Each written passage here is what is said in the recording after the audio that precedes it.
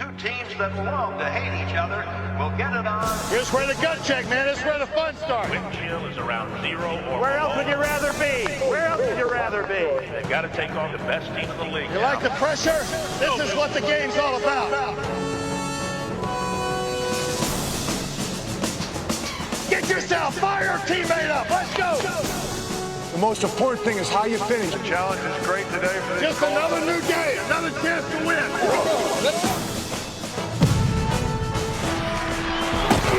Fire to throw, pumping, looking, fire. Nice catch by Perry. Come on, man, let's get it going now.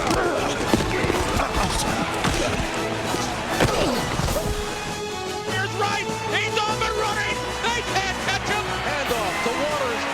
Gain of attack. Hurdles a player at the 15. Here's AFC Big Ben. He's loose for the secondary, and he's going to go all the way. Smith up the middle, running 35, 30. One tackle to break, he does. 25, 20. Spectacular play. Jaguars win it. The Indianapolis Colts stunning the NFL.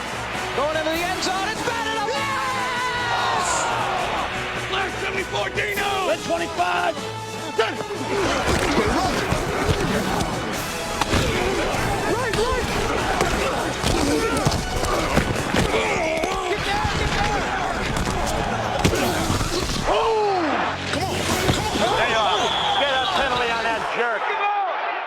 The game.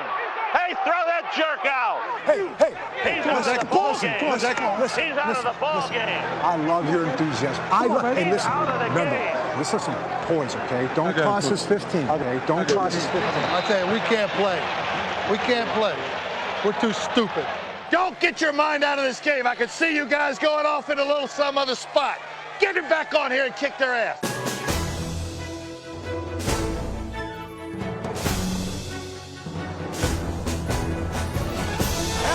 Have stopped the drive with 52 seconds to The end zone. Leaping grab for the touchdown. The Colts are going to win. What a tremendous effort by this And football Dan team. Marino, with that touchdown, has broken another record. Most touchdown passes ever. And in the snow, the legends of Walter Payton, John Riggins, and Jim Brown wait for him. On third down and goal to go, Marcus Allen darts over for the touchdown for Kansas City. His 100th career rushing touchdown. Now, come here. I want to tell you something. You have dominated them to this point. You have dominated them in the kicking game. We got to dominate them one more play. They starting to say we can't run the damn football. They want a line set made up in that secondary. We'll run on them all day. Let's go. Damn day. All day. Hey, we need it in there. We need to get in the end zone, all right? Keep your hands in, no mistakes. Waits, throws it over the top, bounce, caught, Ellard, touchdown. Put that one in the highlights, Aunt Mary. You ain't going to believe this. And Green Bay has a Cinderella season well underway. Lost the end zone, a one-handed grab made by Graham, touchdown. He dives, he's in. Oh, my goodness, what a play. That's a 9.9 by the Russian judge. This place is going bananas. Kansas City has the best record in the National Football League. Those two little letters, W-E, we. Those two little letters, U-S, us. They're powerful. They're powerful. We kept fighting, took it in overtime, still fighting, man. We're finding a way to win. We're finding a way to win. That's what this game's about. We got to find a way to win every week. Winners do what it takes to win. And we got a bunch of winners in this room. Teams have to come through here. Go to their Super Bowl. Yeah, baby. They're in for a long Talk to me. Here we go. Fasten your seatbelts, folks. 47 guys fought their fannies off today.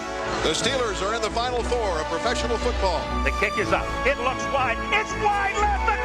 The Colts are going to the AFC Championship game. We need everybody today. Every single person on this team. It comes from the heart, baby. It comes from the heart. The Green Bay Packers are going to the NFC title game. Wow, what a story.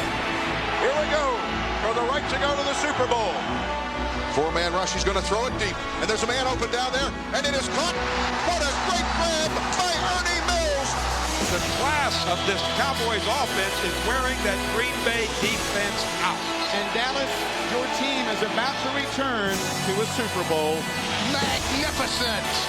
He has time and he launches a rainbow and it goes up and it's starting to come down to the end zone. The ball hit the turf.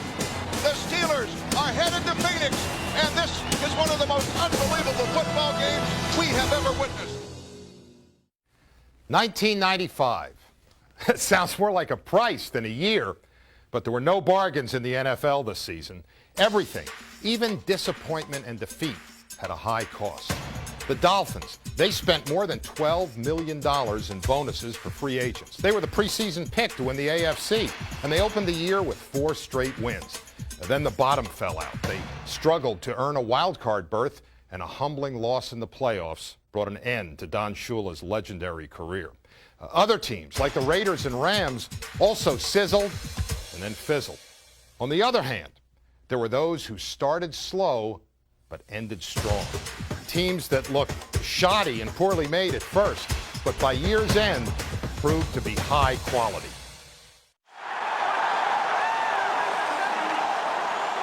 Why does it rain on down when I'm waiting for the sunshine?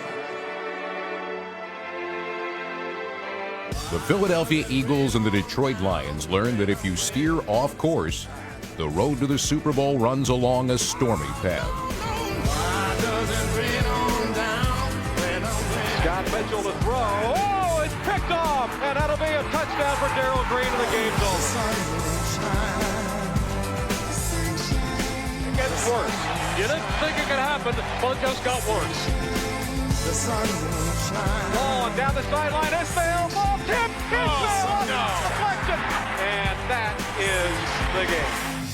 There's no excuse for the way we play. It's my job to find answers. I'm going to do my damnedest to find some answers on what's going on. Gotta get it done some kind of way today, baby. It's gotta get it done, time, gotta get it done. Gotta get it done.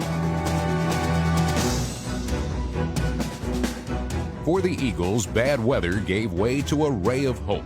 Ray Rhodes, and his road was a mean one-way street. No rest stops, no yielding.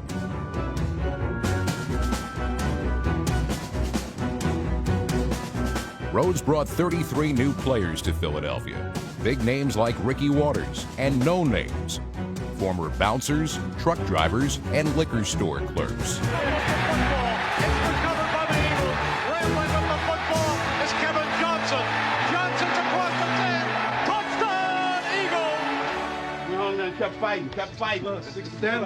Kept fighting, man. That's the thing I enjoy. We kept fighting.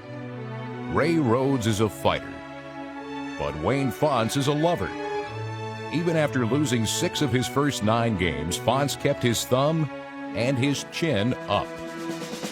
It's not over, and if you're looking for me to give it up, or this team to give it up, you're mistaken. I wouldn't be surprised if we go 10-6. Fontes' prediction came true as the Lions' #1 ranked offense led them to 7 straight victories. Herman Moore, what a grab! Nobody does it better. In Philadelphia, players fought to save their own jobs. In Detroit, the Lions battled to save their head coach's job. All these ups and downs, feel good for me. I'll tell you that.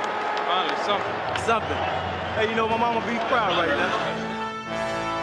Wayne Fontes proved that even in the NFL, a little love can go a long way.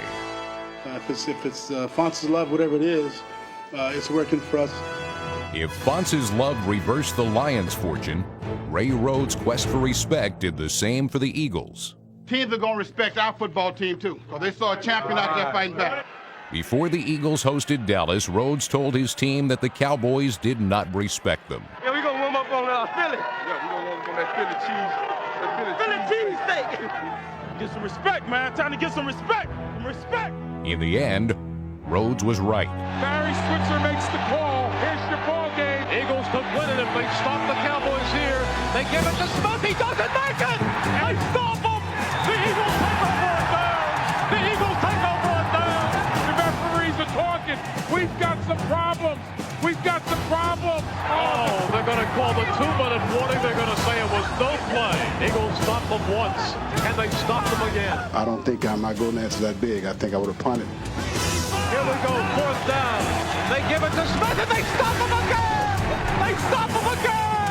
And this time they can't take it away from the Eagles. A little bit of respect. That's all we want. The Eagles had finally earned the Cowboys' respect, but Detroit's Lomas Brown remained unconvinced. Brown guaranteed a Lions victory over the Eagles in the playoffs. It would prove to be only fitting that Wayne Fontes limped into Veterans Stadium, and Ray Rhodes marched. When you get guys pouring gasoline on the fire, like Lomas Brown did, that can't do anything but help. He's got it. 25-20. Warner times takes it to the end zone. Eagles. Anything possible if you're willing to fight for it. Intercepted. It's intercepted. And the Lions don't know what hit them. The Lions don't know what hit them. Touchdown, Eagles! And Lomas, where are you? You guaranteed a win, man. This should be something. As long as we believe in each other, we go out and fight and stick together for 60 minutes, man, we're going to be hard to beat.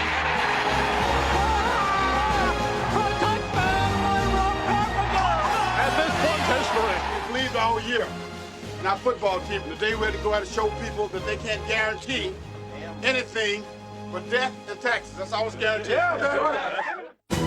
Jim Harbaugh had no guarantees when the season began. In fact, when he learned he would be in the background as Ted Marchibroda's backup, he considered retirement. But he moved to the forefront in Miami and led the Colts back from a 21-point deficit. Pressure coming. He steps up. He looks, throws it downfield, intended for Floyd Turner. He got it. Floyd Turner will score.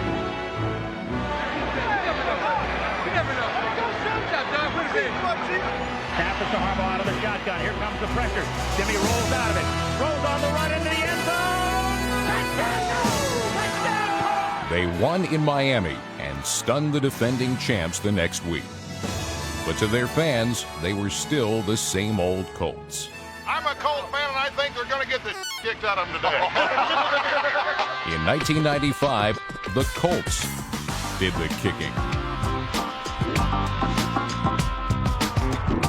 They were a straightforward, no-frills, ugly duckling team led by a quarterback with GQ looks and popular mechanic style.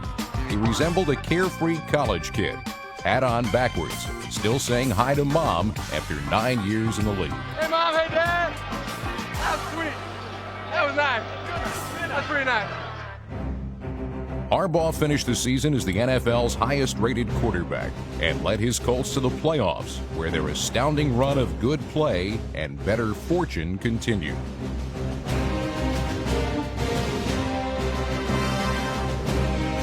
We ain't even supposed to be here. Nobody wants us in the playoffs.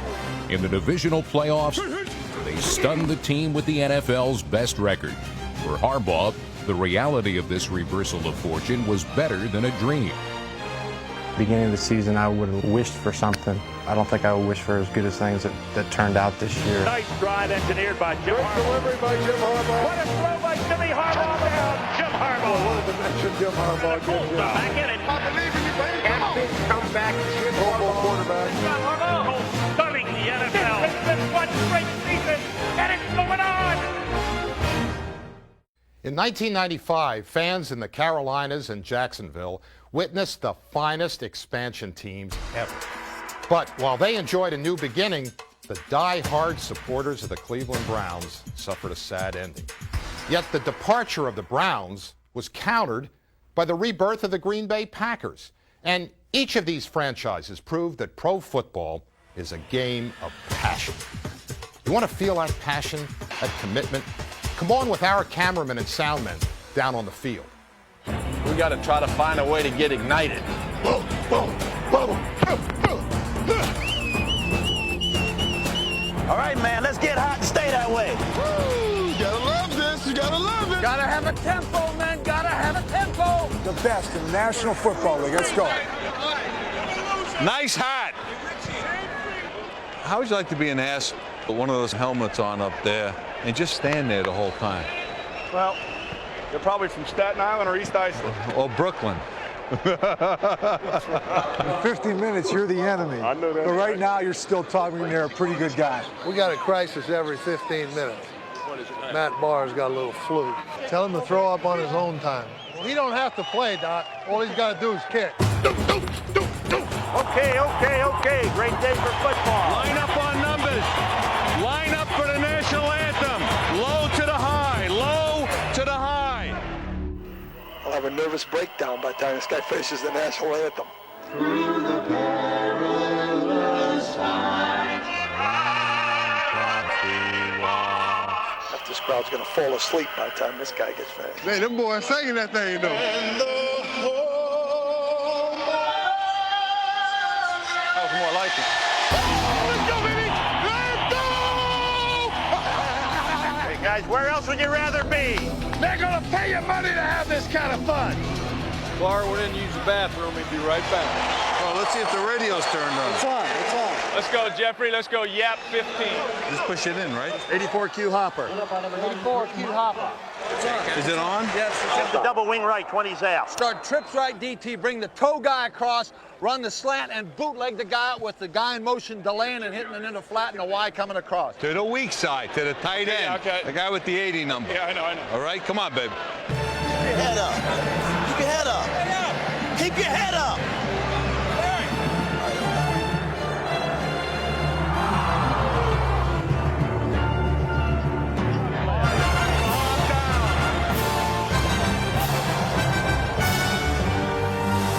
George! Boot! The hell was that?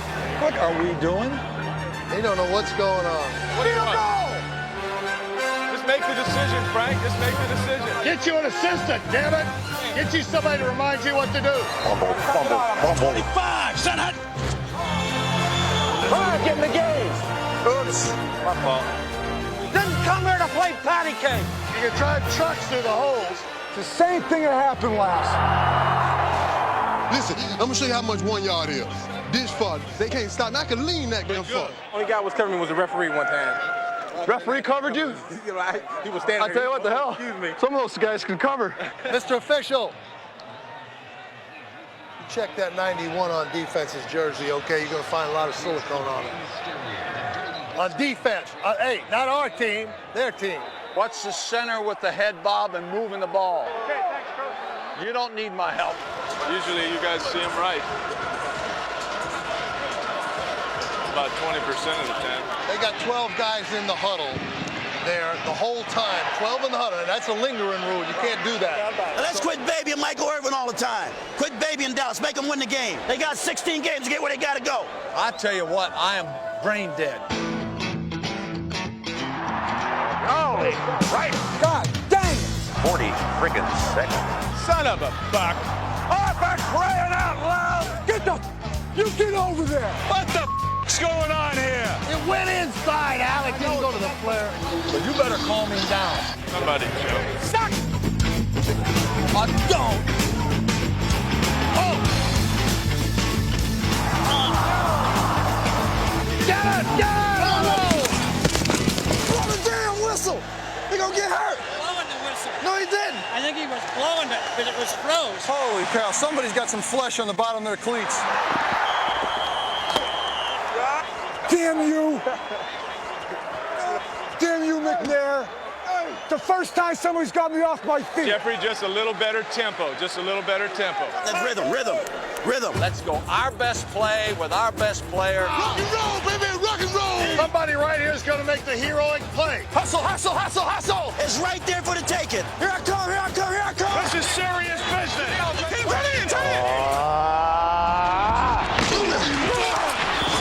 I'd say the fans got their money's worth tonight. Go to the ground. While pro football's passion is played out on the field, it also spills over into the stands where fans can feel and touch it. In the history of the NFL, few cities have ever felt as close to a team as Cleveland did to its Browns.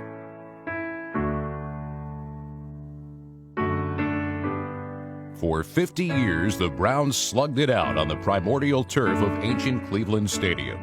Every game day, over 80,000 fans reached out and embraced their heroes. Through the years, win or lose, this love affair never died. In 1995, Cleveland Stadium looked just the same, but its heart was broken. The team had fallen on hard times, and worse yet, it was leaving. After the final home game, one last time-honored tradition was observed. They just want to hold on to the memories, see some of the players for the final time. They just want to sit and stay warm in the memories of so many years. Nobody wants to let this moment go. Nobody wants this team to go. Nobody inside these walls. The cold reality of the Cleveland Browns story blew through the league, but one frigid outpost was not affected. The unmatched legacy of Green Bay and its Packers includes a coach named Lombardi and the voice of John Facenda. Lombardi. A certain magic still lingers in the very name. It speaks of duels in the snow and cold November mud. The face of the modern Packers has changed, but in 1995, the look of a winner returned after 3 decades of disappointment. Soon, the Packers were communing with their faithful, not to say goodbye, but to celebrate a return to the glory days. This passionate autumn romance was not ending, but growing ever stronger. You're gonna do it today! Lombardi era, baby! Here we go. Blue, 58-36. Brett Favre led the Green Bay resurgence while leading the NFL in passing. My head's getting bigger. These hats are getting smaller. Shut up. Favre recalled Bart Starr when he directed a playoff upset of the 49ers, and Reggie White pulled a Willie Davis impersonation. But Coach Mike Holmgren was no Lombardi, at least not yet. You keep your heads up, and you're proud to be a Green Bay Packer, and I'm proud to be your coach. In 1995, the Packers were champions again, and Favre was named league MVP. Somewhere, Lombardi and Facenda are smiling. Packers are inspired, lusty, young, and eager. And it is as a team that the Green Bay Packers will be remembered. They will be remembered as the faces of victory. When the season began, everyone thought that the road to the Super Bowl in the NFC would end with another championship showdown between the Cowboys and the 49ers. Both teams played with a will of iron, but they also revealed feet of clay. For both, the road back to Pro Football Summit turned into an uphill battle. And for San Francisco, it ended in a shocking playoff defeat. This is absolutely awful. We demand and expect way more from ourselves, and it's not something that we're going to be very happy about. It's something that feels very awkward and wrong. It feels very strange.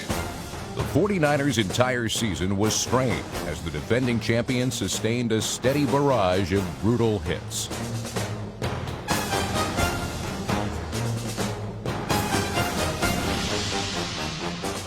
Ravaged by injuries, the Niners knew that playing with pride meant playing with pain.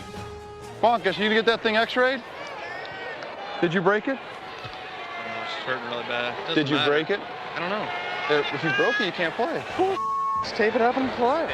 Steve Young missed 5 games with a sore shoulder, but still led the league in completion percentage, and Jerry Rice established a new single-season record for receiving yardage.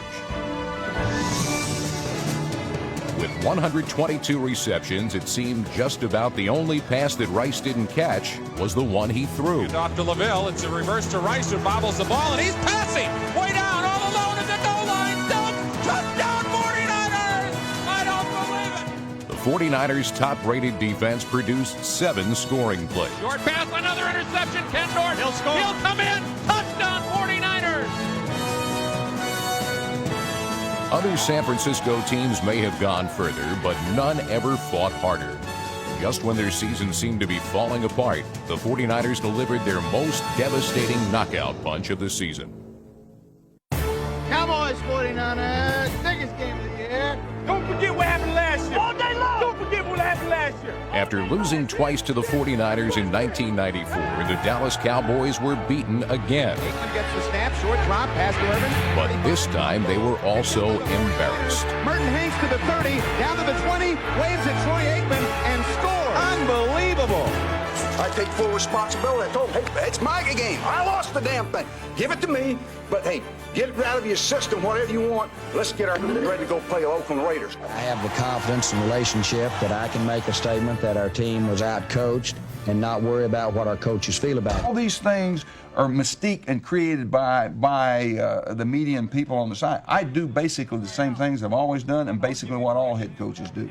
I talk, I discuss, I know what the game plan is, and I spend half my time, instead of being on the walkthrough out there today, I'm in here talking to you guys. Barry Switzer had his share of distractions, but his players never lost their focus. The Cowboys fielded the finest talent in the NFL, and they overcame nearly every obstacle on the road to the Super Bowl. Way down the field for Michael Irvin, bumping and grinding at the ball. He's got it. It's the ball. Touchdown, Cowboys. No flag. We ain't giving up nothing. Shutout, baby. Shutout. We ain't giving up nothing. We ain't giving up nothing. It's going to be the bomb that's intercepted by Deion Sanders at the 40-yard.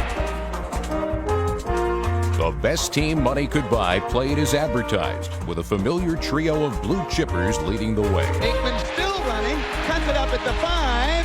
He scored. Troy Aikman was reliable as ever. Michael Irvin broke his own team record with 111 pass receptions. And then there was Emmitt Smith. Aikman pitched to Emmitt Smith. Sweeping to the left, has a block by Johnson at the 10-yard line. Still free at the 5. Down to the 3. Touchdown, Cowboys.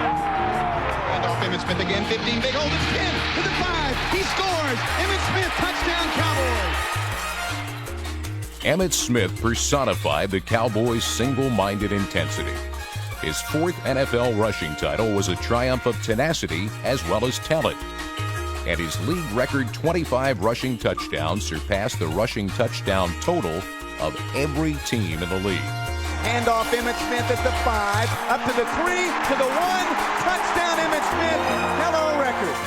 But when Emmitt Smith couldn't gain an inch on 4th and 1, it appeared that the Cowboys' whole season was thrown for a loss. Same play. Didn't get him again. Did it again. That's unbelievable. This is unbelievable. What in the heck? The 4th down failure was a turning point for the Cowboys, but not in the way most people expected. Guys didn't get the first down. Barry Switzer had nothing to do with that. You guys need to get off Barry Switzer. Players lost the game. Barry Switzer didn't lose no game. With his team squarely behind him, Barry Switzer's Cowboys got their revenge in the playoffs. Here's a reverse to Deion Sanders. Cuts upfield at the 25. Now reverses direction. Finds a blocker at the 20. To the right. To the 10. To the 5. Oh, what a play.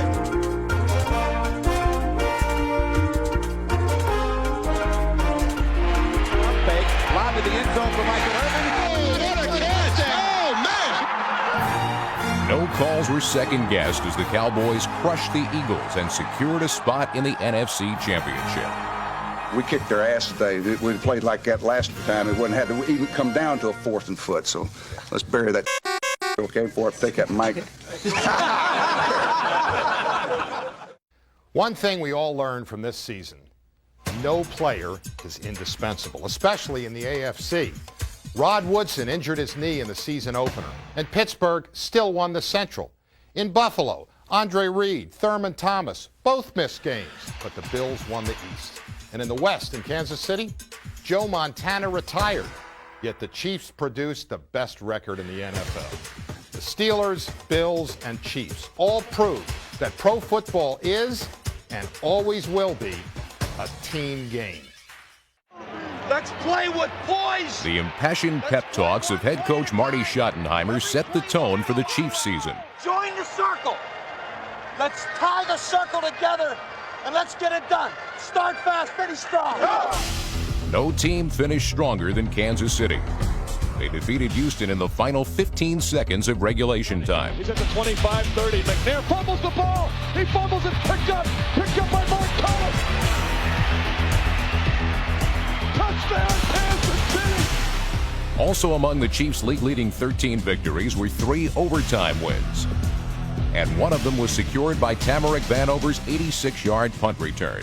Runs by one guy, gets a block. Goes to the 20, up to the 30, up the sidelines, and Bennett hits him and knocks him down. He's gone! 40, 30, 20, and it's over. Kansas City wins. The Miracle Chiefs do it again! Miracles also seemed to transpire in Buffalo.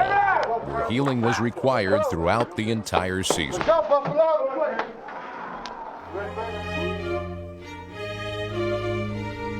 Battered and bruised, the Bills saw many of their starters sidelined by injury.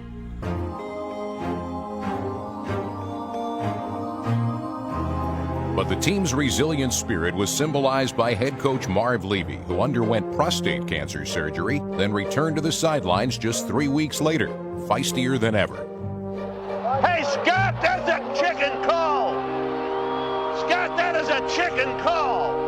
That is the most chicken call I've ever seen, Tony. Who threw that flag, you know? Who? He's an idiot, the guy. He keeps doing it all the time.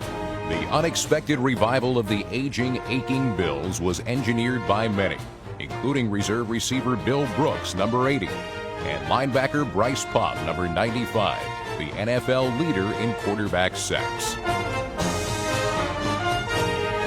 The Bills returned to postseason play after a year's absence.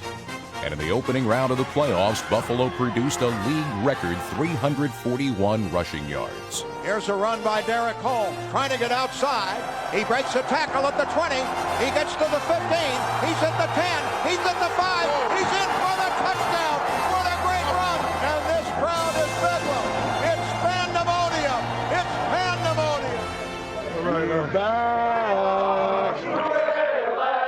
Hooray for Marvin the horse's ass. Thank you, fellas. Thank you. Let's go, baby.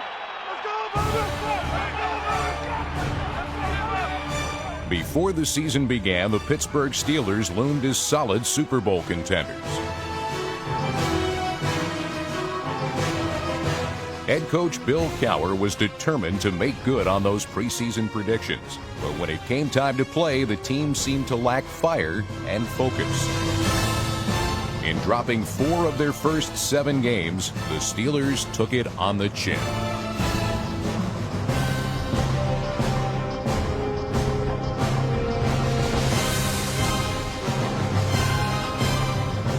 But Bill Cowher has the kind of chin that can absorb punishment, and his enthusiasm kept the team together. He demanded better, and the Steelers responded. No, no, it's not smart. Willie, Willie. Listen, I love your enthusiasm. Hey, listen, remember, this is some poise, okay? Don't cost us 15, all right? Don't cost us 15. I want you to remind those guys, let's not get frustrated. They're good defense. They're not talking always on foot. I know. I'm just telling. Remind those guys. Let's finish. The once conservative Cowher took a go-for-broke approach, especially on offense, where the forward pass found a prominent place in a formerly run-oriented attack.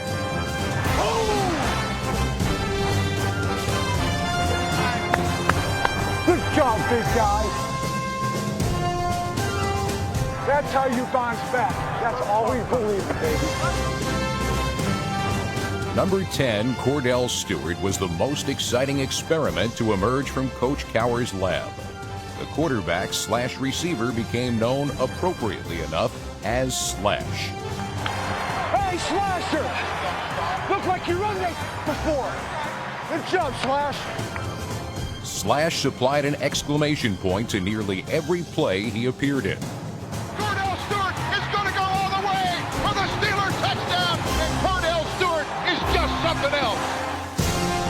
The Steelers also possessed a still potent ground game. And as always, the Steelers boasted a devastating defense. Let's go! Put these guys away. Let's tee off, man. The front 7 anchored the AFC's best run-stopping unit. Go hit the guy. Go hit. Attack that. Go attack that. Hit it.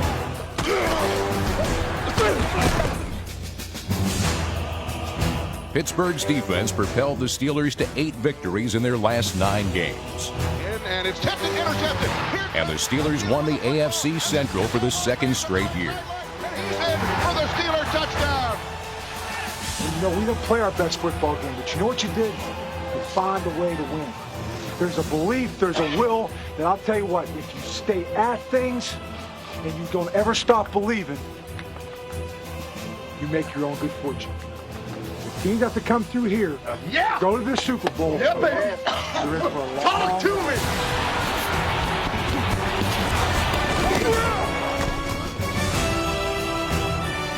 In the division playoff, all the elements that had given the Steelers their volatile chemistry operated at full force. What a catch! What a clutch catch by Yancey Thigpen! Man through the hole, and he's on his feet at the 5. He's all the way for the Steeler touchdown. And this, ladies and gentlemen, is a knockout punch. Hey, big man, that's the way you run in the fourth quarter. You hear? That's good. Going to the Super Bowl through Pittsburgh. On this road, the Pittsburgh Steelers were fueled by the fiery personality of head coach Bill Cowher. Hey, it's a nice feeling. Like I said, this was a 3-game season. 1 of 3. Right, that's the first game, and next week is a second game, and I don't give a who we play. You know, we've been producing this special for 16 years, and each season has its own storyline. But it always comes down to 4 teams playing 2 games for that one chance to become a champion. Ladies and gentlemen.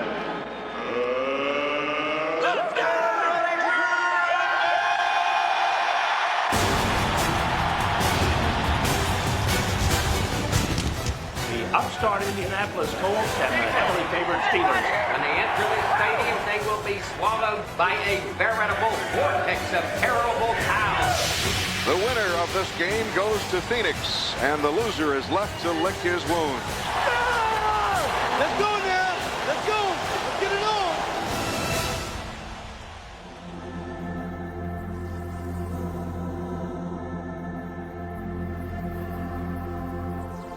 How will I stand it? How will I stand it in the house on the hill? How will I stand it? How will I stand it in the house? Pass interference, it wasn't called. Floyd Turner was alone in the end zone. It's 3-0, the Packers, Dallas threatening.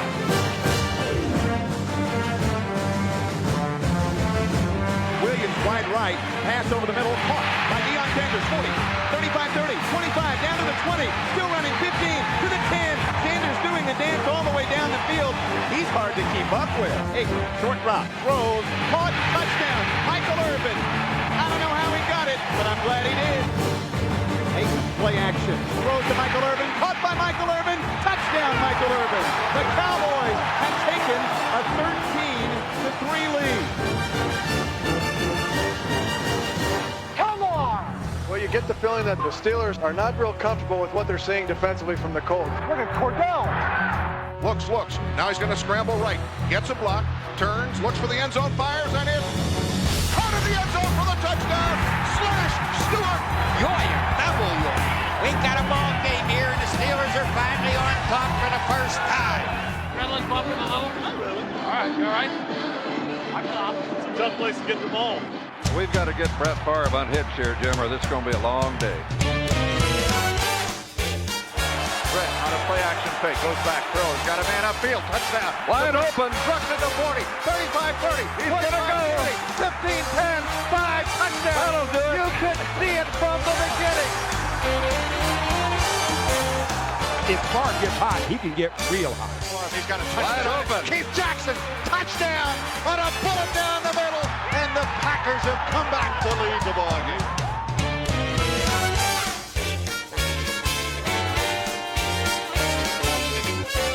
(17-14) Packers. Momentum tastes a little like cheddar. Give Harbaugh credit. He is slippery as a cold fish, I'm telling you. He looked doomed, but he's done that repeatedly today.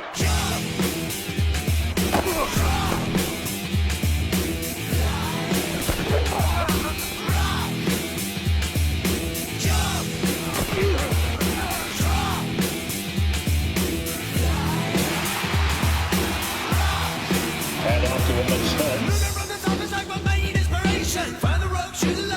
2 minutes, Smith.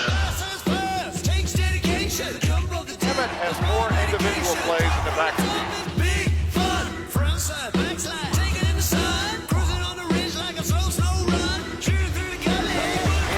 Again, blocking again, and Emmett scores. Cowboys land a jab to the jaw. The Colts have played one whale of a football game here today. The folks who set him up as an 11-point underdog have no idea. He's got it. 10, 5, touchdown! Roy Turner! 47 yards from Jimmy Harbaugh! And the Colts lead it 15-13. This game has turned around completely. Hey, baby, I love you, man. I love you, man. What'd I tell you? And it is Dallas 31, the Packers 27. He pulls the ball down, fires it downfield. Oh, and a bad throw, and up the sideline, Dallas, and back to the 50-yard line. This has been a miracle season for Brett Favre, but the turnover may be too much to overcome. Oh, he went for it all. He went for it all.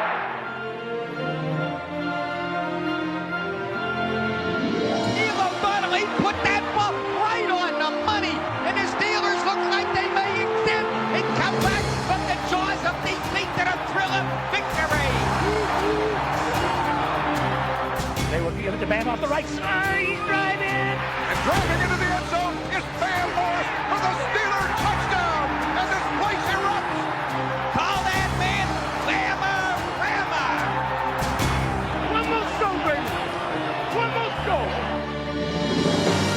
And off Emmett Smith at the 15. Oh, look at that hole. The 10, he'll score. Emmett Smith dances to the end zone. The season has 5 seconds to run. Here we go for the right to go to the Super Bowl.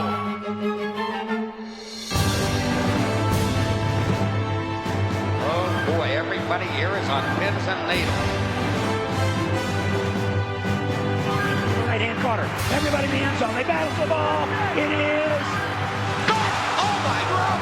No, they say incomplete. It is dropped. The Steelers are headed to Phoenix, and this is one of the most unbelievable football games we have ever witnessed. The Steelers and the Cowboys in Arizona for Super Bowl 30. The black and gold will descend on the desert. The battery is supercharged, and that charge will be led by the terrible Towel. I'll drink to that. Two storied franchises are the only teams remaining on the most fabled road in America. The road to the Super Bowl. It's fair to say now, with this the 30th playing of the Super Bowl, those two Super Bowls rank as two of the very best. Mike Tirico has more. In the escalating nuclear age of the 1970s, the terms doomsday and steel curtain had become household terms in football circles as well. And if there ever was a Cold War in the NFL, the rivals were certainly the Dallas Cowboys and the Pittsburgh Steelers. They don't like us. There's no question about it. They look at us as arrogant and America's team, but that's what's great. We are America's team. During the 70s, that there was only one team that should have been called America's team, and we felt that was the Pittsburgh Steelers. The Steelers were a gang. Seriously, the Steelers were in my eyes more like a gang. Everybody likes to beat the Cowboys. I don't care who you are. Everybody likes to beat the Cowboys. Some rivalries develop from familiarity. Some are born out of bad blood. But this rivalry was built on only 2 games, 2 January Sundays. And if the Cowboys were truly America's team, then the Steelers were certainly a slice of middle America. We projected that white-collar, button-up-the-collar, tie type of football team, and they projected the blue-collar, roll-up-the-sleeves, let's-get-it-done type football team. They had such a market and scheme coming out of Dallas, calling themselves America's team, and you know, we were saying, okay, well, we'll show you. America's team was our tag, and I could understand why Pittsburgh would be upset a little bit. If I would have been them, I'd have been upset too. We tried to play it straight, if you can, without a lot of hype, and let our actions talk. You know, I think maybe there was a little hype on Dallas's part. The hype came to a head in Super Bowl X. The brash young Cowboys, with 12 rookies and one important offseason pickup, former Steeler Preston Pearson. I was really geeked up to play the Steelers. I mean, I wanted to hurt, I wanted to kill, I wanted to get touchdowns. But it was Pearson's former teammate, Lynn Swann, who would steal the spotlight. Swann's acrobatics were more glitz than the glamorous Cowboys could handle. One play that symbolized the identities of the two teams. After a Roy Girella missed field goal, Cliff Harris taunted the shaken kicker, drawing the wrath of Steeler middle linebacker Jack Lambert. There are situations and times where you cannot let an intimidator or a bully push you around, certainly not continually. And on certain occasions, we should have fought back. I think basically what Lambert was doing was making a statement that, you know, there's no celebration here. Let's play football. And don't try to intimidate us, because we're not intimidated. He should have been penalized on the play. The league backed off. He got away with it. And I think at that point in time, they took over in that game. Hall of Famer Tony Dorsett grew up in the shadows of Three Rivers Stadium and went on to win the Heisman playing at the University of Pittsburgh. Eager to continue his career in the Steel City, Dorsett talked to the owner of the Steelers at a football banquet. I looked over to Art Rooney and said, Mr. Rooney, please don't let me go. And I wanted to stay right there in Pittsburgh and wear that black and gold. But TD wound up in Big D, and by the time Super Bowl XXX rolled around, Dorsett and the Cowboys were once again making headlines, but this time with their mouths. Specifically, an intellectual slur delivered by Thomas Hollywood Henderson to Steeler quarterback Terry Bradshaw. Spotted him to CNA and he couldn't spell cat. Yeah, on the cover of Time magazine. That was a pretty good locker room material for Pittsburgh. I mean. Bradshaw responded with perhaps the finest game of his Hall of Fame career, throwing 4 touchdown passes in an MVP performance. But Super Bowl XXX will always be remembered for one play. Late third quarter, Pittsburgh 21, Dallas 14. It's 3rd down and 3, Dallas at the Pittsburgh 10. Roger back to throw, has a man open in the end zone, caught, touchdown, drop! Dropped in the end zone, Jackie Smith all by himself. Oh, bless his heart, he's got to be the sickest man in America. I still can't look at that and not feel how I felt when I see the highlights, and that was 1979. But every time I see that, I just see a Super Bowl passing in front of my eyes. Yeah, you know, he dropped a very easy pass in the end zone, and that's a shame that he has to be remembered for that. But that wasn't the key to the game. I mean, that didn't lose the game, in my opinion. But it certainly swung the momentum in the Steelers' favor. After Dallas settled for a field goal, Pittsburgh scored touchdowns on 2 of its next 3 possessions.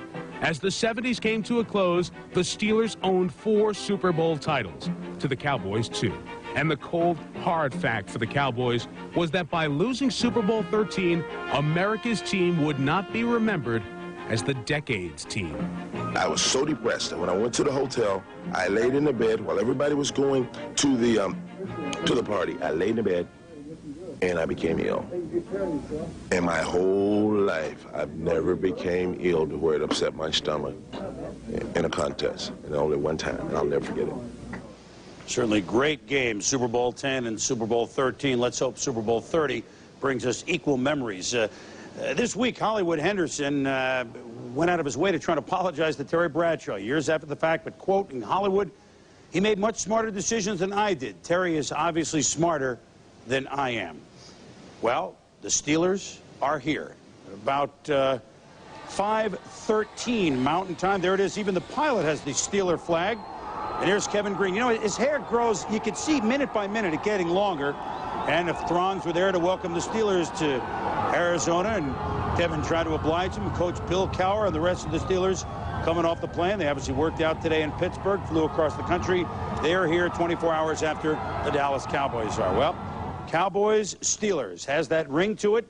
We'll be here all week long. The next Sports Center, Dan Patrick and Tom Jackson. And tomorrow is photo day, kind of the best day of the week, when all the players in their uniform in the stadium at Sun Devil Stadium. We'll have plenty on that on our Sports Centers tomorrow. But for now, let's kick it back to Bob and Charlie. Mills.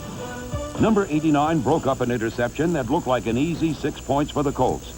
Shortly thereafter, Mills caught a 37-yard pass from Neil O'Donnell that set up a Van Morris go-ahead TD and a final score of 20-16. I shall resign the presidency effective at noon tomorrow.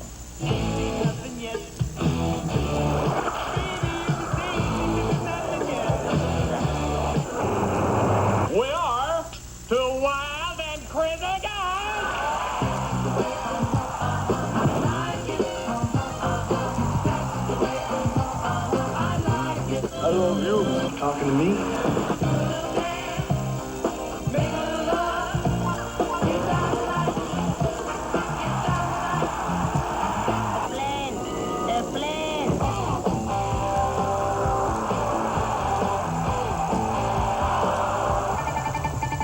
The American embassy in Tehran is in the hands of Muslim students tonight.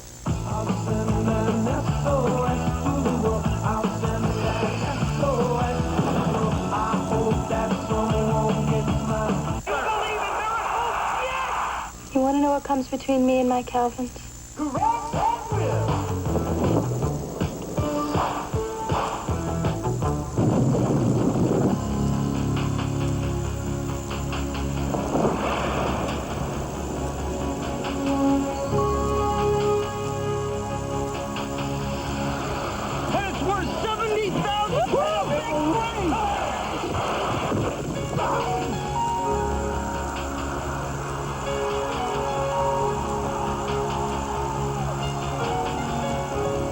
I'll be back.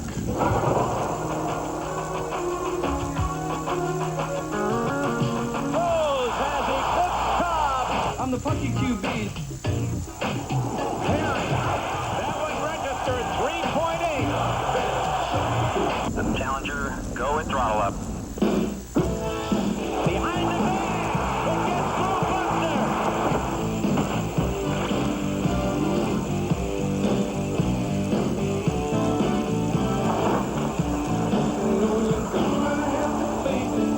It gets through Buster. I have sinned. He's going to be one of the great vice presidents.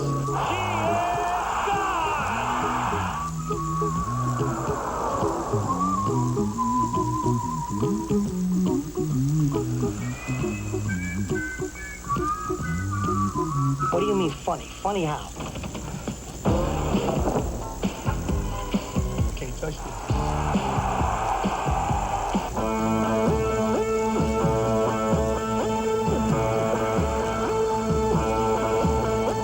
My fellow Americans.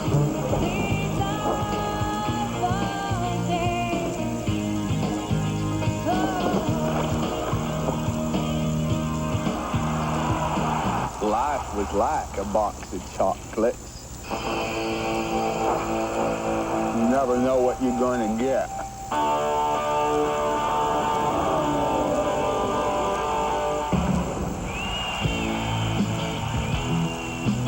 What the hell were you thinking?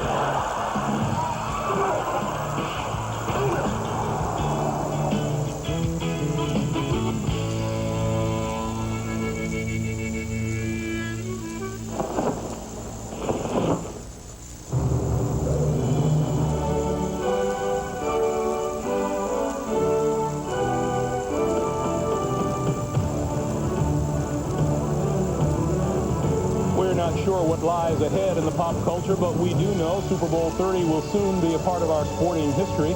For the third time in 4 years, the Dallas Cowboys will look to win football's biggest prize. For the first time in 16 years, the Pittsburgh Steelers are in the NFL's biggest game, a game this storied franchise has never lost. Welcome inside Sun Devil Stadium at our NFL on NBC set overlooking the northwest corner of the end zone. And a happy Super Sunday to you all, everyone. I'm Greg Gumbel, along with Mike Ditka, Joe Montana, and a member of the newest class of the Pro Football Hall of Fame, former Washington Redskins coach, Joe Gibbs. And again, our heartiest congratulations. Now listen, if Dick can win as a player, I win as a coach. How come you guys let him boss me around on the show? Should I be calling the shot?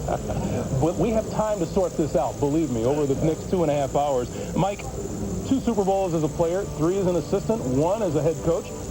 What's the feeling for you today? Well, the feelings going through these guys of mine are numerous, but I think the only one thing that counts is one thought, the thread that runs through this whole thing that counts. When this game's over, one team can say they're the best in the world at what they do, and the other one can't make that statement. Let's say this about our newest Hall of Fame member here. Won 3 Super Bowls with 3 different quarterbacks, but no one ever talks about the one that he lost.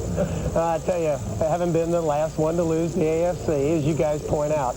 I'll tell you this, It was one of the worst experiences I ever had, and it's amazing. You work this hard to get to a Super Bowl, and you think, man, we had a great year. You lose this game, I would tell the players and coaches here today, it's something you never forget. Yeah, Joe Montana never experienced that. The fans are used to seeing you in uniform at a Super Bowl down on the field. How's it changed for you over the years? Well, I remember when I first came into the league, I was excited to be in the NFL. And come the end of that year, being 2-14, we had zero chance to go to the Super Bowl. So I attended my first one, and I had a blast, all the parties and all that thing. But I later found out that it was a lot better being in the game. All right, Joe. If we're talking about the game, and we are, you'll be happy to know that the first buses have arrived here at Sun Devil Stadium in Tempe. That is Neil O'Donnell, the Pittsburgh quarterback. Talk about pressure. He's the one who has to jumpstart the Steeler offense. Emmitt Smith, one of the big three in the Dallas offense. His ground game is absolutely key for the Dallas Cowboys today as they look for their third Super Bowl title in 4 years. This is the Cowboys' 8th Super Bowl appearance, the most ever. They are 4-3 in the previous 7. Jim Gray will be covering the Cowboys throughout the day. He joins us now with a report. Jim. Greg, thank you very much. Well, it has been a very quiet morning for the Cowboys. There is some good news for them, however. Charles Haley will start today. We spoke to Charles. His back is feeling a little bit rough, but he's over the flu. He's just mostly concerned about his stamina, but he will start, and he will pick the number of plays that he will play. Now, offensively, they're going to send Deion Sanders out on offense very early in the game to see the coverage that he attracts. If it's single coverage, Deion will play a lot on offense today because Troy Aikman told me that there's nobody that can stop this guy one-on-one. I spoke to Troy as he went in the locker room. He told me he's feeling much more calm than he has in his past 2 Super Bowls, that he really hasn't had the anxiety. All that's killing him right now is the weight. And one final thing here, this is the game ball that they'll use today. They're using 96 of these balls today because they're going to auction them off, the NFL will, after the game. These balls have this oil protectant on them. They are very slick. Now, Neil O'Donnell is the home team quarterback. He spent a lot of his time this week rubbing these balls down, so they're not as slick. But both quarterbacks are very concerned, and quite frankly, they're not very happy about it. Let's send it across the way to Will McDonough with the Steelers preview. Jimmy, thanks very much. We wish Neil could have talked to us today so we could have done this report with him. What we wanted to ask him about is 2 questions people have talked about all week. How's his throat? Like a lot of people out here in Desert Air this week, our own Joe Gibbs, he had laryngitis. And secondly, is he uptight? A lot of people that have seen him this week think he's more uptight than usual. We couldn't get him. We got his offensive coordinator, Ron Earhart, to ask him these questions. Ron, you've been around Neil O'Donnell all week. How do you think he is right now for this ball game? Oh, I think he's very well poised, cool. Yeah, he had a little throat thing on Wednesday, but that's all gone, just like, you know, little colds and things like that. But we're all set to go, Will. Everybody says that it would be important for Neil at the beginning of the game to come out and hit a few passes. You're the guy that's going to be calling the shot hit today. What do you think? Well, we're going to keep our plan like we have. We're going to have a good mixture, and he'll do that. When we got through talking to Ron, I wanted to try to talk to Rod Whitson. His bus is not here yet, but they tell me and the Steelers people that he has looked tremendous in practice the last couple of days. His knee has been getting better every day. Like Charles Haley, he will probably play more plays than they thought he would be able to play. Not as much in coming up to pressure the run, but more in pass coverage. And let's get back to Ron Ahart for a minute. This is his Super Bowl. He's been great in 2 of them. This could be his last game. That's not definite yet, but it's something he's thinking about. Greg? All right, Will, thanks very much. Let me ask Joe Montana, because we heard Will talk with Ron Earhart there, that Will asked him if it's important to get Neil O'Donnell in the flow of the game early. Is it, and particularly because this is O'Donnell's first trip to the Super Bowl, whereas Troy Aikman is a veteran of sorts? I think it's more important for Neil to get on a roll early. He doesn't have to go and try to score a touchdown, but he does have to get confidence in his ability and not be worried about, oh, guy, I'm 0 for 4, 0 for 5. You got to give him some things that he can work with to get that confidence. He's going against another guy who's been here, so that guy's going to be a little bit more relaxed coming into this game. And as you already heard them talking about the footballs, and Jim, one thing about the quarterbacks, they love to get those balls rubbed down and get it the right way. You know, Neil's thinking about throwing the ball a lot. Otherwise, he wouldn't have done all these things with the balls. We had guys who used to take the ball, dip them in water, throw them in a dryer, try to get some of that slick stuff off. Okay, Mike, we will get very specific as the day goes on, but nobody this week here in Arizona is giving the Steelers much of a chance in this game. Greg, you're right, but they've already circled the wagons. And let me tell you what they got to do. They got to take on the attitude of the Steelers of the 70s. They got to bring back Jack Ham, Jack Lambert, Mel Blount, Joe Green. They got to go out there and play smash mouth football. They got to get the They got to get the Cowboys so distracted by slapping them around a little bit that they forget they're playing football. And we aren't making things up here, Joe. You and I rode to the stadium this morning. The airwaves were full of nothing but Cowboys, Cowboys, Cowboys. You love Dick, man. I love you, Mike. I love you. Yeah, we did. And I tell you, though, Greg, we've already seen upsets in these playoffs. Kansas City, the 49ers. Hey, listen. All Pittsburgh has to do is play their game. Today, I think they've got to do a great job with their adjustments. Hide their safeties in the secondary. Don't let Dallas get a beat on them. Hey, play a great football game. Dallas makes a few mistakes, and we got another upset. All right, guys. We are just getting started here in Tempe. Still plenty more to come. Coming up, a look back at the first two Super Bowl meetings between the Steelers and Cowboys. He's a flying touchdown. Touchdown. Man, what an acrobat. At Prime Star, we think everybody should be able to enjoy mini-dish satellite television. At the same time, we believe that nobody should have to pay hundreds and hundreds of dollars to buy a dish. So with Prime Star, there's no equipment to buy. Our dish comes with the service, along with 95 channels, digital picture, digital sound. And it all starts at about $1 a day. Call 1-800-PRIME-STAR and enjoy. Domino's presents Dustin's Guide to the Game. The key to football is timing. Allow precisely 22 minutes for pregame warm-up. Then, make the right call. So you won't be starving at halftime. And some rookies lost with your pizza. The ultimate deep dish. Extra thick, extra zesty. Call now and get a large one-topping deep dish, just $9.99. Oh, God! Right after the game, honey. But we're into OD.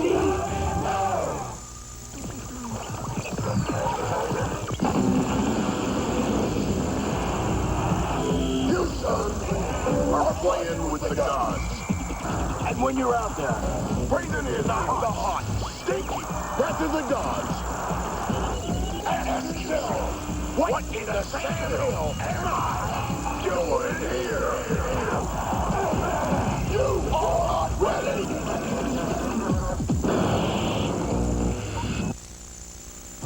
The NFL on NBC's coverage of Super Bowl 30 is brought to you by Prime Star, mini-dish satellite entertainment with no dish to buy. By Denerex with conditioners, the serious dandruff shampoo. By Hertz, for business, for pleasure. Nobody does it exactly like Hertz.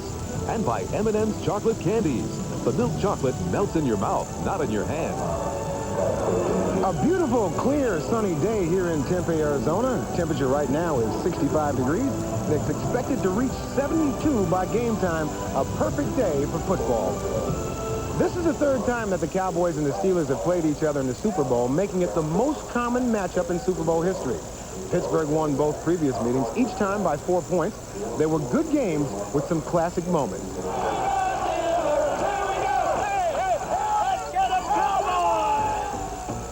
The Steelers thought they were America's team, and we had that tag on us. Dallas was never America's team, not when we played them. America's team is the team that wins the Super Bowl. When you're in a Super Bowl, if you don't win it, you sometimes wish you weren't there. Those two games we played with Dallas during that period of time were probably two most exciting games that Super Bowl had seen. Here is Roy Girella now to start Super Bowl number 10. Offensively, we really didn't do much. Lynn Swann was just phenomenal. Lynn really carried our offense by himself that day. For me, the turning point was just making the first catch, coming off a concussion 2 weeks prior to the Super Bowl. The catch along the sideline got my confidence in place, and I was able to go on and make the other catches. Let's go back. The blitz is on for Dallas. The Steelers pick it up. Lynn Swann out there. Caught it! What a catch by Lynn Swann. It's a receiver that really wanted to win a ball game. I mean, he broke our back. Lynn Swann literally broke our back. We're friends now, but even today, I'd still like to get him. I'd like to get him across the middle and nail him. Lynn Swann is open. Got it. Steeler touchdown. They tried to intimidate us, and to some degree, they did. They had to kick a field goal, and he missed, and I went up and patted Roy on the head and said, Roy, you know, thanks a lot. You're the greatest player we have, and was about to run off, and Jack Lambert came up behind me and threw me down. In the first half, we were intimidated a little bit, and The Pittsburgh Steelers aren't supposed to be intimidated. We're supposed to be intimidated. This is game ball for the Super Bowl. It's all mine. That loss, even though it was hard to take because it was a close game, it wasn't as devastating as the loss from Super Bowl XIII, because going into that game, we felt we were a better team than the Pittsburgh Steelers. Thomas Anderson, the Muhammad Ali now of pro football. Thomas is a great player. Told Bradshaw that he couldn't spell cat if he gave him a C and a T. I was hurt by it, but I couldn't show it. And I couldn't let him know that he got to me, but it really ticked me off. And when I look back on it now, it really burns me. So negative talk about another team will definitely inspire another team, and that's what happened. I think that they came out and they really want to prove something. If there's one play that surprised me, it might have been Rocky Blair's touchdown catch.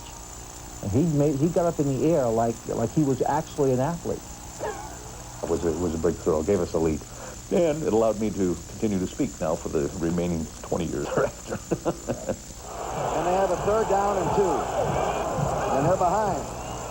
And they're going to throw. He's got it wide open. Yeah. Drop.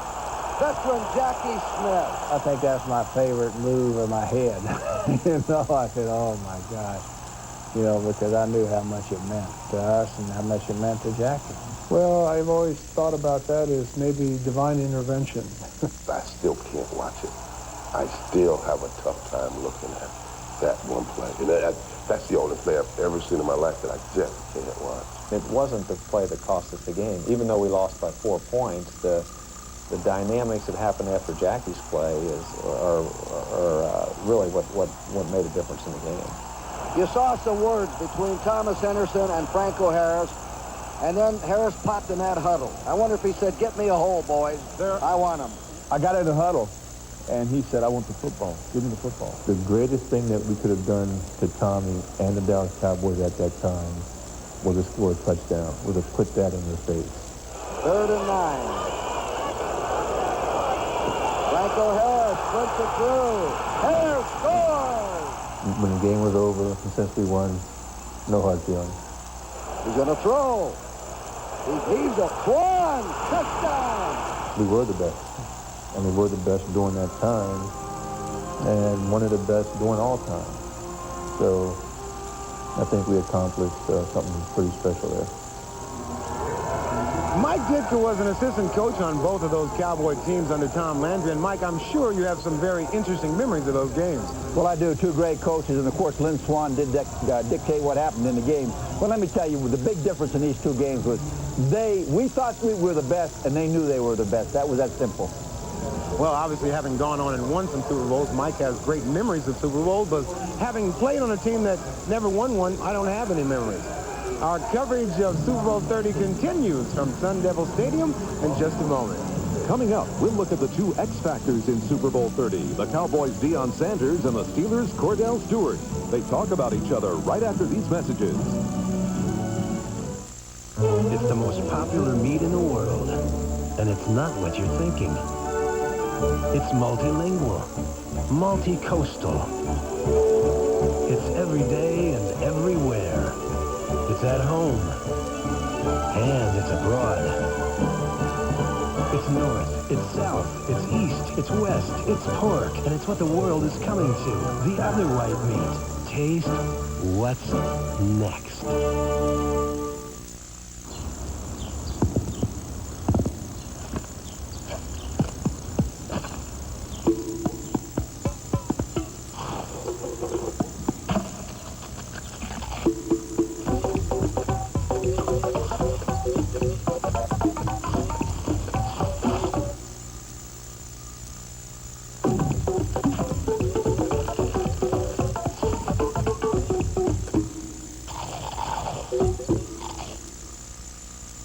Announcing a powerful breakthrough of incredible proportions.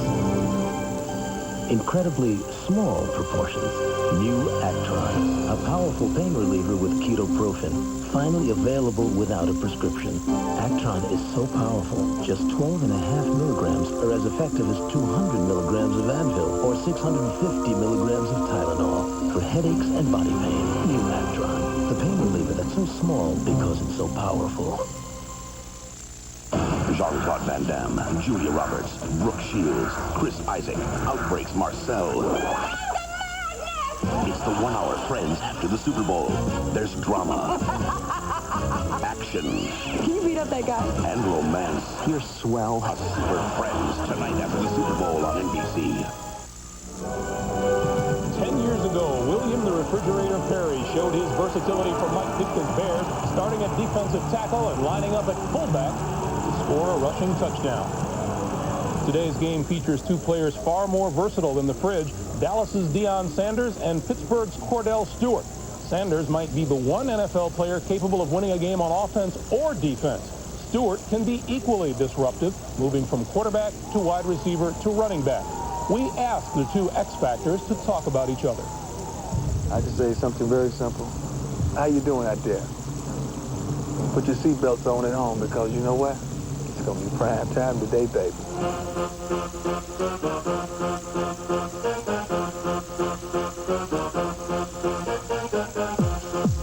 I'm Slash.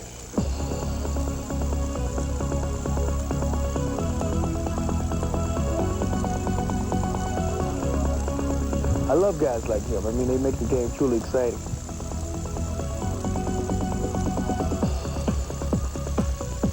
Pitch it to Cordell Stewart. He's going to run it. Cordell for the 5, and touchdown!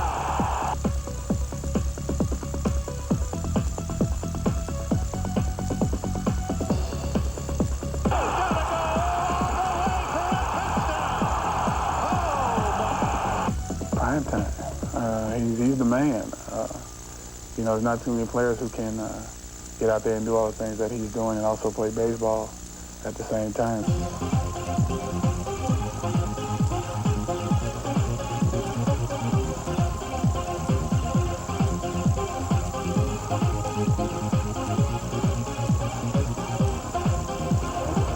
Slash is something else. I had the pleasure to meet Cordell, a couple nights ago, and he's a great dude. I was out, and it just so happened that I saw him hanging out with his guys, with his friends, his buddies and stuff. And I just walked over and I said, "How you doing, Mr. Sanders?" He was like, "What's going on, Slash?"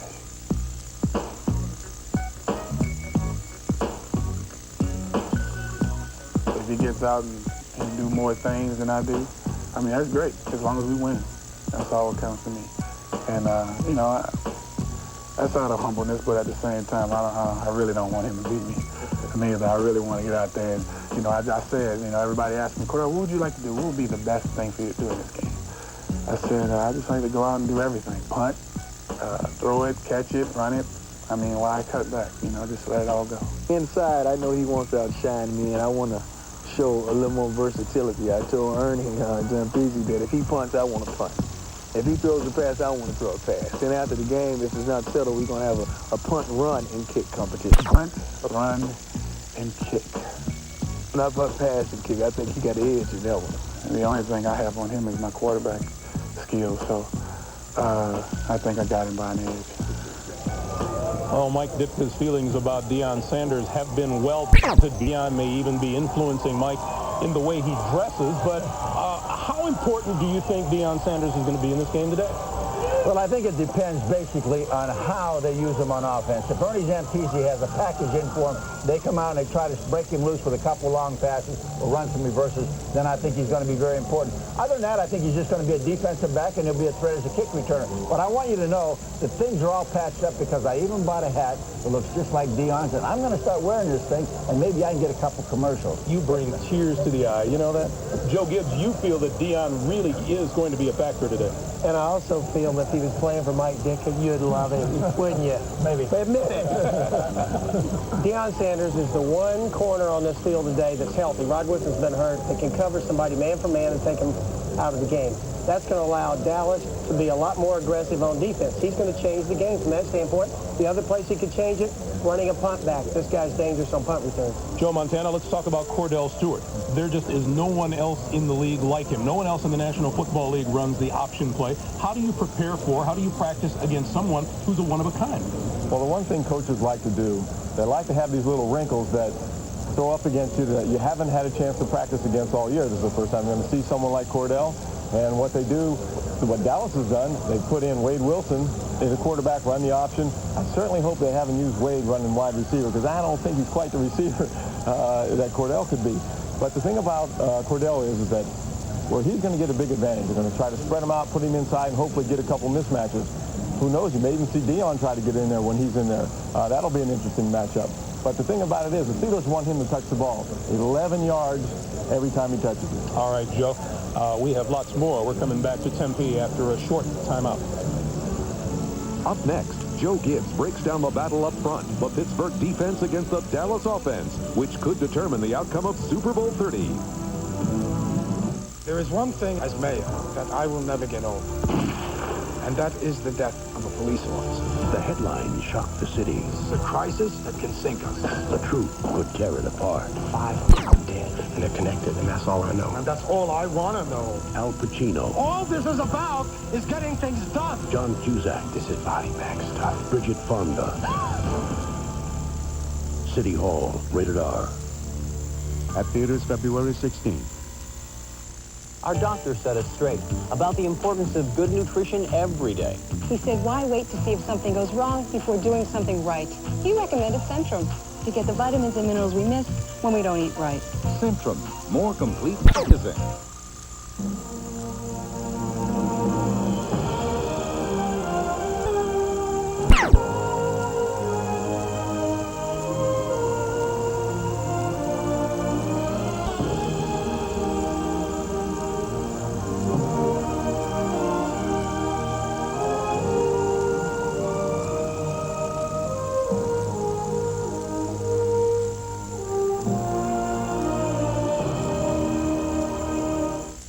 With my itchy dandruff, I said I'd try it. Denorex tingles. Head & Shoulders doesn't. Both have effective dandruff medicine, but Denorex has something extra that tingles, feels fresh. That's why I started using Denorex. The flakes, the itch, gone. Denorex, the serious dandruff shampoo.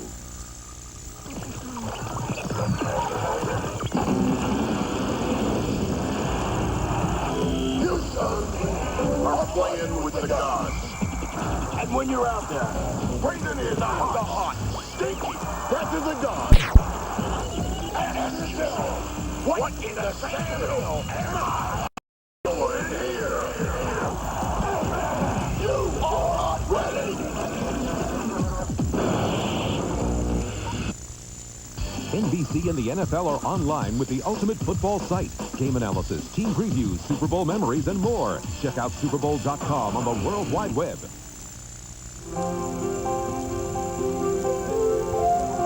On Friday, several NFL players, including New York Jets kicker Nick Lowry, were among the volunteers taking part in Christmas in April. 2 low-income families from the Hermosa section of Phoenix were the recipients of extensive home repairs. This is the nation's largest volunteer home rehabilitation effort, and NFL Commissioner Paul Tagliabue was also on hand, showing his dexterity with a hammer. He's on the advisory board. This is something that not all organizations have, although we all strive for it, but the Super Bowl teams have it. Toughness, mental and physical toughness. Christmas in April has all of those things, and for that reason, it really gets things done that few other organizations, in my experience, can do. It gets them done on lean budgets, and it does it for people in the most immediate and real way. Nationwide, more than 4,000 homes in 430 communities will be rehabilitated in 1996. Now, back to the game. As with any Super Bowl, there are plenty of places to look for keys. Pivotal matches might determine the outcome. We think that the battle up front, when the Cowboys have the ball, will be the big Steelers' front seven cope with the Cowboys' massive offensive line, considered by many the best offensive line in football. Joe Gibbs brings us inside the battleground. Every big game comes down to the battle in the trenches. It's not the size of the dog in the fight. It's the size of the fight in the dog. I'm leaning away. The fourth quarter takes its toll. I think their strength is to let it come off a ball and weigh you down around the fourth quarter. Fourth quarter, you're like...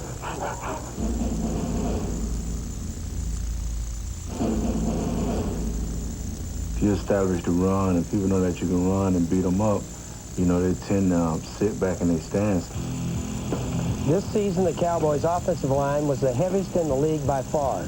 That offensive line outweighs the Steelers' defensive line and linebackers by an average of 57 pounds per man. Well, you know, they're big, but I don't really think the size is what's important. I think the fact that they're good is what's important. That line is the main reason for the success of Emmitt Smith. You have to stop Emmitt Smith. He's a great running back, and you got to stop Emmitt Smith. And that's where this defense and this team has got to, you know, what we've got to do as far as defense is concerned. We got to go out. We got to establish that you cannot run this football all day on that. How's Pittsburgh going to do it? Well, they have three options. First, they could stick with their basic defense and go with 7 up front, 3 linemen and 4 linebackers. The safeties would drop off in a 2-deep zone or cover 2 to help double the receivers. The man to watch in this defense is Emmitt Smith. The Steelers tried this approach in last year's meeting. Pittsburgh was no match at the line of scrimmage, and Emmitt ran for his 171 yards. Well, if you want to help out defending the run, what you can do is bring up a safety. In this case, Myron Bell to help the run. The other safety rotates to the middle of the field, but this leaves the corners one-on-one with Dallas receivers. Not many corners can cover Michael Irvin one-on-one. In last year's game, the Steelers at times elected to single cover Irvin, and the result was 8 catches for 139 yards. Dallas has a unique double threat. Double the receivers, will have a big day. Bring the safety up, and Michael is one-on-one. Their success feeds on each other, and they know it. Yeah, we talk all the time. But we do that going into the game. Like, I know certain teams like to play a lot of cover, too. I go in and Emmitt, I need you to kill a baby. I need you to gas. Then I'll get my game, and I'll get my flow going. And we know that. And if they stack in the line of scrimmage, he comes in and says, you need to put it on them out there, man, so they can back some people up out of there so they can get his, you know. So, yeah, we definitely know that. With the safety up to help the run, you could move the other safety over to help on Irvin.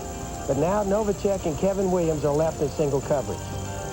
The thing to watch today, if the safeties stay back to double in a 2-deep zone, that leaves 7 up front for Pittsburgh to stop the run. Look for Dallas to run. If the safety comes up to help the run, Dallas throws. Joe, after week 1 of the regular season, the Steeler defense was ranked 13th in the NFL. It finished the regular season at number 3 overall in the league. What do the Steelers have to do here today?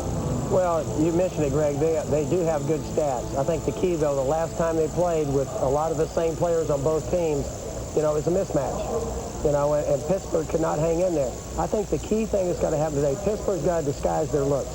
You know, they got to give them a lot of different looks to the Dallas Cowboys and Troy Aikman and hope they make it a guessing game and they guess right a lot more than Troy does. What we've been hearing all week, Mike, is that the Steelers are going to give Troy Aikman one blitz after another, after another, after another. Is that good philosophy? Well, after talking to Lloyd and Green, I think they're going to come after him. They're going to play some zone blitz. They're going to drop some linemen on. They're trying to break down the blocking pattern of the Dallas Cowboys. They want to try to tie up Johnson so he can't free up to pick up Green or Lloyd. And I tell you what, they have to do what Joe said. They have to confuse these people, because if they don't, it's going to be long. The other thing, no big runs. I mean, no runs over 30 yards. They can stay in this football game. Wondering about the Steelers against the run? They have held the opposition to less than 100 yards rushing 8 of their last 9 games. Let's go over to Ahmad. All right, Greg, there is another battle that's already been waged here in the Phoenix area, and I'm referring, of course, to the Computer Bowl. Phil Simms versus Paul McGuire. Ladies and gentlemen, in a matter of moments, the event of a lifetime, as Phil Simms takes on Paul McGuire in the computer battle. Now, you read in the sports section today about the Computer Bowl. You read about this former Super Bowl MVP, Phil Simms versus McGuire. You know the story? Now, I'm not betting on the computer goal. See, I'm just betting on the fact that Paul McGuire won't be able to figure out how to work the computer.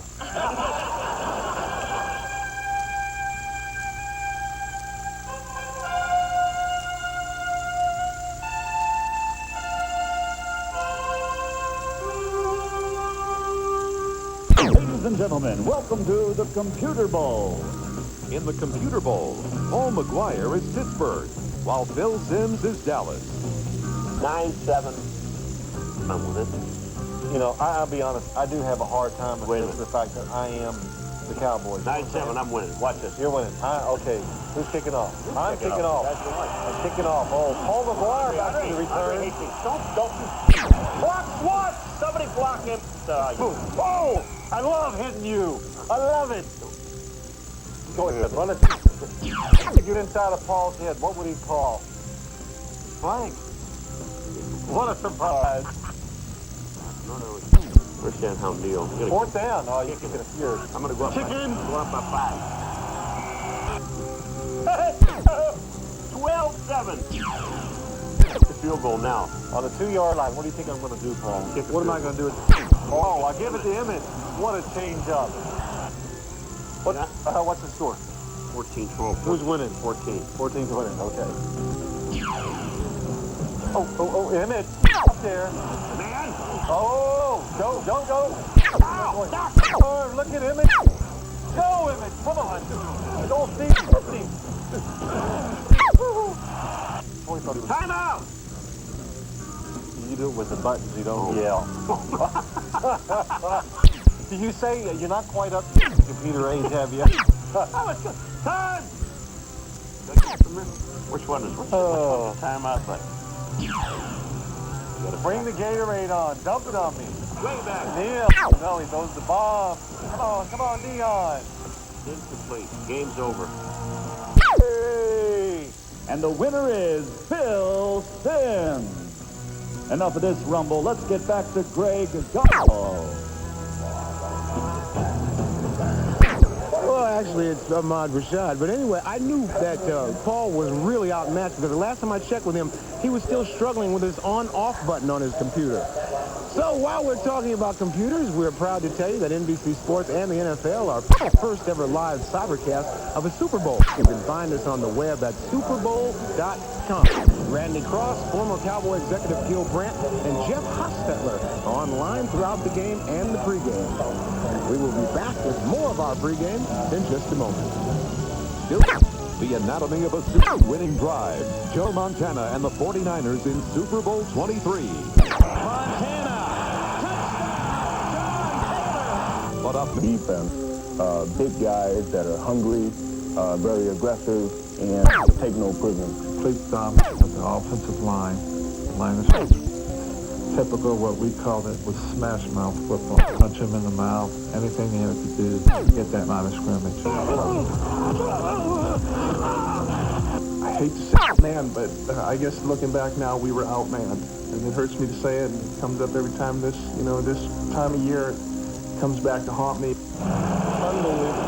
It might have something to do with style of play. I think that, when we're in the Super Bowl, there's no question we had our first aspect against the Giants. I think they really concentrate on defense in the NFC, and I think it's fairly obvious to say that defense wins championships, and it definitely has the last 11 years. The last AFC team to win a Super Bowl, boy, it's been a while. I'm not really sure. Maybe it was Pittsburgh. I know it was Buffalo. In 1986. I really couldn't tell you. It's been that long. Could you tell me? Oh, the Oakland Raiders. Or the LA Raiders, or whoever they were at that time. The Raiders beating us is the last time that the NFC is lost. Super Bowl will ride on the right foot of Norwood. Down on the way. It's long enough, and it is no good. Well, it was a heartbreaking way to lose it for the Bills. It's still hard to watch the Super Bowls. I still don't want to. I see clips of them, and it still hits me right in the stomach. Been kind of bad for the AFC, that now they're thinking they're linked, and, that they can't compete with the NFC, and a lot of it has to do with the strength of the NFC players. They're bigger and stronger, and I think the coaches were telling you. Yeah, coaches have a tendency of copying things. And when we Super Bowl, I think people had to say, hey, big lineman knocking people back, that's the way to go. And I think the Giants were a little bit along those, and then the Giants win, and we say, hey, that's definitely the way to go. We got to get bigger and stronger. The Cowboys, similar type thing, even today, running the football, big old linemen. We geared ourselves to play Joe Gibbs' Redskins and built ourselves Giants, Mike Dix's Bears. So that elevated the competition. There's no question about it. We weren't thinking of anyone else, but we had to beat those teams to win the world's championships. Once you get through the NFC, once you've beaten the Cowboys or the Packers or the 49ers, or once you've beaten those teams, that when you look at the AFC, You're looking downhill, I think. Came Super Bowl Sunday, you know, something was left behind.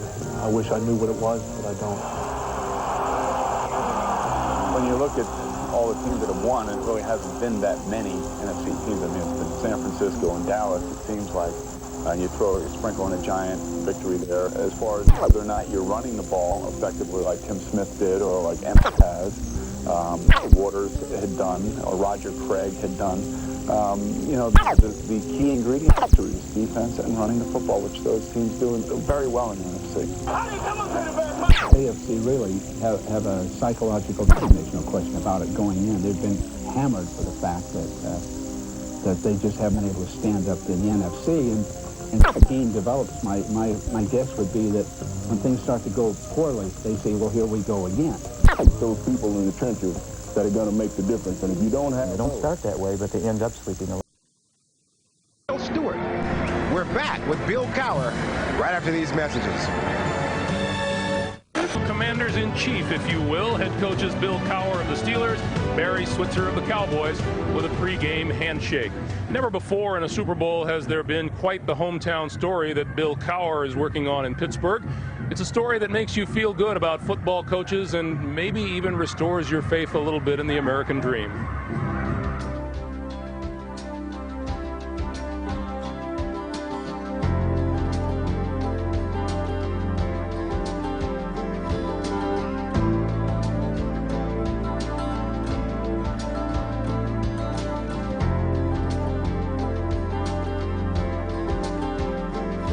How far back do you remember being a fan of the Pittsburgh Steelers?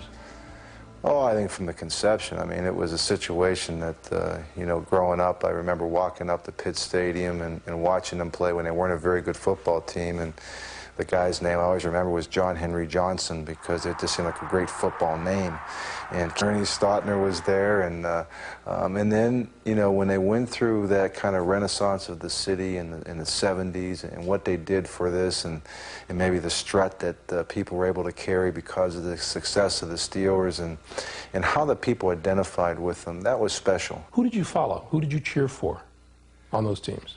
Oh, I had a great admiration for Jack Lambert. You know, the kind of guy who's, you know, not real big and maybe not real fast, but just loved to play the game with kind of a mean streak, and just enjoyed watching the whole kind of personality of a team, because it was kind of a no-thrills team. You know, Franco running the ball, Terry throwing it deep, and playing pretty good defense. So it kind of was, it personified really the city, kind of a no-thrills, blue-collar type of football team, and that's what type of city this is.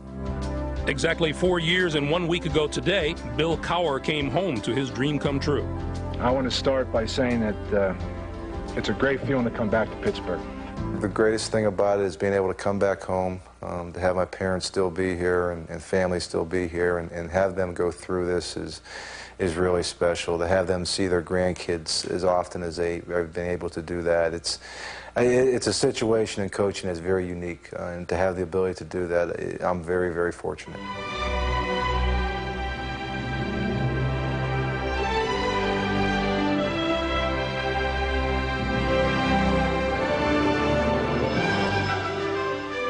We see you during the game, and you guys react to everything. You are not passive bystanders. How much are they into the game? Well, we only have one daughter who attends the games, who's Megan, who's going to be 10 soon, and I think she's just like Mom. I think maybe she's been around me a little too much. You know, she's quite emotional. I think that we all know that these wins and losses are very important for Dad. Yeah. So we're more than just a fan. You know whether Dad's a pretty good coach or not? Yeah, he's good, but I can't believe he went to the Super Bowl and he's only been coaching for not a really long time.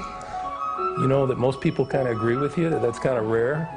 Do you guys have favorites on the team? I mean, do you get to meet the players, and are there players on the team that you like? My favorite player is Rod Woodson. And how about you? I think I like Cordell Stewart because he can play everything. I think that's neat. Lindsay. What? You have a favorite player? Kevin Green. Why? I like him. Because he's got hair like you? Yes. 5 seconds left. One play left from the 30-yard line for the season. There isn't one person in this entire place sitting down. When Jim Harbaugh clocked the ball on the play before, it was the first thing I said was, for 2 years in a row, I got to watch a ball go in the air and know whether or not you have a chance to win a championship. And so when it went in the air and it was a high throw, it was, you know, took my headset off because I knew whatever would happen was going to happen. I didn't need to hear it from above. And so when it went, I mean, it was a very eerie feeling in the stadium. For a couple seconds, it seemed like there was total silence, and I saw the Colts players' hands go up, and I've been always conditioned to go right to the official because that's the guy with the final word. And when I saw his hands go horizontal and not vertical, it was a very overwhelming feeling at that time because we were one step closer. Hey, football fans, here's fun in your eyes. Hit it! We've got 2 wonderful shows. Mad About You and News Radio. We got a nutty pooch and stuff flying in. You kooky sitcoms, you're making me grin. Mad About You and News Radio, Sundays, NBC. You crave that taste. That big, bold cranberry taste.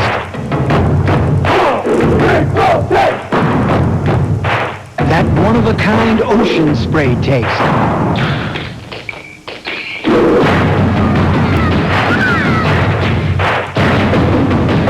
There's just nothing like it.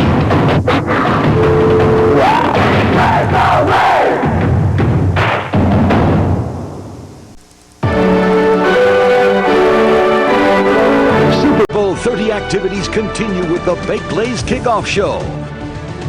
Brought to you by Baked Lay's Potato Crisps, by Prudential, live well, make a plan, be your own rock, by Plymouth, one clever idea after another, that's Plymouth, and by Pizza Hut and the all-new triple-decker pizza, have one delivered today.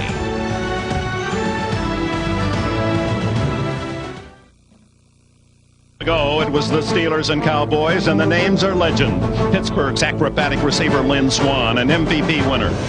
Quarterback Terry Bradshaw then passed his team to a second victory over Dallas. But more important than who won is the character of the men that took the field in those games, men that continue to distinguish themselves.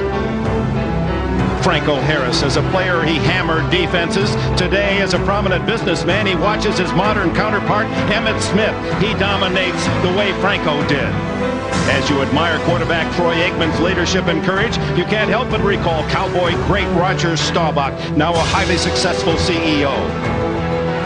Receiver Lynn Swann captivated crowds with his spectacular ballet-style catches. Now a sports commentator, today he'll marvel at another number 88 explosive Michael Irvin. Cringe as Pittsburgh's linebacker Greg Lloyd targets the enemy. In the 70s, it was relentless Randy White. Today, he cowboys at his own wrench. All-Pro Carnell Lake volunteered a new position to fill a void left by injury. His selflessness brings to mind the Cowboys' Charlie Waters, now a coach at Oregon. As the times have changed, so have coaches. The stoic Tom Landry, a contrast to today's emotional Bill Cowher. The evolution brings flamboyant, multi-talented performers like Deion Sanders and Pittsburgh Steelers quarterback / receiver Cordell Stewart. Today, we cheer a new generation, acknowledging, appreciating the talent of men destined to become tomorrow's heroes. Today, legends will be built in Super Bowl 30.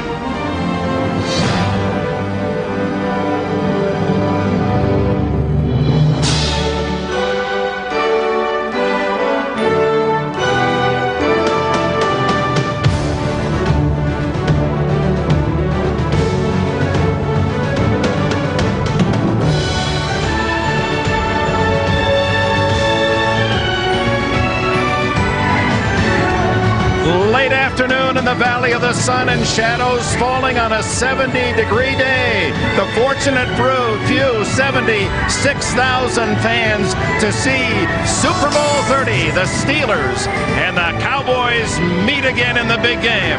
Hello, everyone. Dick Enberg along with Phil Simms and Paul McGuire. We're delighted that you're with us. Here are the mathematics. Super Bowl 30.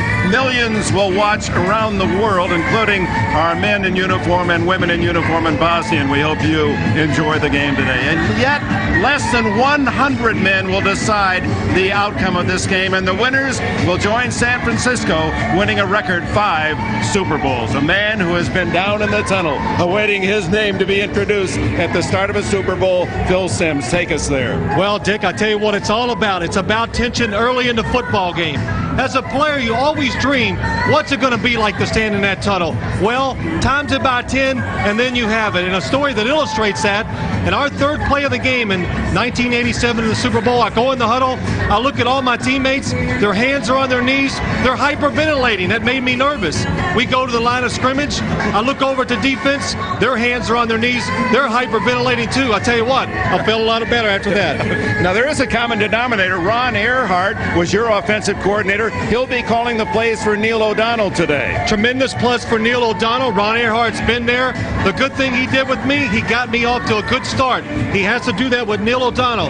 Get a couple easy completions, make him think positive thoughts. He'll play better, and I think that's important for Pittsburgh to have a chance to win. Well, make no doubt about it, this is a Super Bowl fight, and the heavy favorites are the Cowboys by 2 touchdowns. Well, this is like a barroom brawl for the Pittsburgh Steelers. You know, if you've ever been in one, you see the toughest guy in the room, and he picks you out, and you know he has a reputation. You don't dance with this guy. You go up and smack him in the mouth. And that's what they have to do offensively and defensively to the Dallas Cowboys. You know, when you sit there and look at it, they think they have their offense down. I don't think so. The Pittsburgh Steelers have some other things in there. Defensively, Dallas thinks they have all the blitzes down. You don't, because they put some more in. And I talked to Ron Earhart, the offensive coordinator of the Pittsburgh Steelers, the other day, and I said, you know, you were on Super Bowl teams. What is the best team you ever coached? He says, this is it. Better than any of those. And I'll tell you why. Because if you tell these guys that they can't do something, they're going to do it. Well, everyone has an opinion of how and when and where this game will be decided. We asked one of the stars of Super Bowl 30, at least projected to be one, Deion Sanders. Primetime said the key today is if I catch 2 passes, one on offense and one on defense, the Cowboys, as projected, will win again. They're waiting in the tunnel when we return the starting lineups for Super Bowl 30.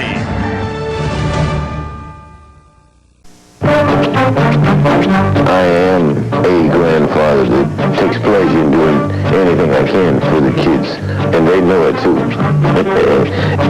I've never been rich and never really wanted to be. I just feel you should live comfortably, but you don't need to be a fool about it. I tried to impart that to my grandchildren. And you gotta have a goal and aim in order to get it. Wow! Look who we have here. Just your friendly neighborhood M&Ms. Sit down. The same M&Ms that come in the bag? Same ones. Only bigger. With a colorful shell, just like this? The actor's catching on. Rich milk chocolate on the inside? Yes! Oh, then I'm really glad you came by. Why is that? Because I'm all out. Which one of you is peanut? He is. I hear he's delicious. So long, buddy.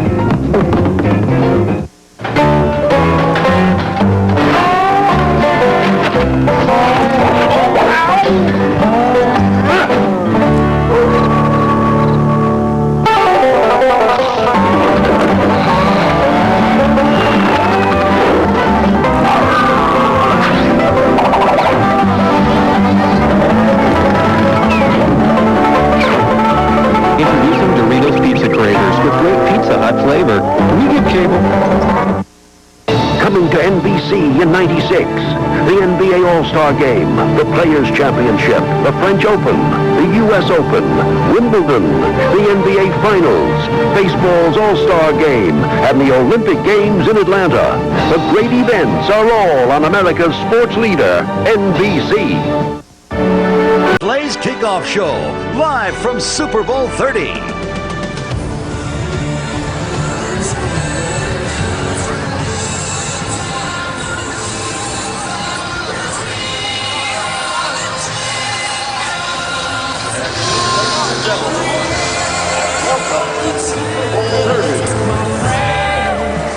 meet the National Football Conference champion Dallas Cowboys.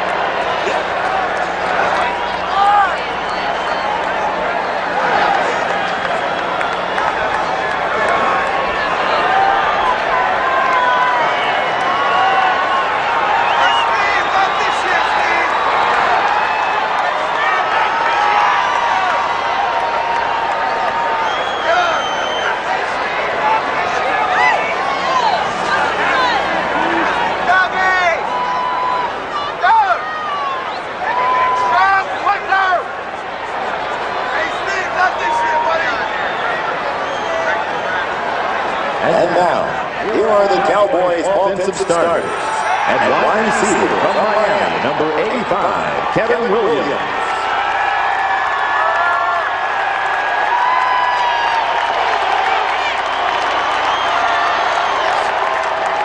At left tackle from Hawaii, number 71, Mark Tuanay.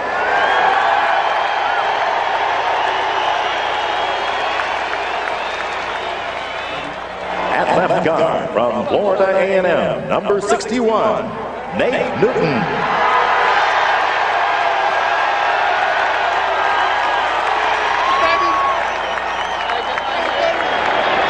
At center from Nevada Reno, number 60, Derek Kennard.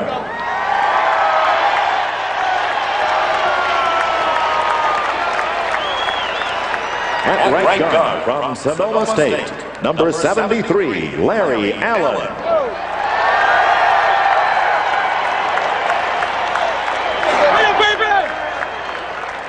And right tackle from Central State, Ohio, number 79, Eric Williams.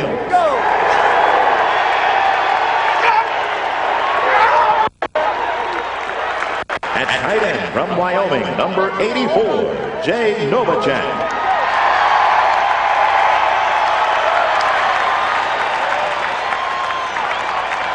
At wide receiver from Miami, number 88, Michael Irvin.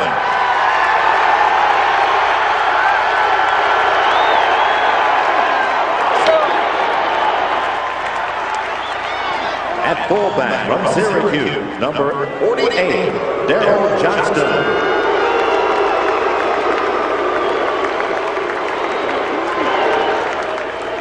At running back from Florida, number 22, Emmett Smith. Let's go, baby. At quarterback from UCLA, number 8, Troy Aikman.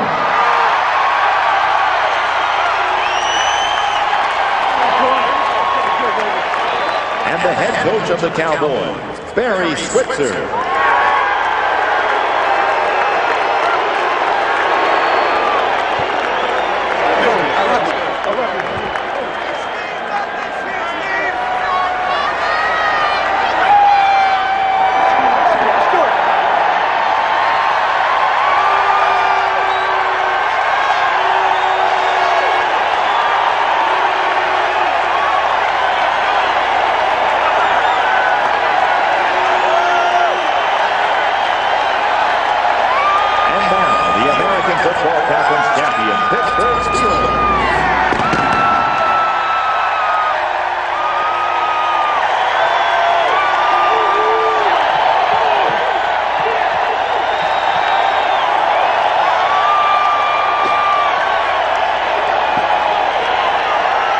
Let's meet the Steelers' defensive starters. At left end from Clemson, number 96, Brenson Buckner.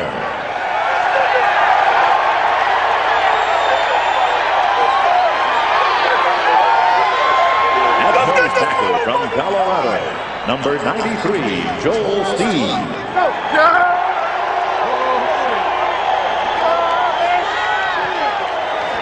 At right end, number 97, Ray Seals.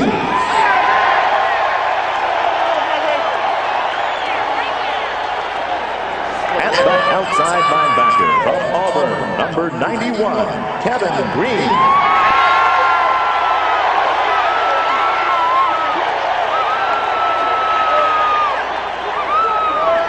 At left inside linebacker from Clemson, number 99, Levon Kirkland.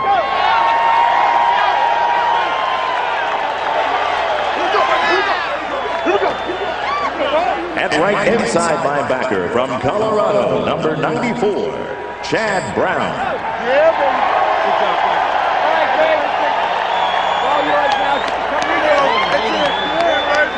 At right outside linebacker from Fort Valley State, number 95, Greg Lloyd.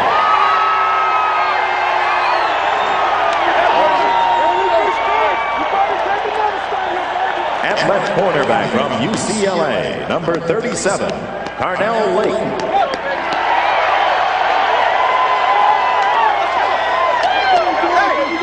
Let's go. Let's go. Let's go. At right cornerback from Western Carolina, number 27, Willie Williams.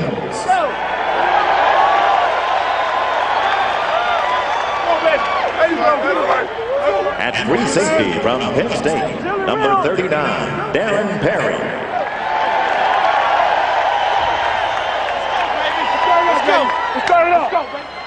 At strong safety from Michigan State, number 40, Myron Bell.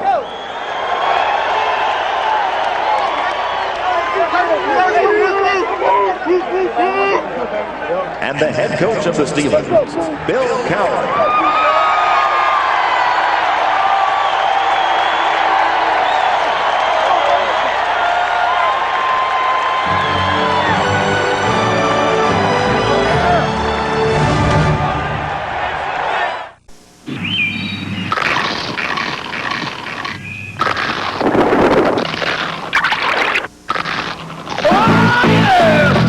Introducing baked Lay's. Only 1.5 grams of fat per serving with that great Lay's taste. You mind? Knock yourself out. So now you can eat like one of the boys, but still look like one of the girls. Baked Lay's potato crisps. Bet you can't eat just one bag. So where you boys from? Sweden.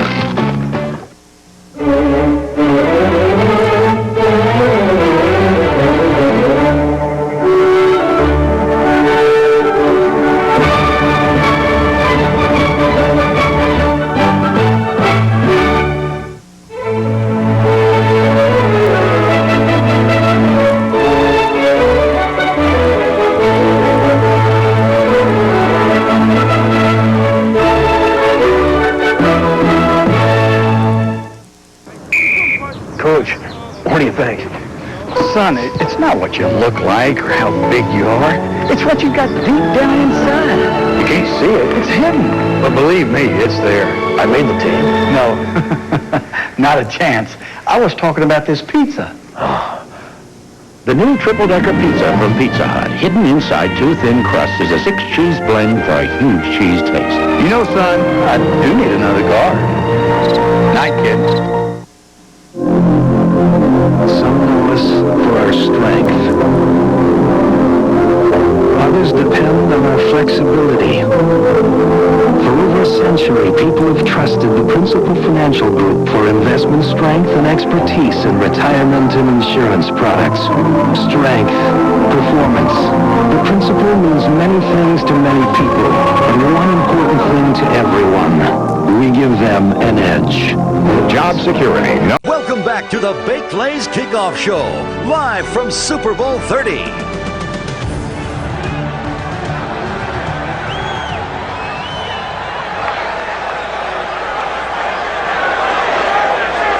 And now, to honor America, please join 9-time Grammy nominee Vanessa Williams in the singing of our national anthem.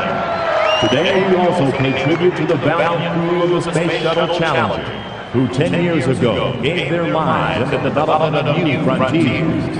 The anthem will be followed by a flyover of F-16 jets from the 78th Fighter Squadron at Shaw Air Force Base. The missing man will be flown by Captain Rich Scobie, son of Challenger Mission Commander Dick Scobie.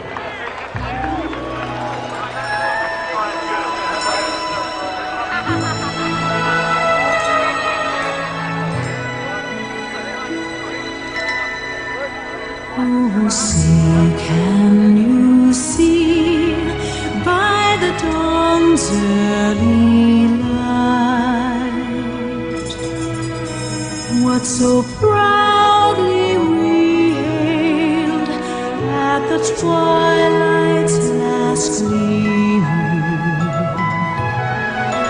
whose broad stripes and bright stars through the perilous fight o'er the ramparts we watched were so gallantly streaming, and the rockets' red glare, the bombs bursting in air, gave through the night that our flag was still there.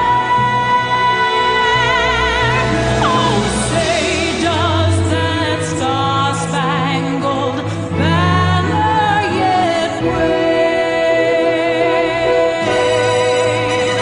o'er the land of the free and the home of the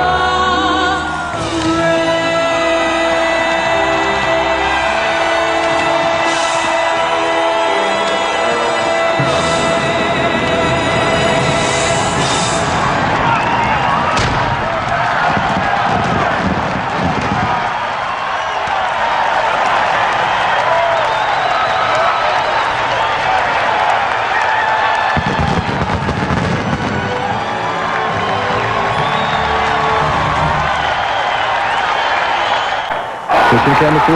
Timeout is called right now. Shaq's got to do something big to get back in this roll game. commercial. Shaq is leaving the course. What do you mean? He's over there. He's on Lucy. What? I didn't know Shaq could ride a horse. Hiya, pal. Well, the timeout is over. I wonder if he's going to get back. Hey, wait a minute. Shaq's back. He's got it. How about that play? Says there's nothing good on TV.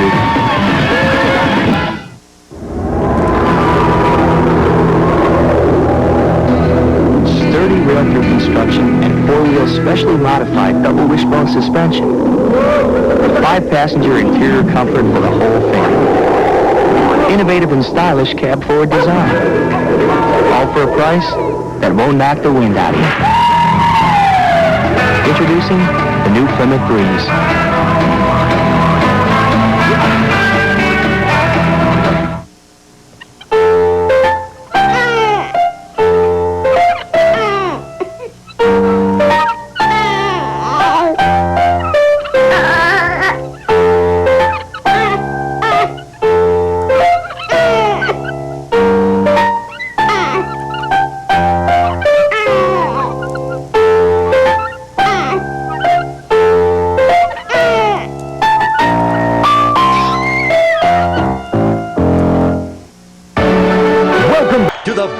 Blaze Kickoff Show, live from Super Bowl 30.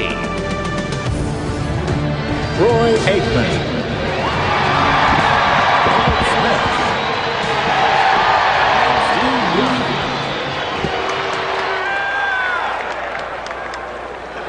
The most valuable players from previous Super Bowl games are now on the field and will take part in today's coin toss ceremony. As we celebrate the 30th anniversary of the Super Bowl, please welcome these great stars who have played such an integral part in the tradition of the NFL's World Championship game.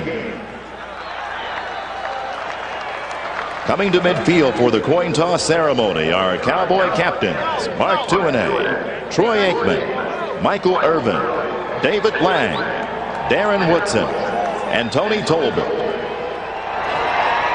Representing the Steelers are captains Levon Kirkland, Kevin Green, Dermontti Dawson, John L. Williams, and Fred McAfee. We'll step off if you take your team right around this direction, please.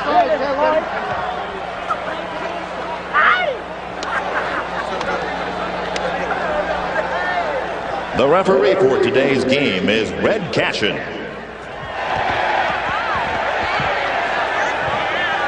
And representing the most valuable players to toss the coin is three-time Super Bowl MVP quarterback Joe Montana.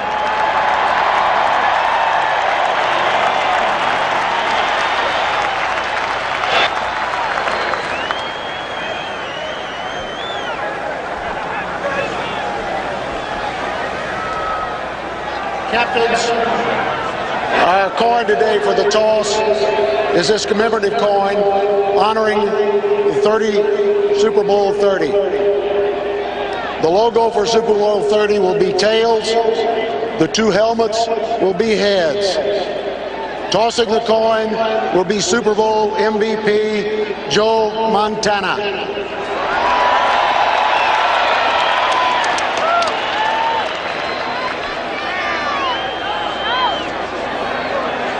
Captain Aikman, please call the toss while Joe throws it in the air. Tails. Tails is called.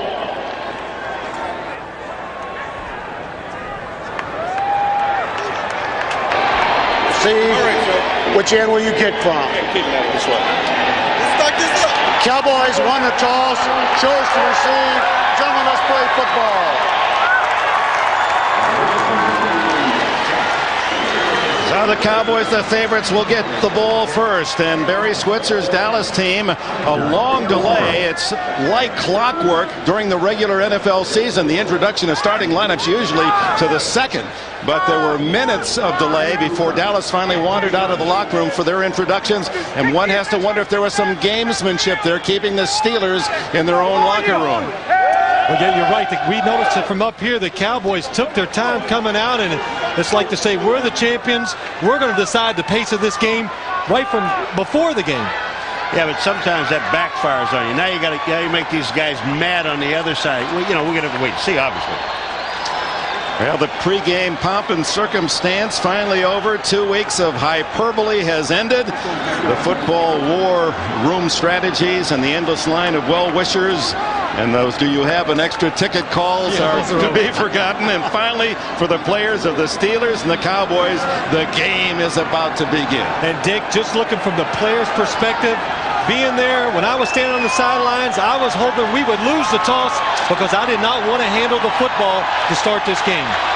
And sometimes with all the adrenaline thrusting in the courses of these bodies, being on defense and getting a chance to really go out and hit first might produce some good things. Well, that's where it comes out on a kickoff team. You've got 11 guys that are just taking off downfield with one thing in mind, and that's to get to the ball carrier. The guys on offense, the kickoff return team, they have added assignments. They have to pick up a man. These guys just have lanes and just go.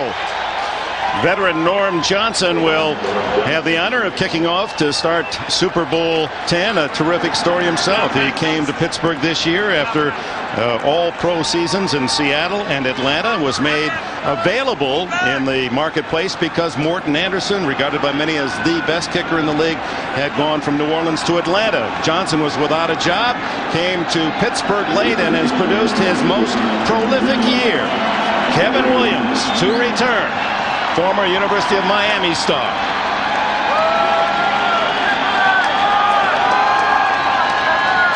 Teed up at the 30, and Super Bowl 30 is underway. Spins to Williams at the 11. And Kevin Williams to the sidelines and pushed out of bounds by Darren Perry at the 29-yard line.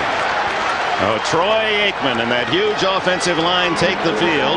Aikman's previous 2 Super Bowls producing solid numbers, over 70% completion rate, a record for the Super Bowl, and very few errors by this strong-arm quarterback who was recruited by Barry Switzer to Oklahoma, played a year there, and then eventually transferred to UCLA. Greg Lloyd has his target set. And Kevin Green, the linebacker outside, opposite Lloyd. Emmitt Smith, a Super Bowl most valuable player, left in the backfield. And the first throw to the tight end, Novacek, incomplete. Covered by Carnell Lake. Well, what they were trying to do, the Cowboys were trying to put Moose Johnson out in the formation to create a hole for Jay Novacek, but Levon Kirkland saw it all the way. Carnell Lake right there, breaks on the football. Troy Aikman, if he throws it in front of Jay Novacek, could have been an interception. Lake, who moved from his safety and all-pro spot to cornerback, Rod Woodson's injury. That was when the Steelers were 3-4, gave himself up in essence, and became a part of a terrific finish by this Pittsburgh team. 2nd and 10. The quick throw to Irvin, Michael Irvin, and he's all the way to the 50-yard line. Willie Williams trips him up. And Michael Irvin saying, I barely saw the ball, looking back into the setting sun. Well, that sun is directly in his eyes. Now, you look on the outside, you see Willie Williams covering. Look how far he gives inside. There is nobody inside to take the play. Michael Irvin, he just tucks the ball away. I really think that he didn't believe he had it because he couldn't see it. 20 yards on the play, and Deion Sanders makes his first appearance offensively. Split to the left. And Emmitt Smith's first carry. 5, 10.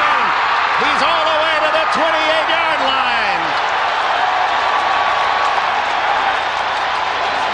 23 yards for Smith. That's his longest run all year on a grass field. Well, Dick, they keep talking about the size of the Cowboy line. Watch Larry Allen come over here and create the hole for Emmitt Smith.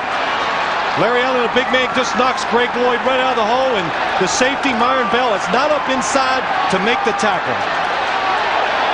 Smith, who rushed for 108 yards 3 years ago and 132 yards 2 years ago in Dallas wins. He gets the call again, and it's short yardage into the grasp of Big Joel Steve, the nose tackle of the Steelers.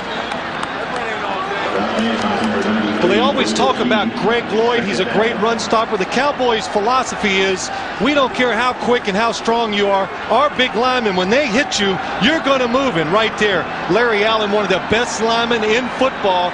He hits Greg Lloyd. Greg Lloyd cannot defend himself on those type of plays. Some would argue this man who played at Sonoma State in California is the best offensive lineman in football. 2nd down and 8.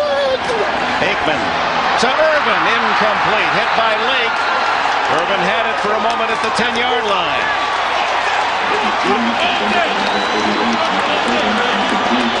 Well, one of the reasons the Dallas Cowboys right away are attacking down the field, here's the safety. If he's in the middle, the corners are singled up, and you'll see the big hose inside for the Dallas receivers. Troy Aikman, they know this. Ernie Zampese, the offensive coordinator, sees it from up top. Good play calling. Rod Woodson, the great All-Pro, makes his first appearance. What a story. And Deion Sanders is in. It's a reverse to Williams, and he's tripped up as he crosses the 25, shy of a first down. It appeared that Chad Brown might have gotten a hand on him. Well, one thing that surprises me right now is Greg Lloyd is getting knocked all over the field. That time Nate Newton comes out, number 61, and makes the block again. I mean, I don't know what. I can't be footing, and I don't know what he's reading. Watch this. Here comes Nate Newton. Boom. They knock him outside, and he's on the ground. That's the second time we've seen him down. Paul, big offensive lineman, but also he could be nervous. 42-yard attempt by Chris Boniol, who missed only one all year.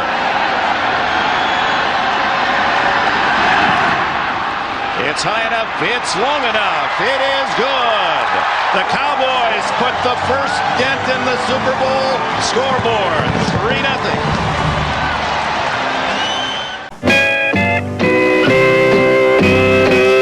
You're cheating hard to make you weep. You'll cry and cry and try to sleep, but sleep won't come. The whole night your beating heart will tell on you. When tears come down like falling rain, you'll toss around. What a hit by Reggie White! Eddie George, Heisman Trophy winner, you got a big future ahead of you, kid. Reggie White? You're going to be asked to endorse products. You should contact the people who make Tylenol. Neil Smith? Extra strength. Because you could be on intimate terms with Tylenol. Ken Norton Jr. From headaches to broken bones, doctors recommend Tylenol the most. Oh, and Eddie, it's the pain reliever hospitals use most. Hospitals? Hospitals. Plymouth Neon. Fun and affordability in 4-door and coupe.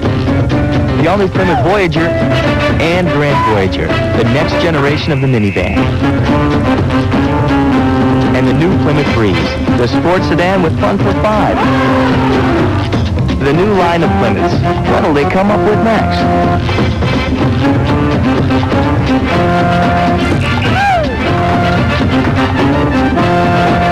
Of Super Bowl 30 is brought to you by the Pepsi-Cola Company, who reminds you that nothing else is a Pepsi. By Doritos brand tortilla chips. Get a life. And by Plymouth. One clever idea after another. That's Plymouth. Nestled in the Buttes in Tempe, Arizona, Sun Devil Stadium.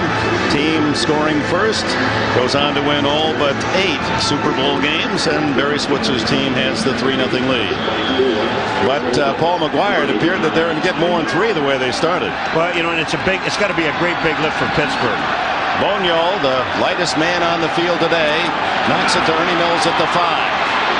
Mills picked up at the 25-yard line by David Lang. Some of the best seats for today's Super Bowl are the ones you're in. Overhead, Big One airship, bringing you all those classic shots. You know, Dick, we were just talking about Pittsburgh, the lift they had. Here's Dallas. They look like they just went boom right down the field. They're going to score a touchdown. And I got to thinking about San Francisco a year ago, and then Pittsburgh stops them. Now, we're going to find out later on in this game, but I'm going to tell you something. It's got to give this offense a big lift for Pittsburgh. Neil O'Donnell has had a solid postseason, although 3 interceptions to 2 touchdowns. He hands off to Eric Pegram, and Pegram for a couple. Neil O'Donnell is the last of a big family, 9 in the family, and his dad called him Soup for Super Baby, and today it's hopefully Super Bowl for O'Donnell and the Steelers. O'Donnell not always the most popular man in Pittsburgh, but they've learned to love him this year. A run offensive last year, he exceeded and did very well in that. This year he's in a pass offense, and he's even doing better. Slash, Cordell Stewart, the brilliant rookie from Colorado in the slot.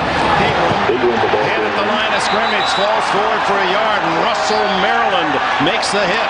You know, I'm going to tell you something, Phil. This surprises me. He's excited, Russell, and he made a nice play. But this, you know, we talked to Cowher, we talked to the team, and they thought, well, we're going to let everything go, leave nothing left in the jar, and you come out with 2 conservative runs. I don't understand it. And besides, you've got the defense looking back into the sun. It's a long way to go, so I don't know if I'd call it conservative yet. They go with the 5 wideouts, the revolutionary offensive formation of the Steelers this year, with Cordell Stewart slot left. O'Donnell third and a long 6. A lot of time. The catch is made shy of the yardsticks by Andre Hastings, their big third down receiver. It'll be 4th and 1. But we saw a defensive ploy right there by the Dallas Cowboys. Instead of using 4 down linemen and 7 people behind it, they used 3 down linemen and played coverage behind it. Neil O'Donnell was not able to get anybody open past the first down yard marker. Good job by the Cowboys. Ron Stark, a former Colt, the kicker, and Deion Sanders getting ready to do a dance down at the Dallas 20. Beautiful spiral off the left foot of Stark. Chases Sanders to the 16. And he's to the 25-yard line. Tackled by Lethon Flowers, the rookie from Georgia Tech. 3-0 Dallas. Star linebacker Greg Lee. Greg Lloyd, his 5th Pro Bowl appearance this year. Well, you look at this play here. I just catch Lloyd looking back in the backfield, Phil, and he's looking back at Emmitt Smith, which you should do.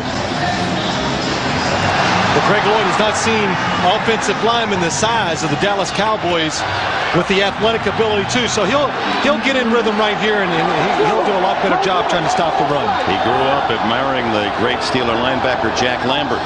First down Cowboys leading 3-0 from their 25. Emmitt Smith goes outside, gets another good block.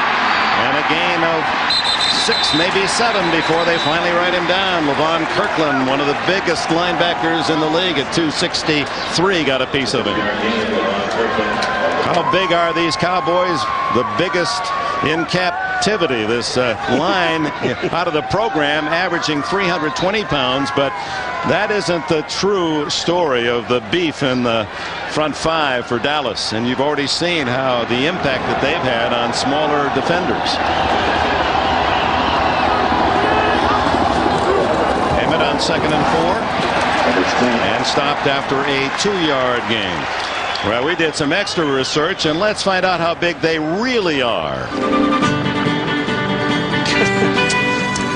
You know what I like, Dick, as I watch this? Look at gentlemen they are. They eat with their mouths closed. Yeah, nice. 350 is Derek Kennard. Big old Larry Allen pretty close at 330, and Eric Williams at 330. So the average is 333 pounds per man. Is it more, Phil? Is that would be the minimum, I think, of all these linemen. This is when they diet a little and make way in. 3rd and short. And that usually means offense full start. Derek Williams, Nate Newton both may have pulled off the line of scrimmage, as we see for the first time referee today his 2nd Super Bowl game, Red Cashin. Before the ball was snapped, false start, number 61. 5 yards, still 3rd down. You know, one of the things that are surprising, we talked, you know, the Pittsburgh Steelers feel that what they have to do, you see big Nate Newton, everybody else is moving too, not just him. But the Pittsburgh Steelers say, boy, their strength is in their running game. And if you talk to the Dallas Cowboys and Troy Aikman, what does he tell you, Phil? He says our strength is our passing game. We want you to come up and try to stop the run, single our receivers. Rod Woodson is in, and so is Deion Sanders. In fact, Woodson matched against Sanders on the near sidelines. Aikman slips and still hits Michael Irvin. First down at the 39. Carnell Lake, another tackle for Pittsburgh. Well, it was man coverage by the Pittsburgh Steelers. The Cowboys do a good job of spreading it out. And watch Troy Aikman. Composure, been here before. He slips, he gets up, he knows Michael Irvin is on Carnell Lake, does a good job of leading him. Now we have Deion Sanders out here man-to-man on Woodson. Watch Woodson. He just forces him to the outside, gets his hands on him to know where you are. I think that's just decoy anyway. Especially, I mean, if Deion wants to run, he's going to run a lot faster than that. But how about Rod Woodson? He's the first ever NFL player to have a critical knee surgery and still play in the same season. Sanders still in as Aikman on first down. Goes long for Sanders. Caught by Deion at the 15-yard line.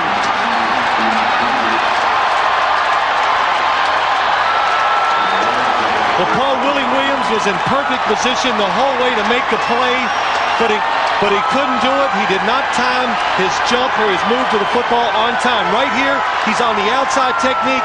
He's really hoping to get some help deep, but the Cowboys do a good job of getting the safety out of the middle, and right there, he's just a little too quick and jumping. Dion, excellent job of catching the football. A little afterwards, I'll dance you a little bit. Little prime time, 47 yards on the play for Sanders. First down at the 14. Emmitt Smith to the 10-yard line. You know, the one thing about that play, let's go back to that play to Dion. When we were talking to Troy Aikman, he was telling us about a time in practice when he threw the ball to Dion. He really didn't know how fast Deion Sanders was. So they went back and he threw the ball, I guess, 140 yards downfield. But he threw it, he said, I thought I outthrew Sanders. And he said, then he ran and he caught the ball. The thing that surprised him was when we went back to look at the practice on film, he realized that he threw it as far as he could, and Dion had to slow down when he got there. Now that's fast.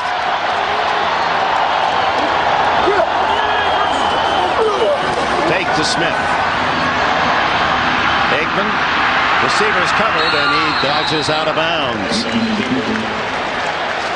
Ray Seals chasing Troy Aikman. And that'll be recorded as a sack. Well, 55, Paul McGuire's old number. The Cowboys inside the 20. Look at that hip movement of McGuire. Watch this, boys. Watch it, boys. Now watch it. Oh, that's not right. That ain't right. What do you mean it's not right? There's no way you have that much rhythm. Well, the point is the Cowboys have scored 7 touchdowns and 11 trips inside the 20. And here's a big 3rd and 9. Leading 3-0.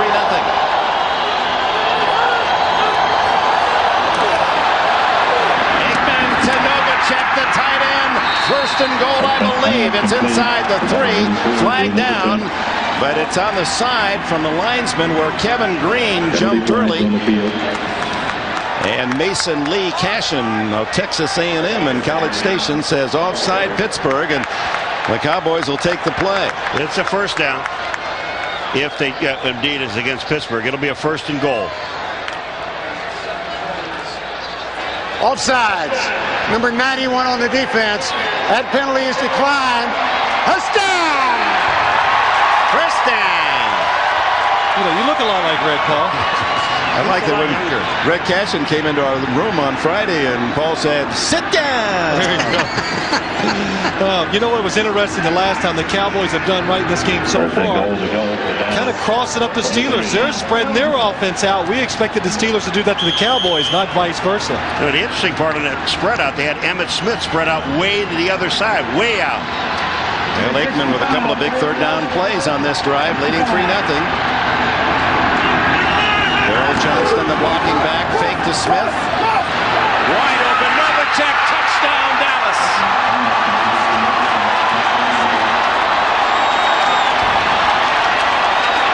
A Cowboy all his life. Jay Novacek, who grew up cutting horses in Gothenburg, Nebraska, was a University of Wyoming Cowboy, and now in his 11th year in the league, although he started here with the Cardinals. Now a Cowboy with that big blue star, and he's given Dallas their first touchdown of the game.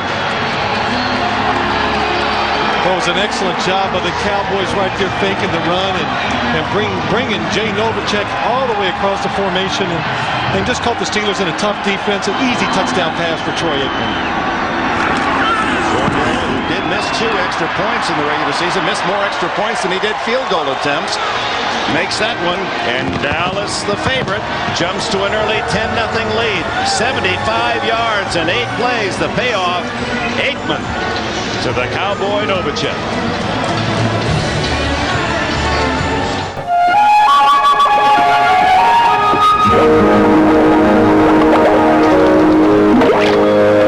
Is he dead? Nope, he's just plain dead. Watch.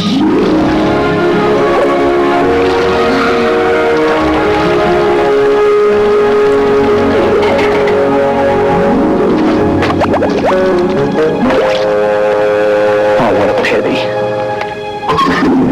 Dad, wait till you see what Sparky can do.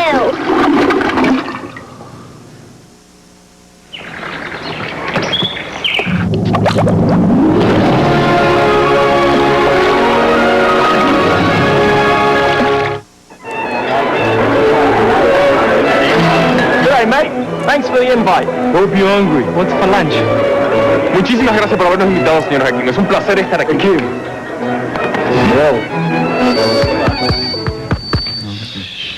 As a host to this year's Olympic Games, me, Hakim Olajuwon, and the rest of American Dream Team are going to treat these guys for lunch.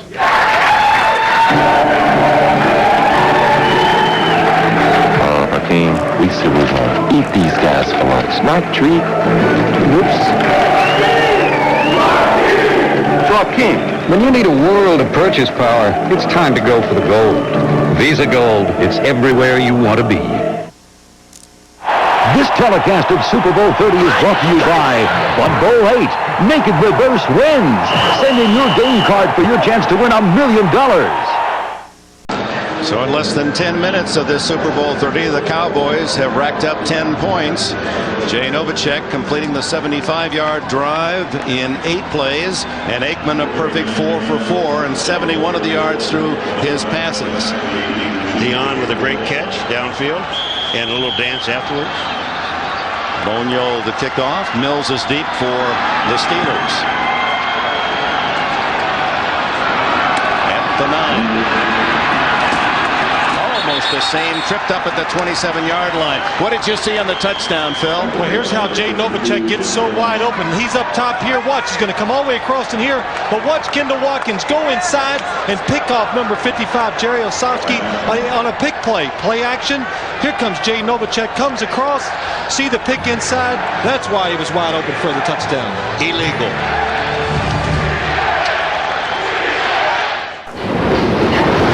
Potatoes. Potatoes. Potatoes. Potatoes. Mount Fuji, sumo wrestler. I don't see it. Arc de Triomphe.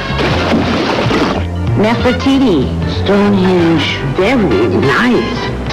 I consider this my masterpiece. This time you've gone too far. Plymouth Neon Coupe with a zippy 2-liter 16-valve engine. Ride-tune suspension, a 5-speed tranny, and 132 wild ponies. It's a pretty hot little number. Plymouth Neon Coupe, just $99.95.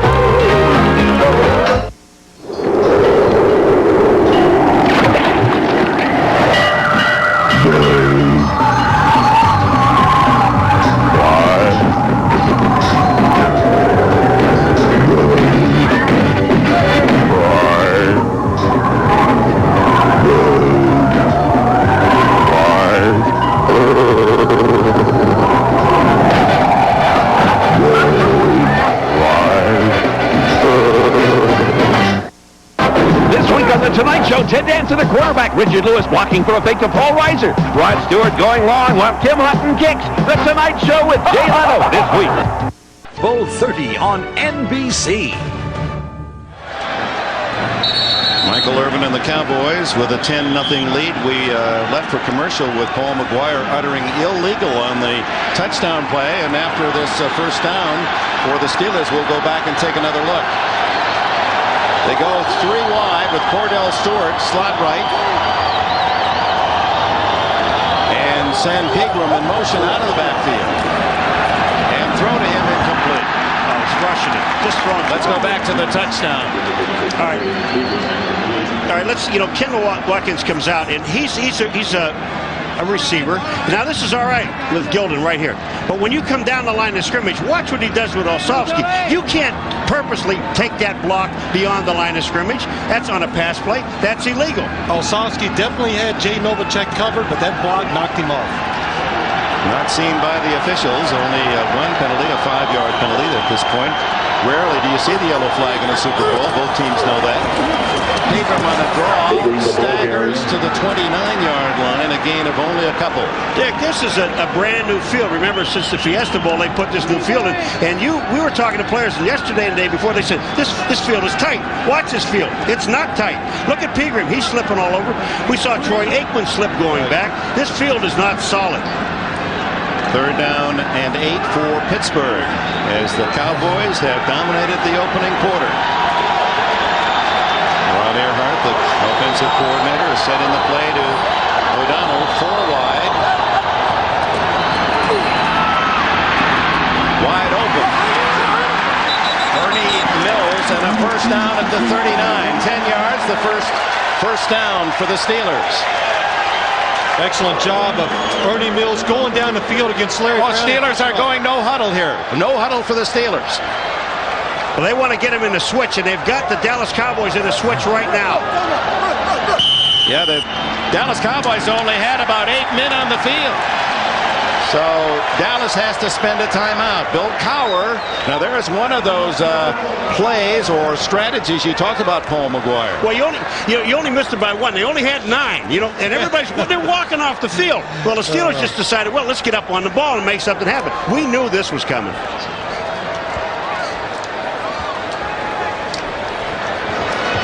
Coming up next weekend, Gulliver's Travels, starring Ted Danson.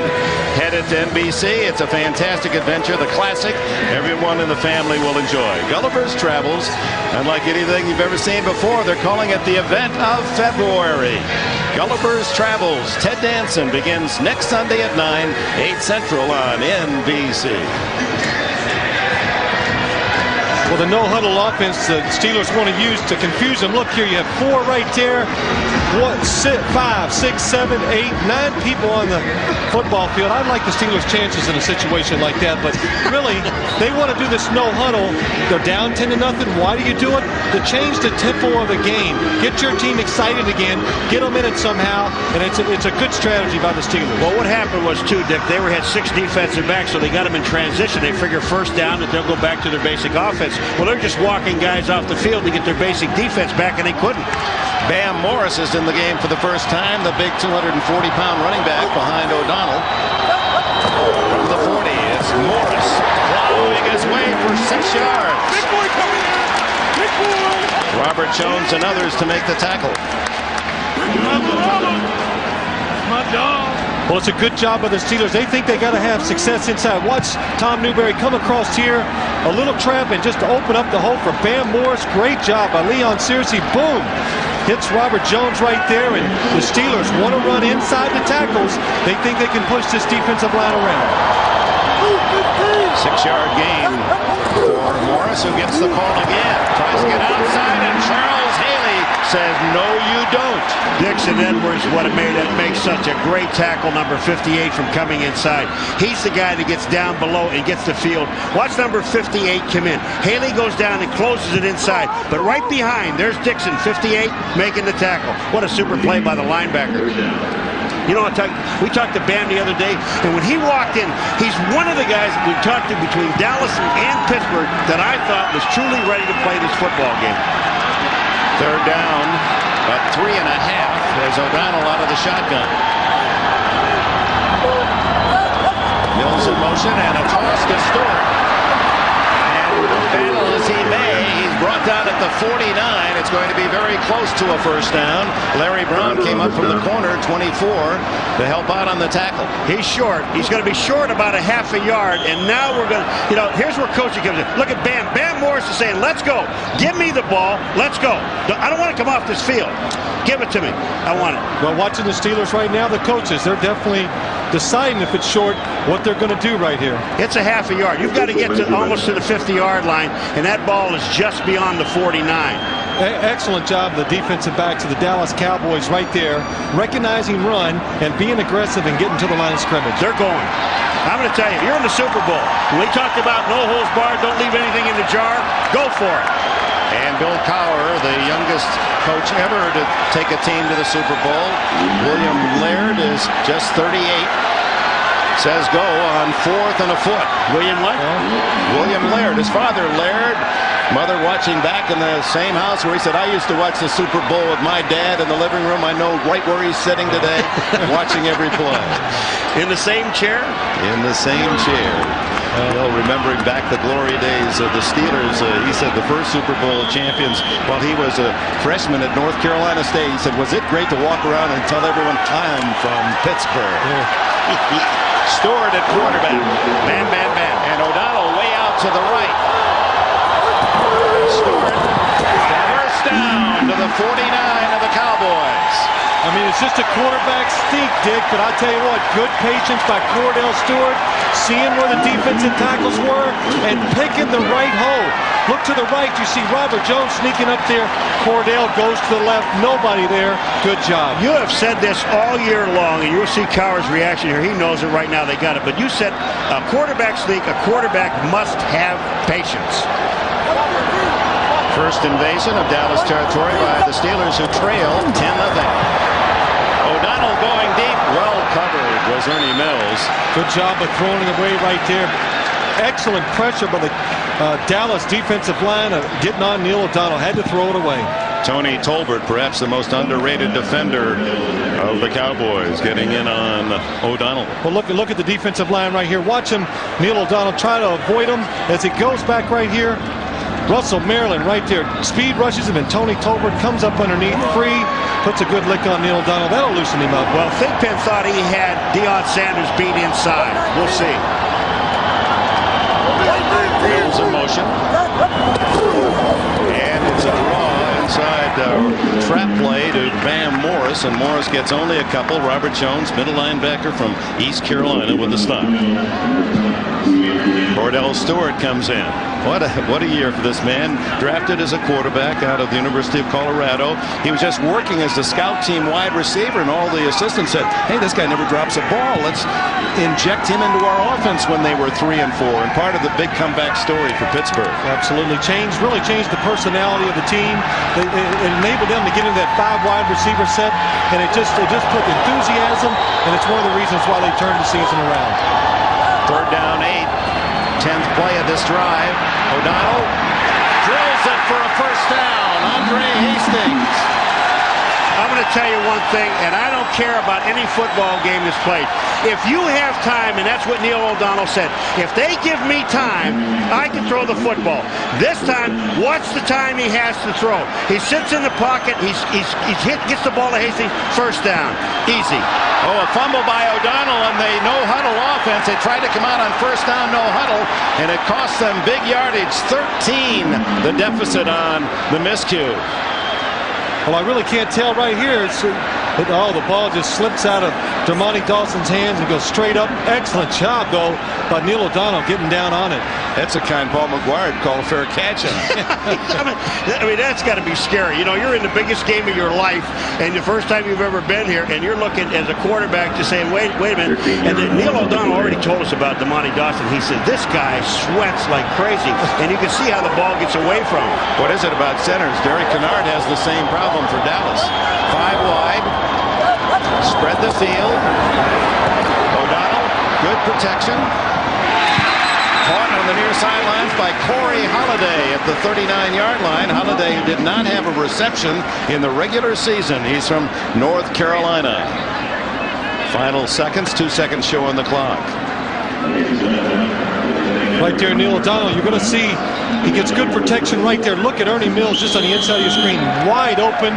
This 5 wide receiver set is going to give them problems somewhere down the road. End of the first quarter. The Dallas Cowboys with a 42-yard field goal and a 3-yard touchdown. Aikman to Novacek. The best way to introduce the new Plymouth Breeze is by applying the lessons you learned in kindergarten. Take turns. Share with others. Follow the rules of safety. And oh yeah, get something really cool to bring to show and tell. The new Plymouth Breeze.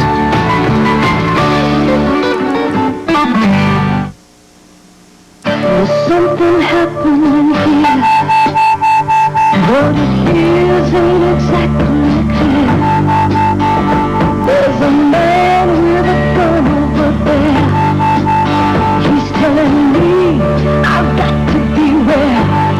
I think it's time to stop, children, what got down. Everybody look what's going down. Stop. Master padlocks and door locks are no longer under fire. Nike presents Pee Wee Football, the year in review. Needing a first down to keep their playoff hopes alive, the Tigers look to Paul the Flash Terstige. Like any great back, number 7 stares into the eyes of his pursuers, and something of himself is revealed. Number 7 is a number with wings. But on the game's pivotal drive, Terstige was dealt a season's worth of punishment in a single play.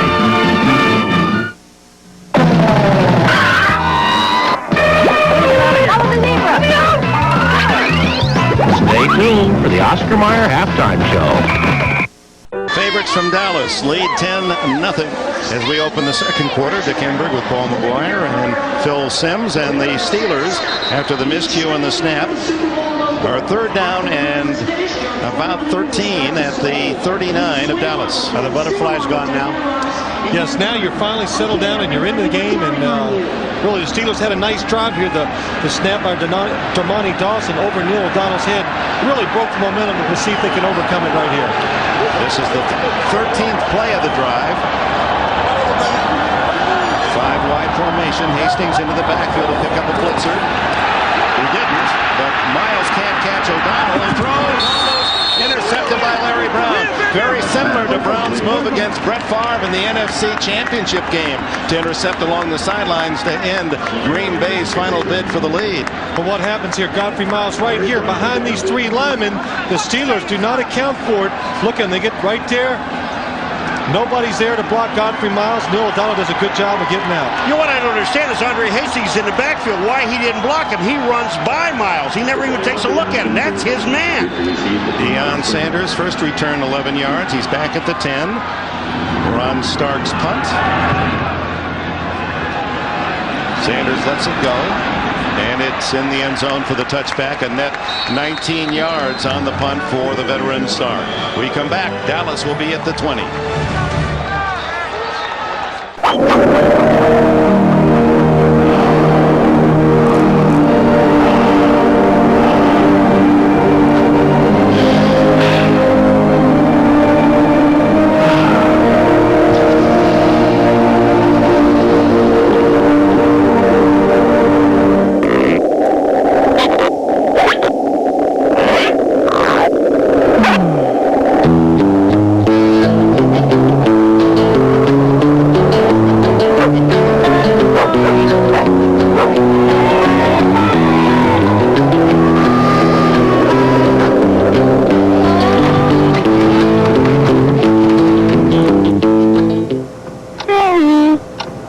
In triplicate, have a seat over there.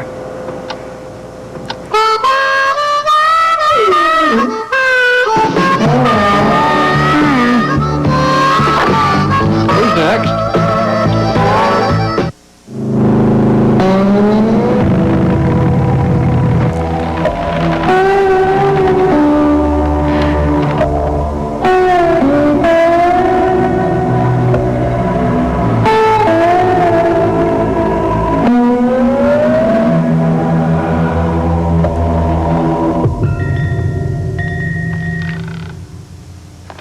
Cruising spirit lives. Royal Star by Yamaha. Sports coverage of Super Bowl 30 is brought to you by the all-new, more powerful, more spacious Toyota 4Runner, by Nike, who salutes the legends of Pee Wee football, and by McDonald's, official break of Super Bowl 30. The Steelers' first serious drive stunted by the missed snap, and then Andre Hastings failing to pick up the blitz. There's the guy right there. There's Godfrey Miles there, and Hastings to the right in the backfield. And watch, he just ducks his head and goes right by the blitzing linebacker. He's avoiding him right here. If he picks him up, or even if Newberry slides and picks him up, they has all the time in the world to throw the ball. Dallas, third possession. They've scored on their first 2, and Aikman comes out throwing. Over the middle, complete to Novacek. A gain of about 4. Third catch for Novacek, one of those for a touchdown. Jay Novacek. His mother, remember a couple, 3 years ago, his mother collected aluminum cans all year long, hoping the Cowboys would go to the Super Bowl so she'd pay her own way. She didn't want her son to take care of her, so she found a way. should have hung around Paul. my wife just used my credit card. Aikman, second down, over the middle, Novacek wide open again, and he rolls ahead for 2 more yards, and a first down at the 38. Kevin Green finally downed him, 13 more yards. Well, the one thing, when you're going to play the Dallas Cowboys, you're going to double the wide receivers. Your linebackers inside must look for Jay Novacek down the middle. Right there, Kevin Green and LeVon Kirkland. Nobody goes down the field with him. He's wide open. If Troy Aikman throws it up, he's going to run for a big game. Last 4 plays, all passes to Novacek, who's caught more passes than any tight end since 1990. Emmett Smith's turn. One open field tackle by the Pro Bowler, Carnell Lake. You know, Carnell Lake, they've already said, here's a guy who was so unselfish this year that moved from safety to corner. And the team asked him if he would do that. He said yes, and he's an all-pro safety. They say one of the best safeties in the game. This guy goes to the Pro Bowl this year, voted by the players as a safety, even though he played corner. But when you see him out on the outside, he doesn't miss. And in college, he was a linebacker at UCLA, and then they made a safety out of him. And he, even though he had all the top credentials in this day where there's a lot of meism, he said, "Hey, for my team, I'll play corner." Aikman on 2nd and 10. Oh, the big target, Michael Irvin. He just shields the defenders away. Another first down at the 50. Well, Dick, it's an excellent job by the Dallas Cowboys picking up a blitz right here. Watch him go inside, and the linebackers run around here, and the linemen do an excellent job. Watch Larry Allen cross. Moose Johnson picks it up, gives Troy Aikman time to throw it outside, single coverage. Well, here's where Irvin, he just blocks out. He blocks the sun out. Carnell Lake has no chance on the ball. But look where the ball was thrown. Down to the outside where you can't get to it. Another first down, and Emmett Smith picks up 5, slithering through the center of the Dallas line. And when you talk about the Cowboys' regard for Emmitt Smith, those big linemen, they love to block for him because Emmett makes such quick decisions. They tested his vision. He has the eyesight of a guy like Ted Williams. He sees things normal people don't see, and one of that the effects is the color. He breaks on color. Yeah, Emmitt Smith says, I don't really care where they tell me to run the football. I just take it, see the hole where my guys are blocking, and take off. So that's why he's such a great cutback runner. 2nd and 5. Smith with a flag down.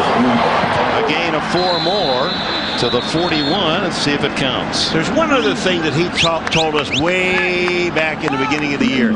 Emmett says to me, I've told these offensive linemen, you know, they're all 330 and better. I mean, that's the average, 333 offside the defense. But the thing that Emmett said to his offensive linemen, look, I don't want to see your stomachs because they got some big ones. He said, when you block, you go, there's one, look at Kennard. You block straight ahead. Don't you turn around. Offside. Number 90 on the defense. 5 yards, still second out.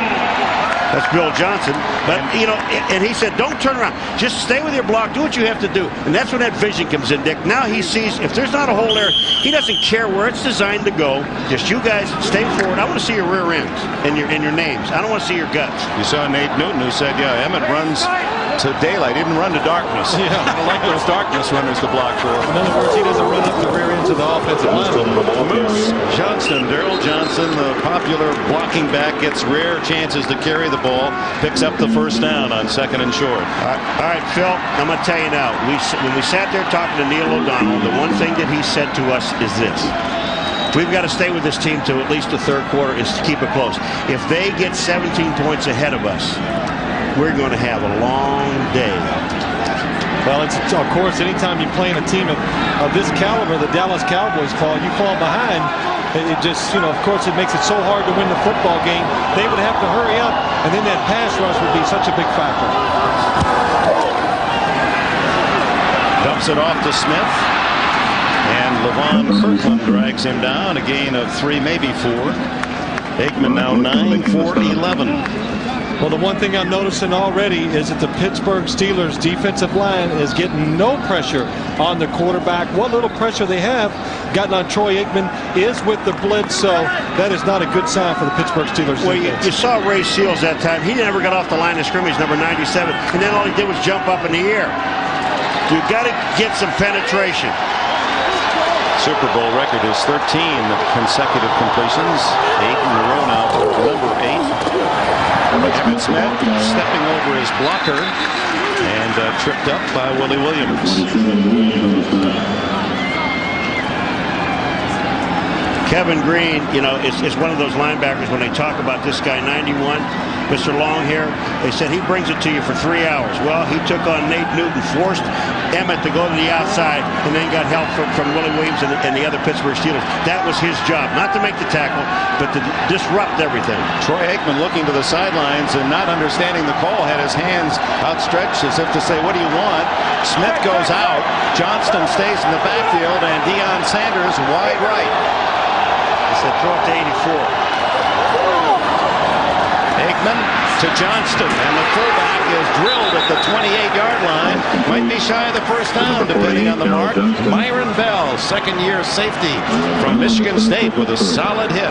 They've got to get the ball to just inside the 27-yard line, and depends on where they mark this baby. It doesn't look good. Well, 4th and 1 if it isn't a first down, and of course that stirs up memories of a very down moment for that man, Barry Switzer, where he went on 2 occasions in Philadelphia deep in his own end on 4th and 1, and the Eagles stuffed Emmitt Smith on the same play both times and went on to beat Dallas on that day. They're not showing me where the ball is. Now I got to see where the ball is. Well, come on, Paul. I said they didn't make it. He had to get to the inside the 27-yard line. They didn't do it. Well, I'm looking at this through all those people down there. You got to get these guys off the sideline. I'm having a tough time here. Well, I don't think there's any question right here. Barry Switzer will go for it on 4th down, the way they're pushing the Steelers defensive line around. And of course Emmitt Smith re-enters the lineup. Kendall Watkins, a 200. We've already seen him blocking the end zone on the touchdown pass. He's about 280. Ron Stone, over 300 pounds. They come in to bookend the line. So now we've got over a ton of beef in that white uniform Cowboy offensive line. But Dick, the difference is that Kendall was blocking on a pass play. This time it might be a run. This is where it applies. You know, you have to have a gut check. Check those guts. Well, the Steelers certainly outweighed here on 4th down and inches. Don't forget that 65 here on this end is an eligible receiver.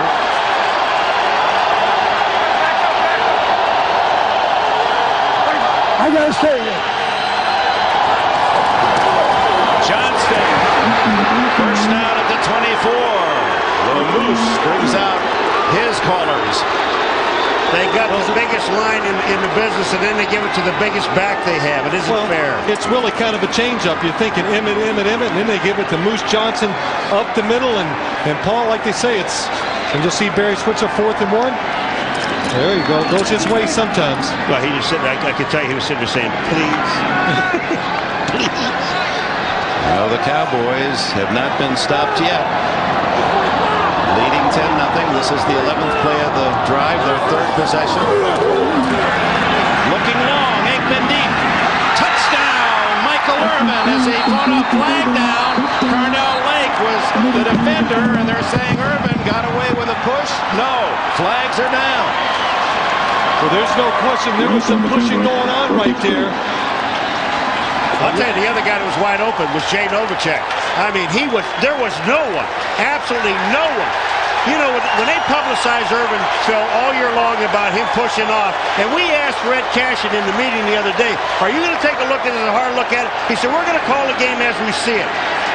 Well, there's no question. Michael Irvin right there loves to put his hands on the defender. That time he did on Carnell Lake. Offensive pass interference, number 88.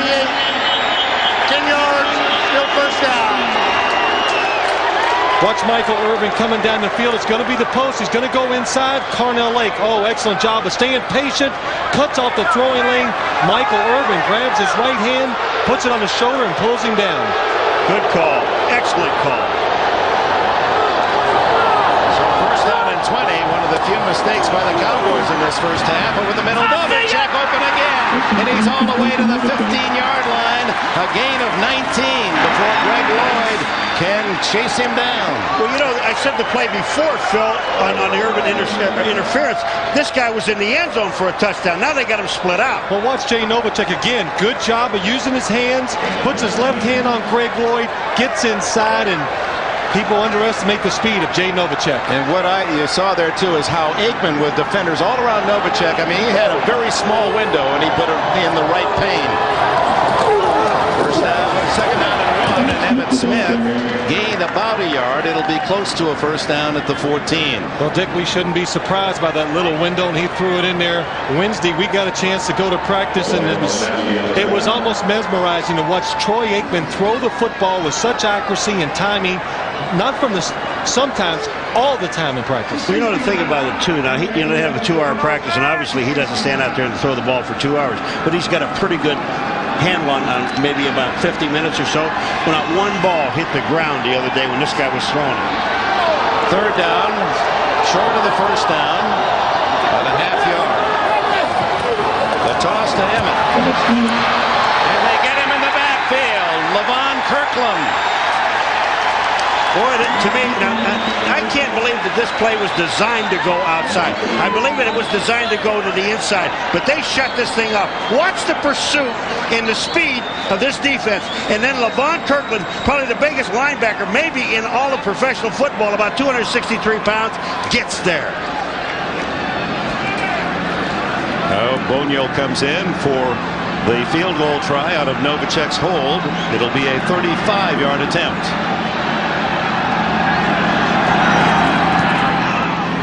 And it is good.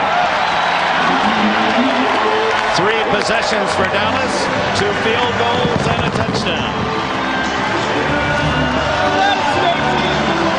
Nike presents Pee Wee Football, the year in review. In Tahoe, number 64, Bubba Wilkinson remains a contradiction. The angel with a dirty face. Blessed with enormous body strength and uncommon quickness, Wilkinson doesn't tackle players, he buries them. Funk and flash are trademarks of a one-armed bandit who yields a jackpot of big plays. Africa, the world's last remaining untamed paradise. A continent that refuses to be overtaken by asphalt and mini-malls. A place where animals still run wild as nature always intended. Join us as the new Nissan Pathfinder begins an incredible safari through Africa. Hopefully without getting our heads bitten off.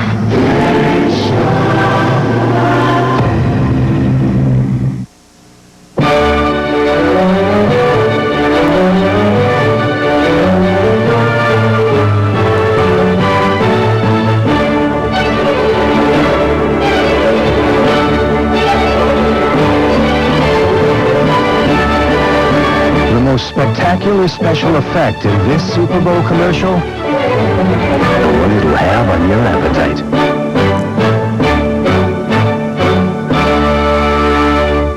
This telecast of Super Bowl 30 is brought to you by Bud Bowl 8.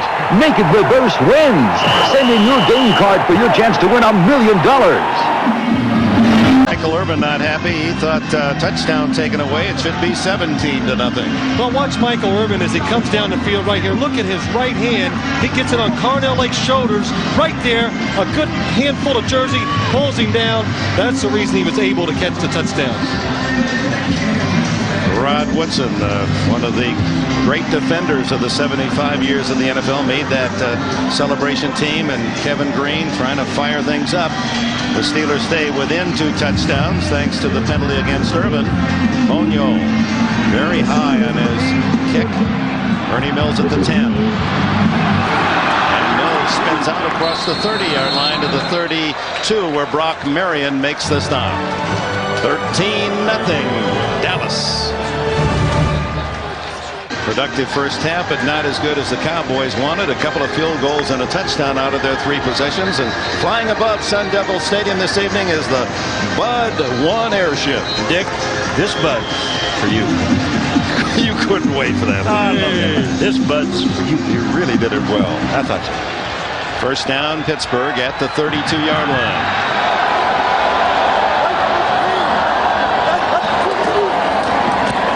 Protection throw down it. Over the middle, incomplete. Thrown behind Yancey Thigpen. Thigpen, the leading receiver for the Steelers this year, set a record for a season with 85 catches. That one a little behind him. Well, we've set up here, and of course we have a good view, but one thing we've said already, Neil O'Donnell is getting a little time, and the receivers are open down the field. Right there, nobody's really around Yancey Thigpen, but Neil O'Donnell throws it just a little bit too far behind him. Two tight ends, Jonathan Hayes and Mark Bruner, bookend. Bruner in motion. Morris, the ball carrier. That one was in trouble from the handoff. O'Donnell barely got out of the way. I mean, you go first down, you throw, and you don't get anything. And then you run that play with two tight ends, so they're waiting on run, and you don't get anything. I mean, this offense has got to take some slack from the defense and give these guys a rest. Steelers have scored in the second quarter all season long. It's been a good period for them, including the playoffs. They've not been shut out in the second quarter, and we have only 5 minutes plus remaining today. And a 3rd and 11. Blitz. O'Donnell incomplete through the hands of Andre Hastings. Guess who's covering downfield? The guy we haven't mentioned all day long, Leon Lett. They have a blitz. Leon Lett is the tackle, probably the biggest defensive lineman they have, and he's downfield making some coverage. Well, Paul, look what happens. Here's Leon Lett. He's going to drop back. Watch the blitz from the top. Looking for some to Neil O'Donnell's right. He gets back there. Not a factor, but they still got pressure on Neil O'Donnell. 3 and out for the Steelers, and Ron Stark to kick off the side of his foot. Deion Sanders lets it bounce. A good Pittsburgh roll, and covered by Leith and Flowers. And the Cowboys touch the ball. Let's see if the Steelers are ruled the possession. It appeared to touch a Cowboy leg. Dick, it does, but I'm going to tell you what happens. They knock the player into the ball. And it is Dallas's ball. They ruled Cowboys ball. It was touched, but apparently on a push by a Steeler. Coming downfield. Now watch number 23. He's going to get knocked from behind. They don't see if it hits him or not. Gilden is the guy that hit him, number 92. Watch this. Does he hit? Does he get hit? Here's Gilden. No, that's Bill hitting. 40. And Dallas retains possession. We have a timeout.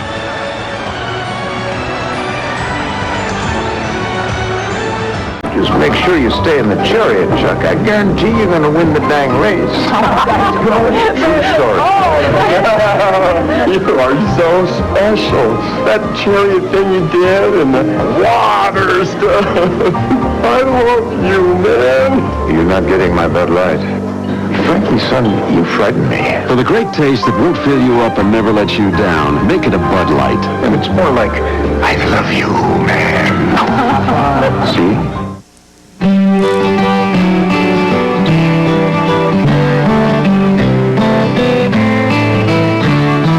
Up in the distance, the game's dragging on. There's strikes on the batter, some runners are on. Then suddenly everyone's looking at me. My mind has been wondering, what could it be? They point to the sky and I look up above, and a baseball falls into my glove. I play right field. It's important to know. You gotta know how to catch. You gotta know how to throw. That's why I play in right field, way out where the dandelions grow. At Pizza Hut, there's always a place for a good right fielder. You'll love the stuff we're made of. And it's really nice of you guys to do this promo for us. Yeah, I'm sure you would have rather been in the Super Bowl. No, we worked all year for this. Yeah, right. Hot dog! The Oscar Mayer halftime show is coming up. Don't miss it. Just make sure. Even if Robert Bailey had unintentionally touched that ball, he was blocked into it, and rules state that then the receiving team does maintain possession. And so it is from the 14 after the 55-yard punt by Stark. Aikman with plenty of time, under 5 minutes remaining in this first down. Incomplete off Darrell Johnston. Let's go back to the punt. Right here, you're going to see Right here's Robert Bailey, and watch Myron Bell come up and hit him in the back. But it's a great call. Yeah, it looks like he touches the ball, but I don't know. He might have, the back of his legs might have touched that football right there, but it would not matter. It still would go to the receiving team. I mean, Aikman again, look at this field. It's supposed to be so tight, and here's Aikman slipping down again. It's unbelievable, this field. We thought it was a lot better. That ends a string of 10 straight completions for Aikman. Now goes Smith, and he's dropped for a loss in the backfield. Greg Lloyd announces his presence. Emmett's still down, and Emmitt Smith is hurt. Lloyd hit him while he's up limping. Here comes Lloyd down. Watch this. You talk about sacrifice your body. He goes underneath the block and gets Emmett. Something I've noticed already. Greg Lloyd, when these big linemen are pulling out now, he is deciding to take his side, so that way he won't have to take them on because he cannot win that battle. Very smart. Good smart, that's right. Third and a long 10. Deion Sanders to the left, 3 receivers to the right.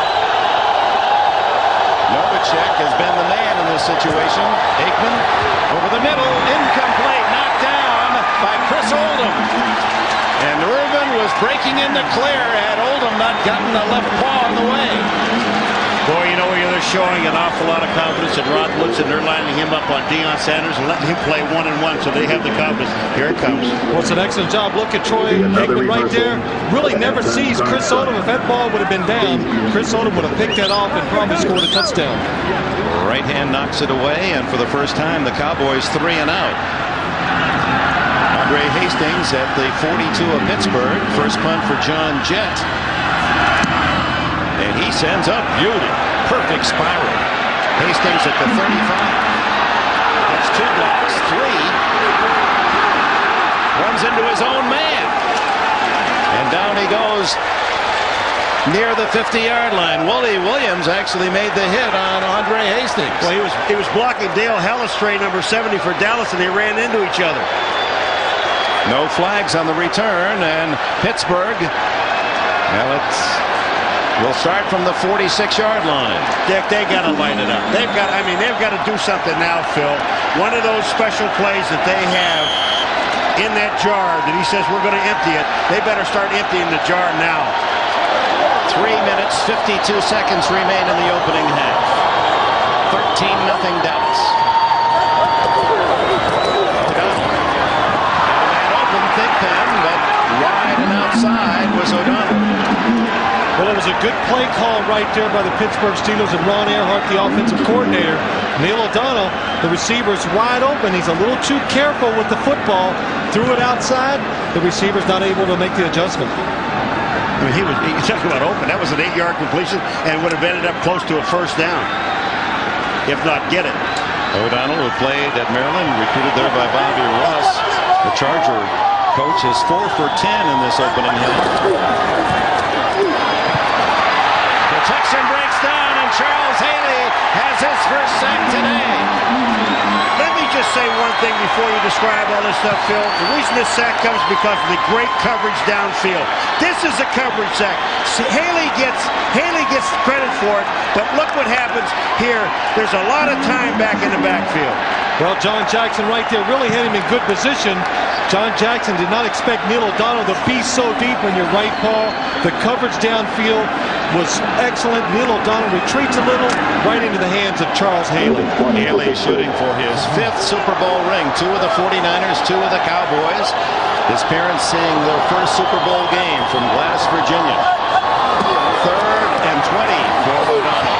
Underneath he goes to Hastings with some running room, and Hastings fights close to a first down. He's at the 44. It appears he's just shy.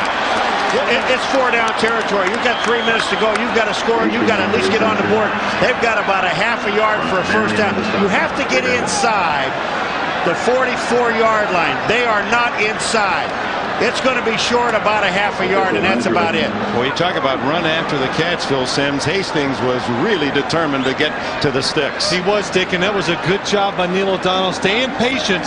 Andre Hastings was actually in the backfield that time, released underneath, and just caught that ball running full speed. Half yard. 3rd down. 4th down. 4th and inches. Here's Hastings' effort. Well, Andre Hastings is going to make sure that if they do blitz, he's going to be in the backfield to catch. But look at him right here. Watch him sneak through there. Cowboys are thinking it's going to be down the field. He catches that ball, and he is full speed right there. Here's Deion Sanders coming up trying to make the tackle. Oh, I just... Oh. Hey, Mike Ditka, are you watching? Oh. That'll take a little luster off the neon. Yeah, that will. I wonder if Ditka was watching that play. This is the second 4th down where Pittsburgh has gone for it. They used Cordell Stewart on a sneak for a first down, and he's under center again. Go right, Cordell, go right. He does. First down, Pittsburgh. Well, the whole big opening is on the right-hand side.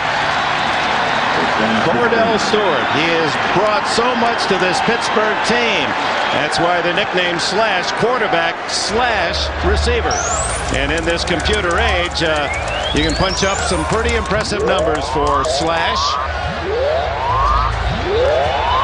As a quarterback, he's 5 for 7. As a running back, average 5.7 and 14 catches. And he's even punted once for 41 yards. O'Donnell going long for Thigpen. Incomplete. Now, I'll tell you what, here's where you can have some offensive pass interference on Thigpen. And that's what Deion is talking about. Thigpen this time was pushing off on the way down the field. I tell you what, Paul, if you want to throw the football down the field on Deion Sanders and these type of routes, watch here. Yancey Thigpen's going to release outside. Deion has him pinned to the sideline. The only chance you have is to throw it behind the receiver where he can stop and catch on the outside shoulder. I still think the only place to go for Deion Sanders, too, is if you're going to throw, you go inside. Absolutely. You throw inside of him. Don't go outside or down the field. First time they've tested Sanders in this half. 2nd and 10, Van Nors. And big man rumbles. First down at the 30 with 2:06. And ticking away, we come to the 2-minute timeout. Pittsburgh's best chance to score, and the Steelers' terrible towels are out.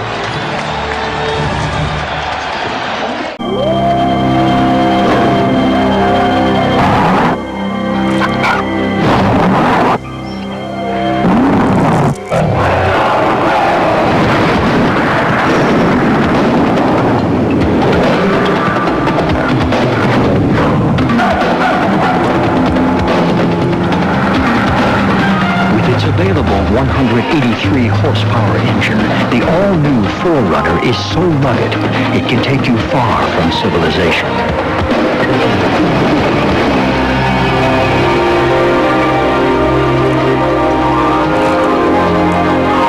Which is ironic when you consider that with its immense, well-appointed interior, civilization is never all that far away.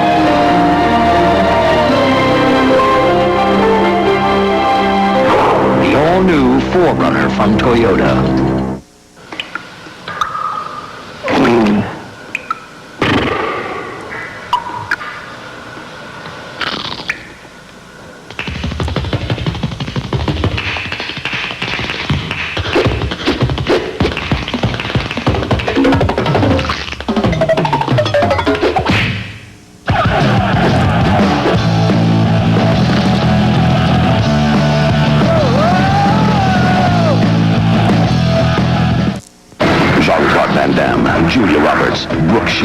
Chris Isaac outbreaks Marcel. It's the 1 hour Friends after the Super Bowl. There's drama, action. Can you beat up that guy? And romance. You're swell. A Super Friends tonight after the Super Bowl on ABC. Friends after the game tonight, and coming up at halftime, the Oscar Mayer Super Bowl halftime show starring the pride and joy of Cass Tech High School in Detroit, Diana Ross. A musical extravaganza, exciting fireworks display also on tap. Iron Mike and Joe with their halftime analysis, and Joe will go through his halftime adjustments. That's coming up at halftime. Bill Cowher's Steelers have been outstanding the final 2 minutes of the first half. In fact, in the second quarter, last 2 minutes, they've scored 9 of their last 11 games. Bodes well for Pittsburgh.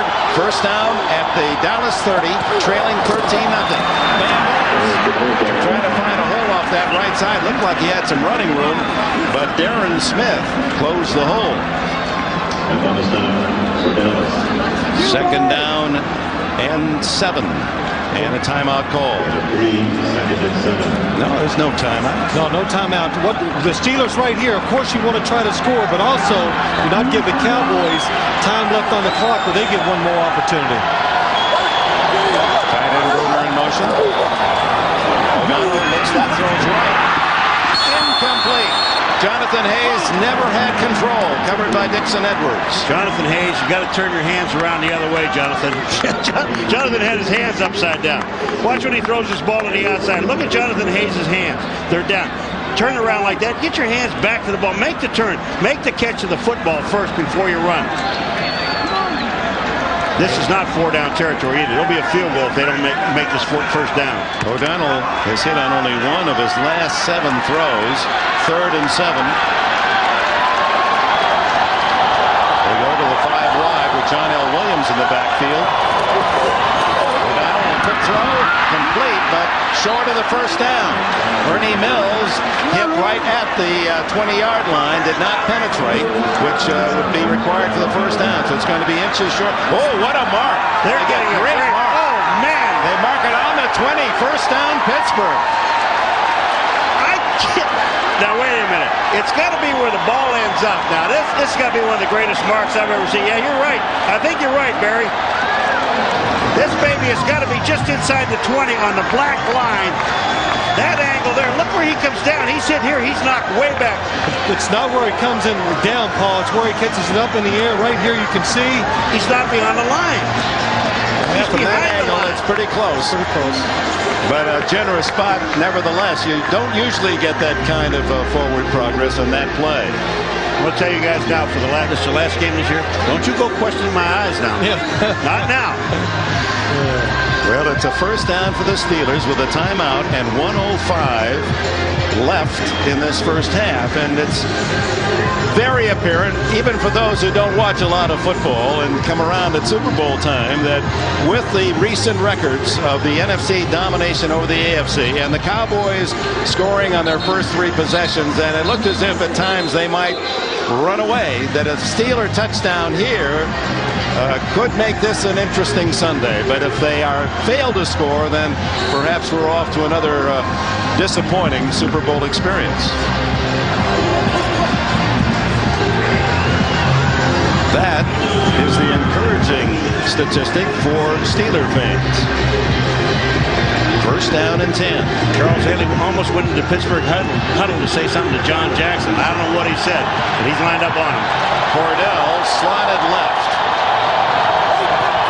Stewart in motion. O'Donnell is sacked by Chad Hennings. Hennings, a 2-time GTE Academic All-America from the Air Force Academy, the 288-pound former pilot in the Persian Gulf crisis. There was a little confusion, I think, inside. Right, well, Chad Hennings, all he does is just throw Tom Newberry to the side and get straight to the quarterback. Neil O'Donnell's got to be ready. Short drop. If it breaks free, the defensive lineman, throw it away. Joe Palooka type from Elberton, Iowa. Population 150. Second down underneath Hastings, tackled immediately. Good coverage from Robert Bailey, a former Ram. Well, what you do here, the first thing you want to make sure, give yourself a chance to kick this field goal. The Steelers will use a timeout here with the ball just outside the 23-yard line. Not only is NBC producing worldwide coverage of the Super Bowl today, we're also producing coverage of the World Wide Web. First time ever, enhance your Super Bowl experience by going online. Go interactive on this Super Bowl Sunday with Randy Cross, Jeff Hostetler. They've got Super Bowl experience. Gil Brandt, the former recruiter for the Dallas Cowboys, talent scout. It's the best online source for all of your Super Bowl action. It can only be found at superbowl.com on the World Wide Web and on the Microsoft Network. So third down and 14 is the call. The Steelers are in field goal range. And Phil Simms, you say here you play it fairly conservative. Well, I think you do. Really, Dick, I know, of course, Ron Earhart, the offensive coordinator, right here is a time where he likes to take a little shot into the end zone, spread the field, send one of the receivers down a seam, and try to get the big play for the touchdown right here. Or if you don't, just kick the field. All right, Phil, you've been watching 5 wide. In this 5 wide set so far, who is usually open? Everybody? Somebody. Well, somebody has been open every play, and it's usually inside. So here we have the 5 wide receiver set. With the Stewart, the nearest receiver on the right side. O'Donnell has to hurry to the end zone.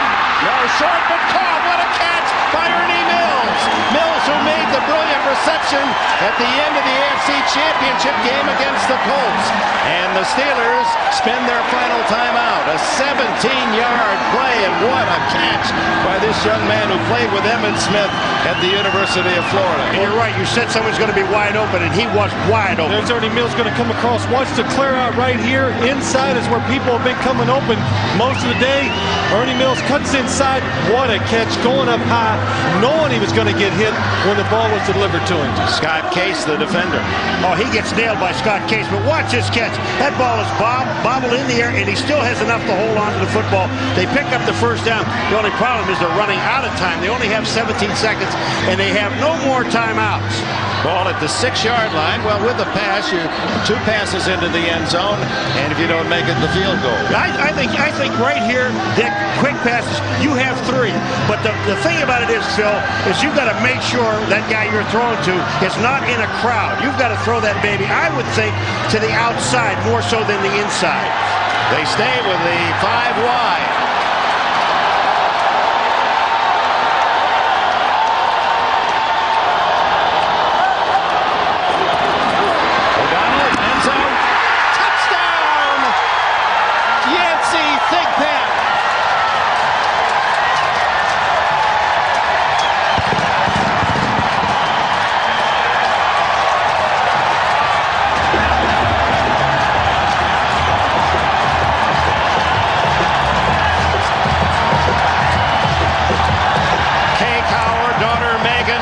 Cheers as the Steelers threaten to make this a Super Bowl game.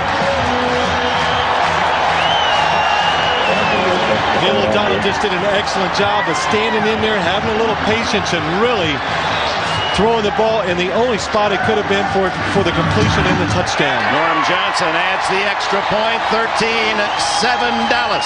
One thing about it, I said earlier, and I think everybody knows that, if you're going to beat Deion Sanders, you beat him to the inside. You don't try to beat him outside or deep. This is where Neil O'Donnell threw this ball. That's right. Here, let's look up top. Here's Yancey Thigpen going to run inside. Watch Deion Sanders. He's hoping for some help in the inside, but Neil O'Donnell just throws it before the help can get there. I mean, that's just a perfect throw. You depend on a guy on the outside, and Neil O'Donnell knows that. And you got to know that you can throw the ball inside on Deion Sanders. That time, Thigpen went in. Sanders couldn't stay with him, and here it is. Watch how quick this ball is delivered inside. Even Deion is sitting inside, and he beats him.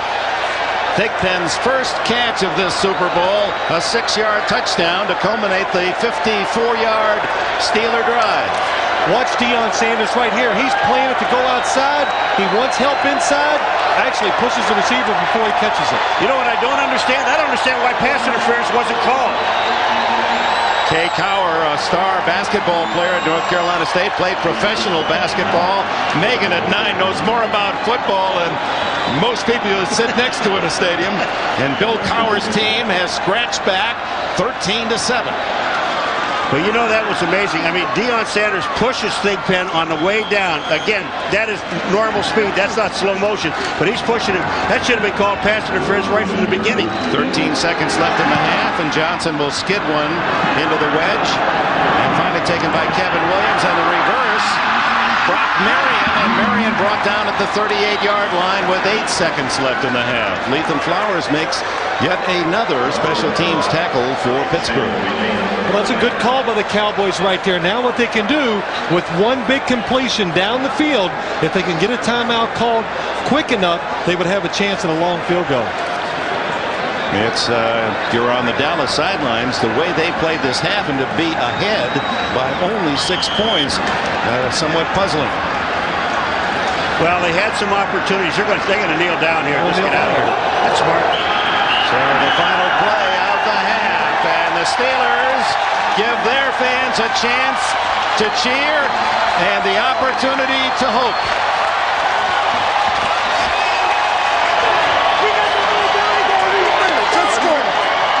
At the intermission, Dallas 13, Pittsburgh 7.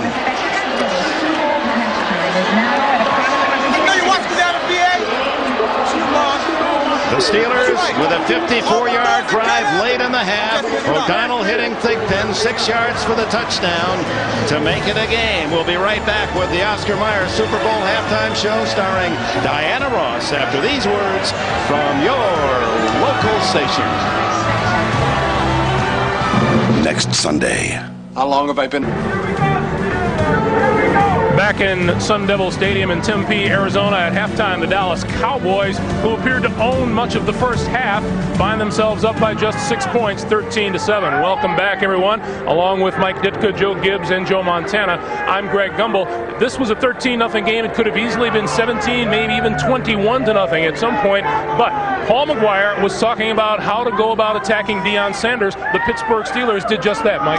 Well, what they're doing, the best way to beat him, and Paul pointed out earlier, to beat him to the inside. The other thing is you're better off when you're down in what we call the red zone or the plus territory. You got a better chance because then you can beat him with one move and his speed isn't going to help him recover. It's not catch-up speed at that point, and that's why he got beat. The other thing they're doing very good, what's happening right now is Dallas looks like they're doubling Stewart, who is a third inside man in the slot. The second and third guy are coming in man-to-man, and that's why they're getting home to the post. Joe, I said just a moment ago that this appeared to be nothing but a Dallas Cowboys first half. What happened to all of that momentum the Cowboys had built up? Well, I think one thing, not a lot of points. Pittsburgh did not give up a lot of points, okay? And we're talking about momentum here. And I think then what happened, Greg, I thought they were nervous and tight when the game started, made a number of mistakes. Then they started playing a little better. They pop a run through there. All of a sudden, right here before the halftime, they made a big emotional play. In football, when you get a big emotional play right before the halftime, it can really carry over. So basically, it was all Dallas, but I think Pittsburgh hung in there long enough, and now they're starting to play a better ball game. Cordell Stewart came with the same kind of touchdown, Joe, very quickly 2 weeks ago. Maybe the jitters just got away from the Steelers for a while. Well, I would certainly hope so for the Steelers, because I think the real problem they've been having, first down, Neal's been 0 for 5 throwing the football. You can't make a living against the Dallas Cowboy defense, or any defense, with a matter of fact, when you're going 3rd and 10, 3rd and 11 all day long. You got to find a way to keep pressure. You got to get some yards on first down. Take the pressure off. Let yourself be able to run the ball or throw the ball. You're putting yourself in an only pass position. You're making it tough on yourself. All right, Joe, 13-7. Cowboys leading the Steelers. We're back with the Oscar Mayer halftime show right after this. Next Sunday. How long have I been away? They said your ship was lost. How long have I been gone? His journey took him beyond your wildest dreams. His travels. I was flying several hundred feet above the ground. You're insane. I'm a man just like you. Led him to the discovery of a lifetime. We have a new jester. Hello, Shorty. For one man. Am I just another animal? There was no greater adventure. Bye, halftime show. Radio City Productions and the National Football League proudly celebrate the 30th anniversary of the Super Bowl, starring the legendary performer who has entertained millions of people around the world.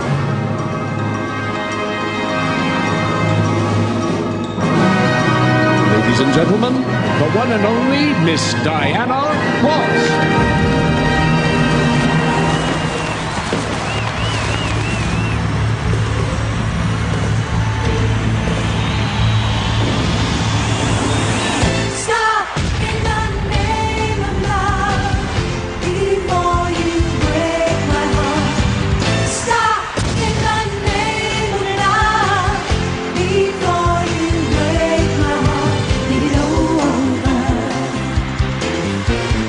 Over.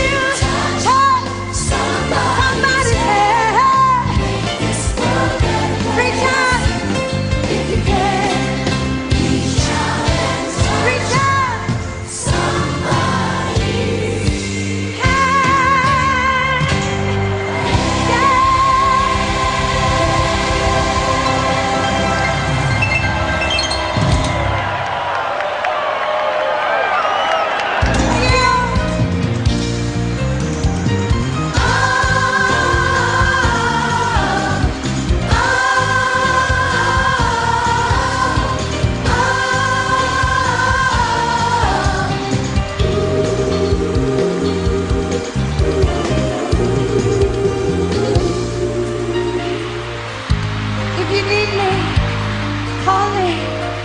No matter where you are, no matter how far. Just call my name. I'll be there in a hurry. On that you can depend and never worry. No way. Can stop me, babe. If you're my goal.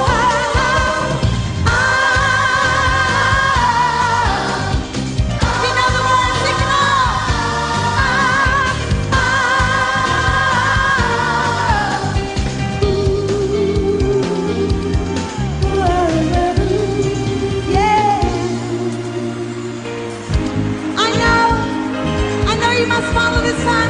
You look so beautiful to me. Look at you. Hey, love you.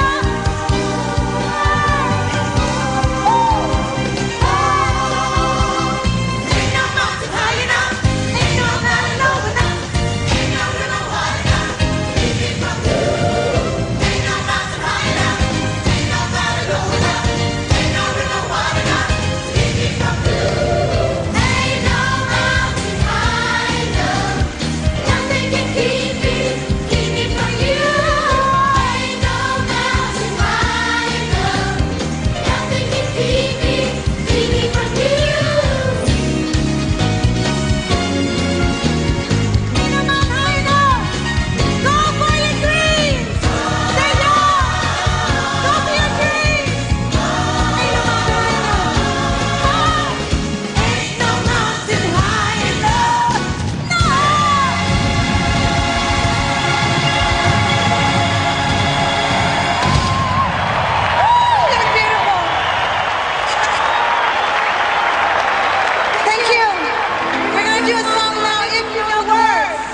If you know the words, you sing along with me. By my side. And I spent so many nights thinking how you did me wrong. And I grew strong. I learned how to get along. Woo! I saw you back from outer space. I just walked in to find you here with that sad look upon your face. Should have changed that stupid lock. Should have made you leave the key. If I had known for just 1 second you'd be back to bother me. Go now, go. Walk out the door. Just turn around now. 'Cause you're not welcome anymore. Weren't you the one who tried to break me with goodbye? Did you think I'd crumble? Did you think I'd lay down and die? Oh no, not I will survive. Oh, as long as I know how to love, I know I'll stay alive. I've got all my life to live, and I've got all my love to give. I'll survive. I will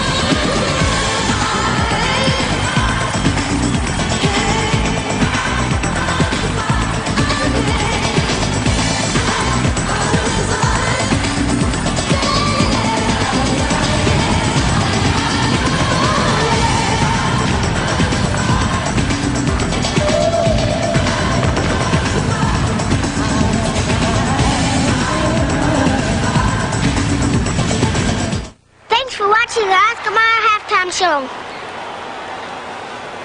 Imagine. Super Bowl 30 is a contest. Pittsburgh out of the 4 and 5 wide. Listen to this. 9 for 11 passing. By a score of 13-7. Welcome back, everyone. I'm Greg Gumbel along with Mike Ditka, Joe Gibbs, and Joe Montana. We will get Coach Gibbs' halftime adjustments in just a moment. First, let's hear from the two coaches. Will McDonough spoke with Bill Cowher, Jim Gray with Barry Switzer.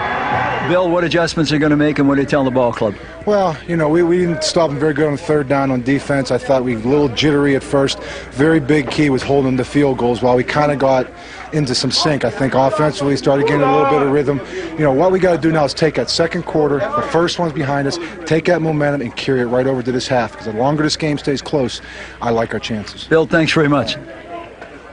Barry, are you concerned that you controlled the game, yet you only lead 13-7? You know, it's disappointing when you have them 3rd and 20 and 3rd and 14 and 2nd and 18. They overcome that in that last 5 minutes of the first half. Our defense has played outstanding. We've had the sacks. Offense has controlled the ball. The only possession that really hurt us is the 4th one. We don't make a first down. It allows them to do what they did in the first half. Field goals instead of touchdowns, though. Yeah, we slipped, and Emmett was trying to get the first. Well, obviously, we had to kick the field goal the first one, but the second one we're disappointed. Disappointed in the call. I think we got a touchdown on the call. Barry, thank you. Good luck in the second half. All right, guys. Both sides exuding confidence as the second half approaches. Got to think the Pittsburgh Steelers are very comfortable in close games. Joe, let's talk adjustments. Well, I think Pittsburgh started off the game kind of tight. Bill Cowher even said that. And I think the first thing they need to do is, hey, they opened it up more on that last drive.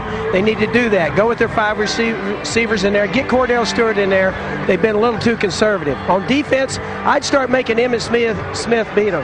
Hey, listen, they're killing us with the passing game. They're being aggressive on defense, and they're killing them throwing the ball downfield. Take a look at Novacek right here. 5 catches for 50 yards. This guy's killing them. I start doubling him and play a little softer, make him beat you. Now, when you start talking about Dallas, on offense, stay with the game plan. Hey, they're reading it great. When they get aggressive, they're throwing the ball downfield.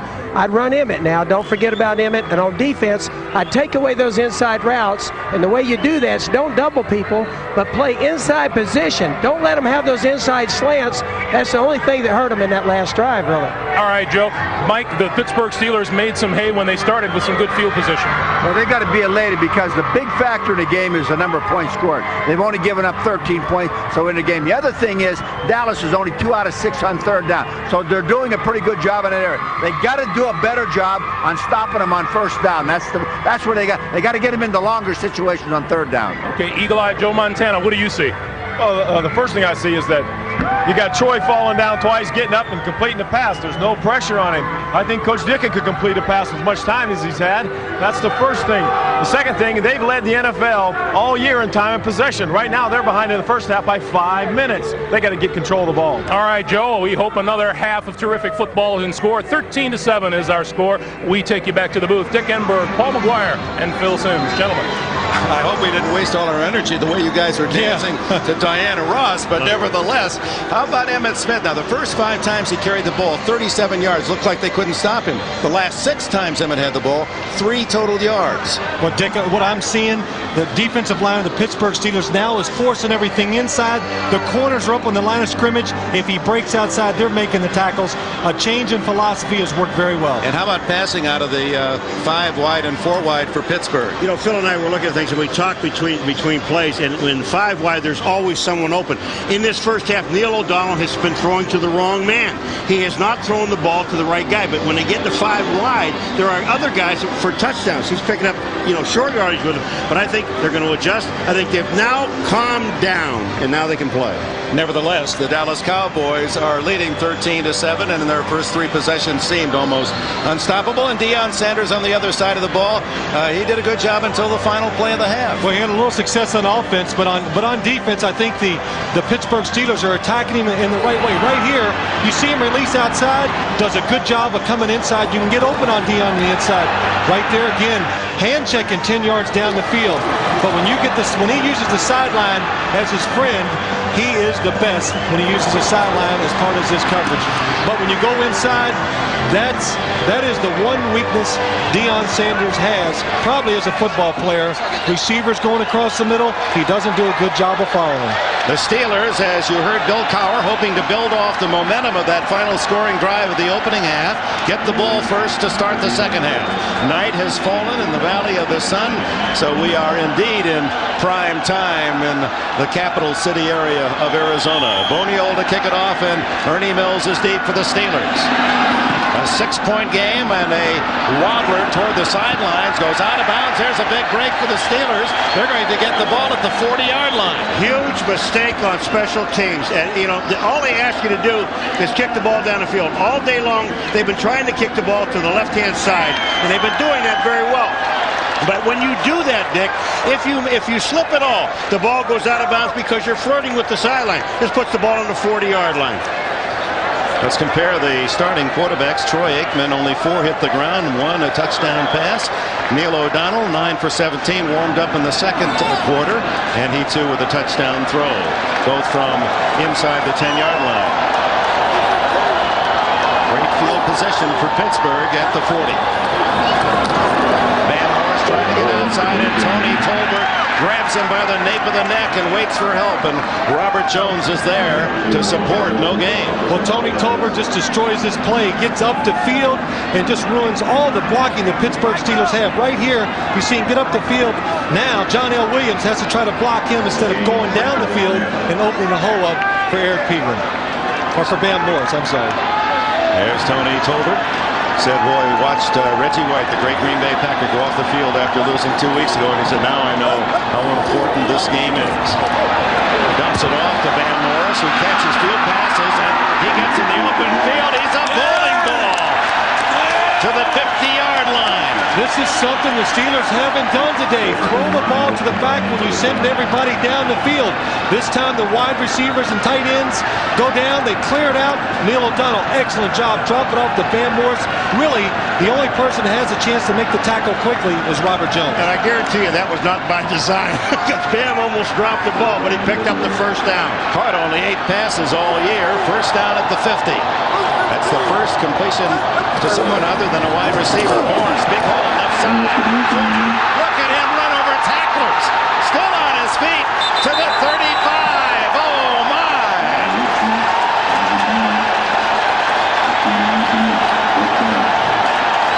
This whole thing starts with a good block by John L. Williams. So watch John L. Williams come to your left here. You're just going to see him coming right there. Look at this. Boom. Dixon Edwards just clear. Darren Smith, he just knocks right out of the hole. And Van Morris, a big man with good feet.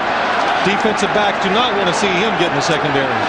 Darren Woodson going to the Pro Bowl again. Finally made the shirt tail tackle. That's a load. So Morris a 10-yard reception and a 15-yard run. And this time up the middle and not much there. Russell Maryland, the first player picked in the draft of 1991. Dick, I'm not picking on Deion. You know, he missed the tackle earlier in the game, but we asked Bam, we said, you know, if you get a shot at running the outside, you know, Deion's coming up. You afraid of him? He said, he ain't gonna tackle me. He's gonna get out of the way. That's right. He said he won't even try. He said he'll step aside and run me down and try to force me out of bounds, but he's not gonna step up. Let him run by and then grab him from behind. That's it. Second down and 9.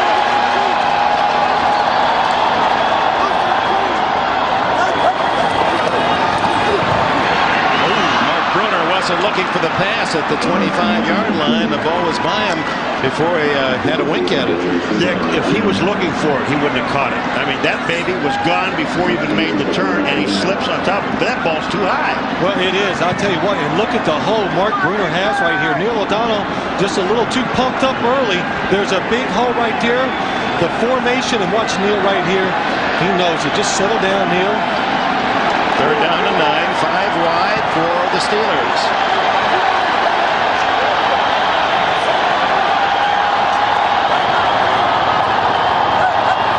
They're coming. The quick throw, incomplete to Andre Hastings, and what a hit by Scott Case. Scott Case takes a shot here. He's waiting for Andre Hastings to go across the middle of the field, and when he does, he's waiting. Well, it's a good job. The Cowboys come on a blitz inside. You're going to see both of these people come. The Steelers cannot pick it up. Scott Case knows that Neil O'Donnell has to get rid of the ball quickly. Does a good job of reading it. It would be about a 51-yard field goal, so Bill Cowher, not wanting to sacrifice field position, brings in Stark, hoping he can drop it inside the 10. Dion waits. Just a little number that Dion says let go, and it turns out to be another very short kick, net wide, 13 net on the punt as Dallas gets it at the 20.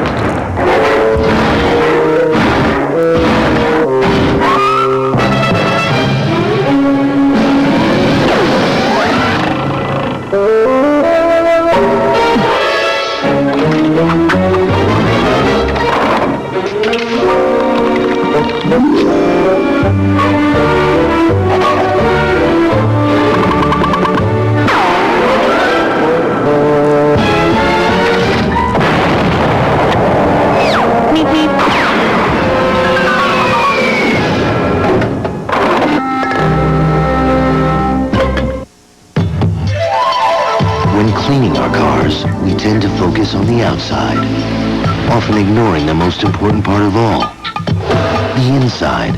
Slick 50 fuel system formula cleans your entire fuel system, removing dirt and carbon deposits with 10 times the power of ordinary gas treatments. After all, it's not just how great it looks on the outside, it's how great it runs on the inside. Slick 50 fuel system formula. Don't forget the inside. Pepsi Cola Company, who reminds you that nothing else is a Pepsi. By the all-new Ford F-150, strength after strength after strength. By Tylenol, the pain reliever hospitals use most. And by MasterCard. MasterCard, it's smart money. Well, Bill Cowher kick out of bounds with that kind of punt. Your former punter Paul McGuire, he didn't give his men downfield a chance. You aim for about the 5 or 10 yard line, and then you pick up that yardage. That's 10 more yards they have to go. You don't kick the ball in the end zone. That is dumb. First down, Dallas. They've stopped Pittsburgh on the first drive of the second half, leading 13-7. Cowboys Emmitt Smith brought down in the backfield by Kevin Green and Greg Lloyd. Jim Gray is with us on the sidelines. All right, thanks, Dick. Well, Emmitt Smith twisted his knee toward the end of the first half. He acknowledged he twisted his knee, said he went in at halftime. It does hurt him a little bit, but he says basically he's okay, should be able to fulfill here in the second half. Also, a lot of the Cowboys changed their shoes, according to Barry Switzer, because just like that last play, they're slipping a lot. Dick? All right, thanks, Jim. A loss of a yard, 2nd and 11.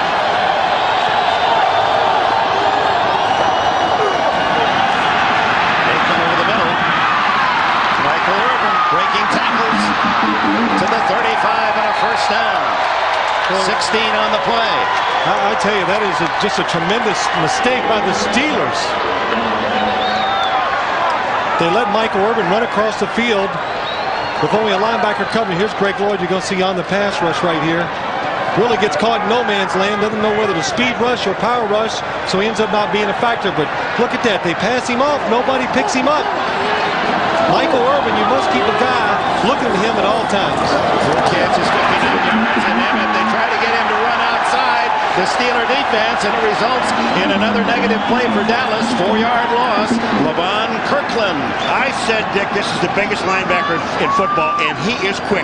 Number 99, Levon Kirkland. Watch this. The guard goes, and he comes right in behind. You're going to see him come in on this play right here, and from behind, he catches Emmitt Smith. This guy is 263 pounds and can move in that area. Lamar, South Carolina. We asked him how small that is. He said, well, my dad is the minister, the barber, and a janitor. They call Levon a good Reverend Doctor. 2nd and 14 to the sidelines, and Kevin Kevin Williams has the catch at the 38-yard line in front of Willie Williams. It'll be a third down coming up for Dallas in about 7. Well, Troy Aikman does a good job of seeing the single coverage against Carnell Lake out here, and Kevin Williams makes the cut. But watch him when he comes back for the ball. Again, a lot of the players are slipping on this field. First catch for Kevin Williams, who had 38 on the season and really produced the last 4 games. They started to find him in the Giant win. That's what Joe Gibbs said. Now you want to double up on Novacek and don't let him beat you.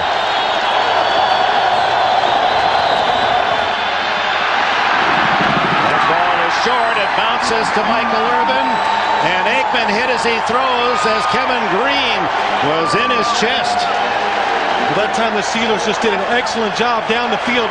Watch the receivers right here. They're both people all over them. The good thing they do, look up top in the slot. They got 2 defenders looking at the receiver. Excellent job outside by Willie Williams.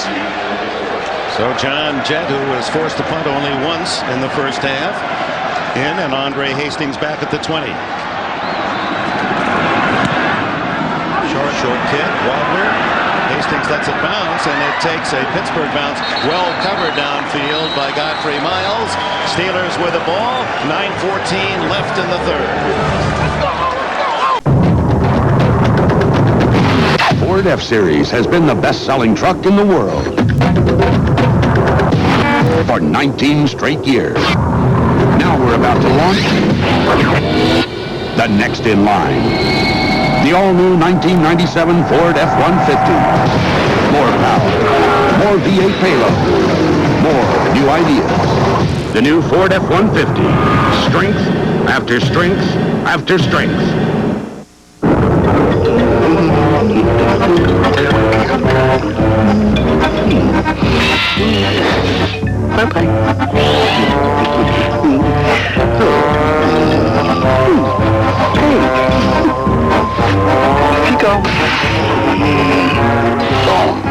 The tamper-resistant signature panel, pioneered by MasterCard. It makes a stolen card practically worthless.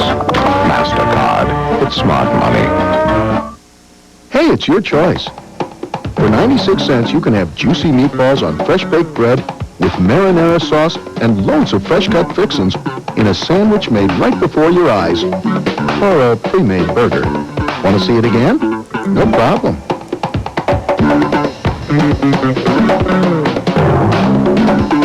So what are you going to choose? Good decision. Subway's 6-inch meatball sub is just 96 cents for 1 more week. Hurry in.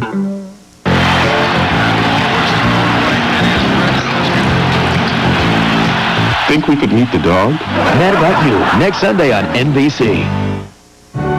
You're watching Super Bowl 30 on NBC.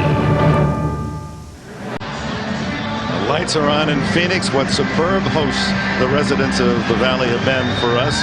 And tonight, Eye in the Sky coverage courtesy of the Bud One airship. And Phil, this Bud is for you. Well, thank you, Paul. That's awful nice. It's about time you gave me something. That was a short punt for the Cowboys' John Jett of 26 yards. So the Steelers start at their 36. Playing 500 ball, Neil O'Donnell, 10 for 20.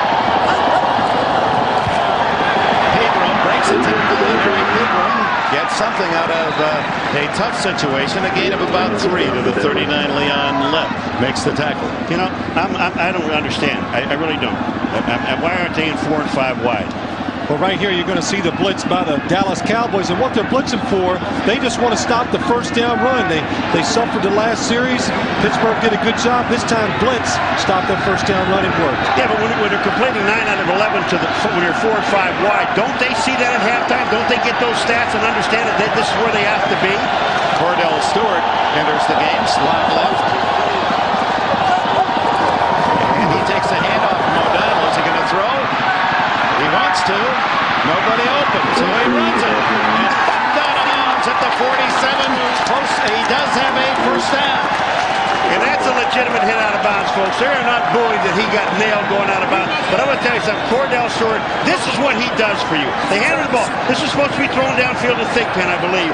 But Cordell, now watch what he does. Watch how quick he makes a decision. Now, get out.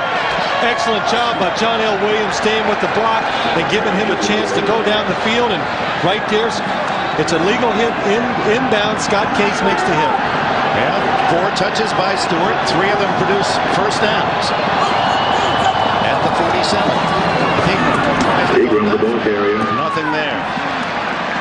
Darren Smith saw the play coming and held his ground. You know, you talk about some throwaway plays in the game. Every first down I've watched so far in this game, Pittsburgh, they have throwaway plays. I mean, I don't even know why they're calling these plays. But Paul, they're not having any success throwing the football on first down either. So if they go 4 and 5 wide, they would.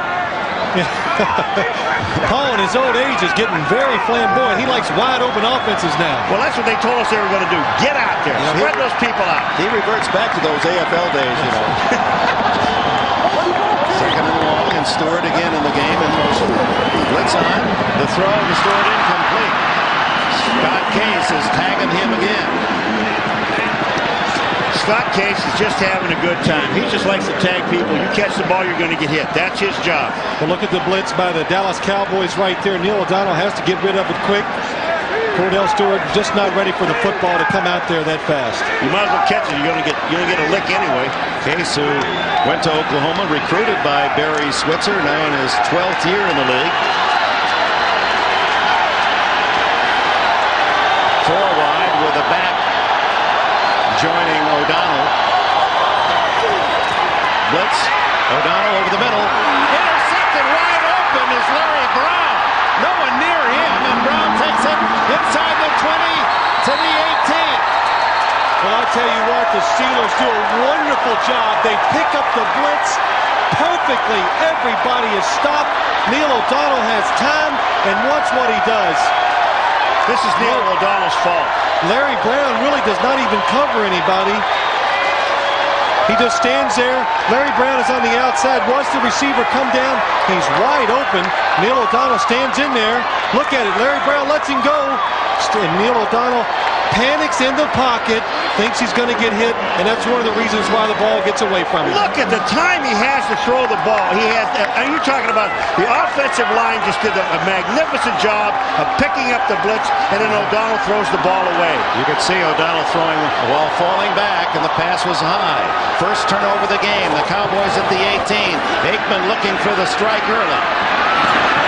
He finds his man inside the 2.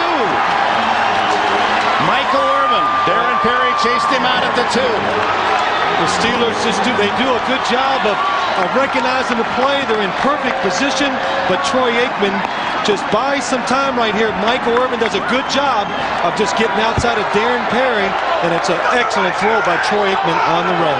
You know, the one thing about it, the Pittsburgh Steelers in the first half, ball kicked out of bounds, they get it on the 40. They have a chance to do something downfield. They don't do it. Here they have another chance, an opportunity, and the offense twice now has given the ball back to Dallas, and that'll beat your defense in a heartbeat. Ball just outside the 1-yard line. First and goal. Emmett Smith. Second effort.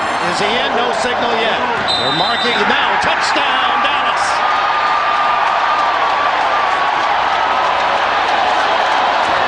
Emmett Smith, 117th career touchdown. 100 in the regular season.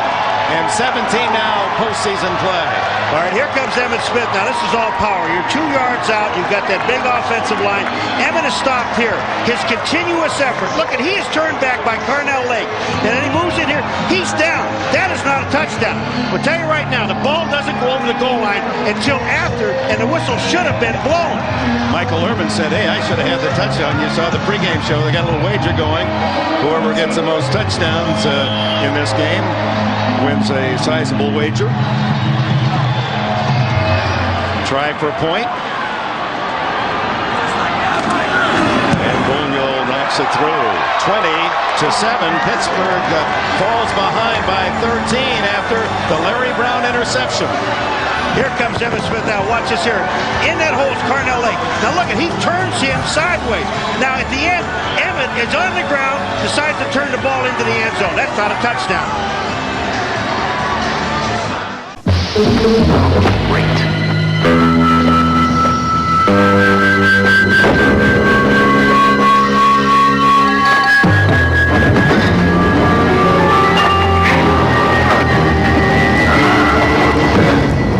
Well, it can't get any worse than this. For the great taste that will fill you up and never let you down.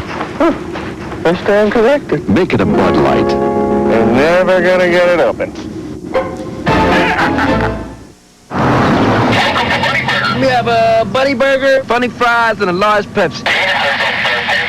No, that's a Buddy Burger. What? Forget the burger. All I really want is a Pepsi. Pepsi! Yeah. Thank you. Need to get their intercom fixed.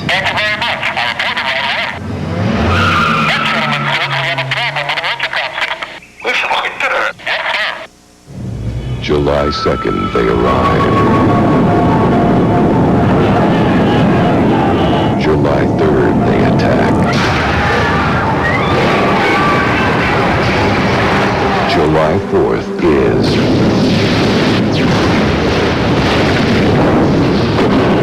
Independence Day.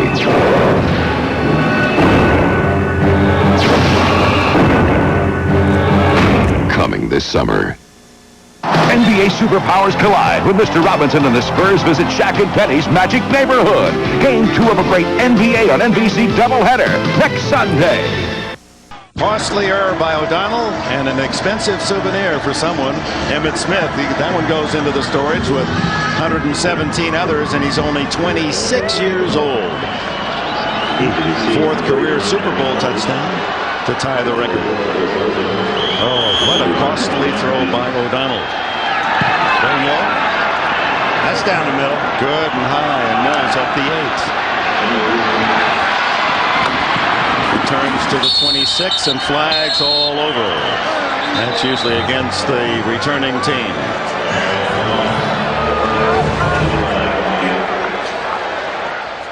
And holding against Pittsburgh.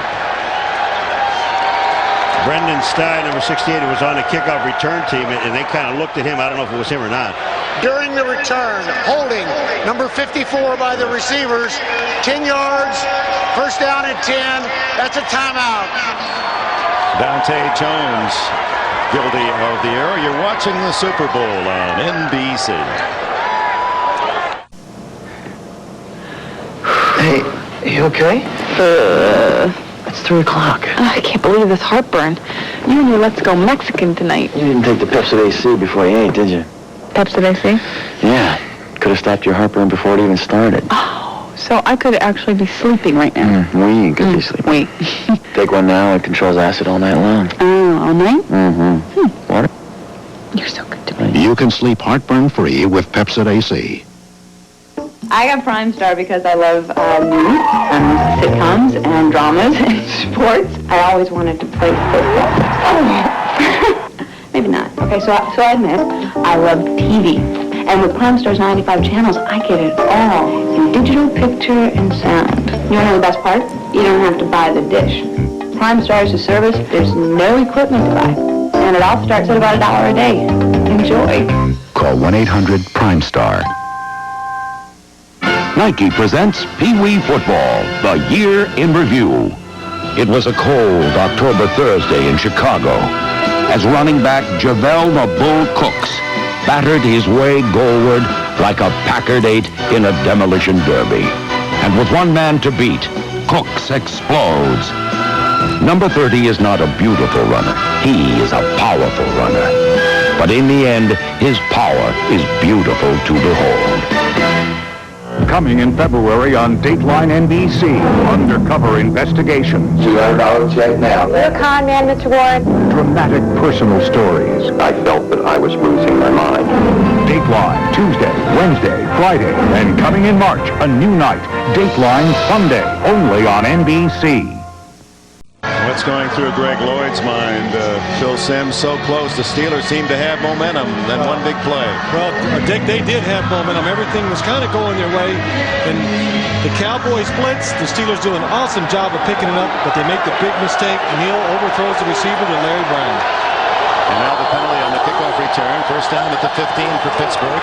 6.5 minutes left in the third quarter. O'Donnell eludes the rush, but then down he goes. A sack at the 10-yard line. Chad Hennings was there along with Hervin McCormick. Well, sometimes as a corner in this league, you get a little lucky. Larry Brown does not even follow his receiver inside. Neil O'Donnell stands, throws it right to him. Good return. And then they come back and they throw one to Michael Irvin. Watch him. He'll break inside on Perry, or outside. And then there's the first down. And Emmitt Smith obviously goes in to score. Well, I don't think he scores. 2nd and 14. That's the second sack for Chad Hennings in the game. And they give it to Morris. Morris fights his way out to the 18-yard line, where it'll be 3rd and long. Leon Lett credited with the tackle.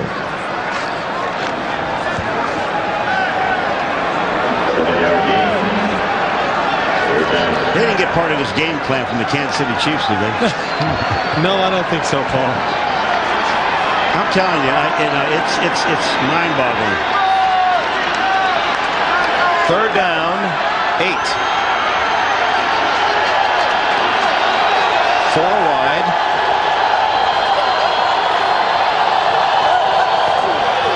Ooh, almost a bad snap again. Andre Hastings dragging tacklers and may have gotten the first down with that second effort. Excellent job by the Cowboys in the philosophy. Blitz them, making throws to the hot receiver out in the flat. In other words, Steelers cannot pick it up. You'll see the blitz coming. Neil O'Donnell does a good job of getting rid of it. Make the tackle, no first down. Andre Hastings showing his strength, gets it to first down. That's why he's their top 3rd down receiver on this season. No huddle offense. That's John L. Williams, and a rare carry for the veteran from Florida in his 10th season, used primarily as a blocker and pass receiver, and the Cowboys stop him for no gain. You're in a hurry-up offense, and if you're going to do that, you're keeping people off the field. You better take a look at some hot receivers downfield. They're in the nickel baits, they call it. The Cowboys 7 defensive backs. Throw to the sidelines, a nice fingertip catch by Hastings again. Ducks out of bounds at the 35, where it'll be 3rd and short 2. You know, when you look at the stats at halftime, and then I'm going to end this whole thing about the 3, 4, and 5 wide, don't Phil. But when you look at it, everybody's got to take a look at stats because they all get them, and they see that this is effective when we're in 4 and 5 wide. Why they're even fooling around with the running game? You know, people say you have to have the running game to win. Not when your passing game is working. Then you use your passing game. 4.5 minutes remain in the 3rd quarter. The Dallas Cowboys leading Pittsburgh Steelers 20-7. Super Bowl 30. 3rd down and short. Cordell Stewart.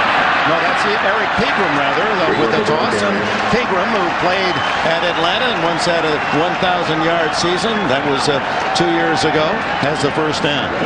Well, it's a good call here by the Steelers. They don't have to run inside. What they do, they bring the receiver down inside. Watch him. He's supposed to crack on the Shante Carver 96. He doesn't do it. Eric Pegram does a good job of changing. Instead of going outside, cutting back inside for a big first down. Did you see Mills duck it out of the way?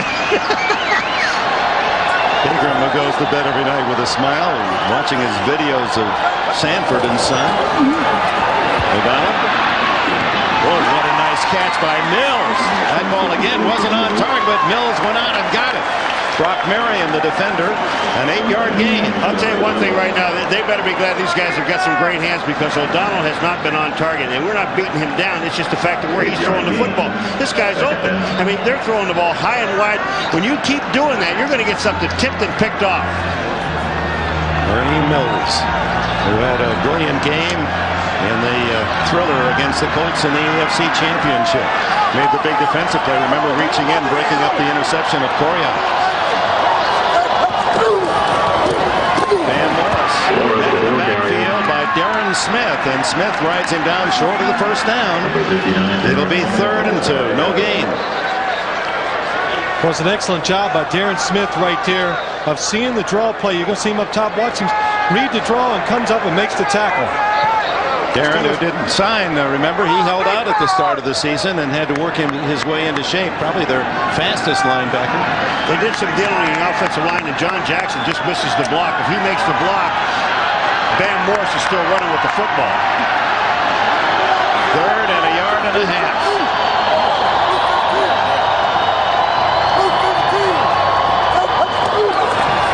Morris tries the left side, and he is stuffed. What a hit. Tony Tolbert was in on the tackle along with Brock Marion.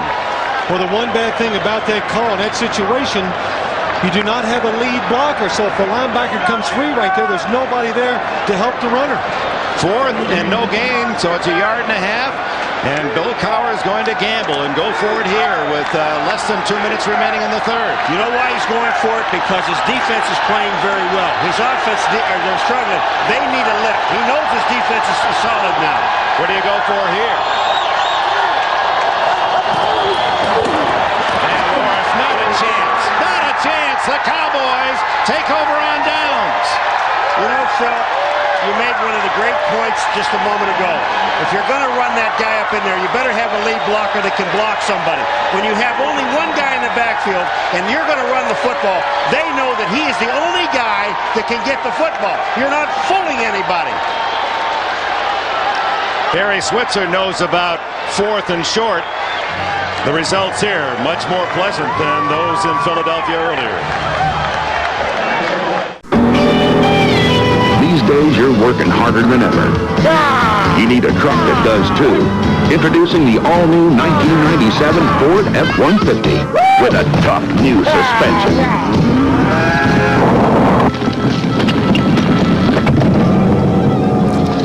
Don't move. A standard new third door to make life a lot easier.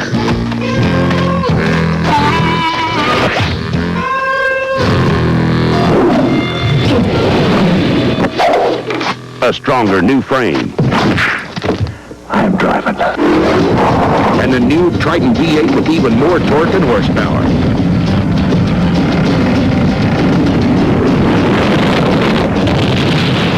The all-new Ford F-150. Better get to the Grand Canyon before we do.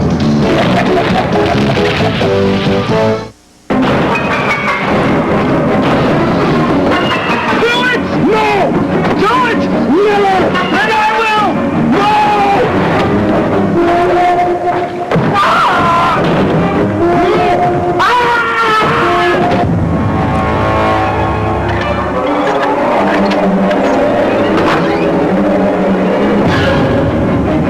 Drink Bud Ice. But beware the penguins. You know it's cold out.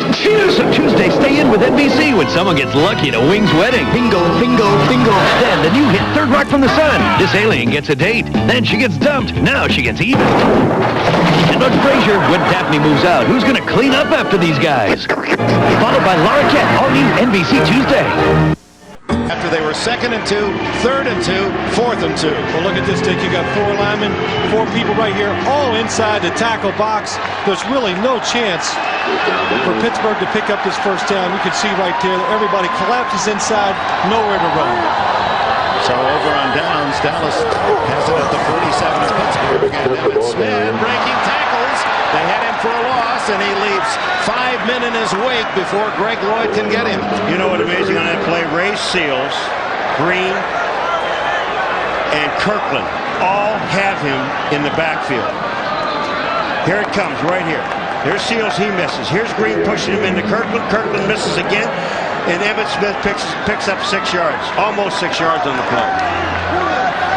Man, Kevin Williams right and Michael Irvin to the left as Emmett Smith, the lone back. Novacek in motion. Quick throw to Irvin. Almost intercepted. Greg Lloyd.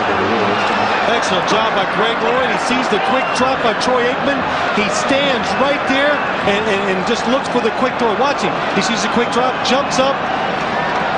Almost has it in both hands. Is that an athletic move or what? I mean, that ball, he's just reading Troy Aikman perfectly. Look at that, hits him right in the hands. And he had a second chance on the way down. Yeah, when Troy Aikman throws that quick slant, that baby's humming. 3rd and a long 4.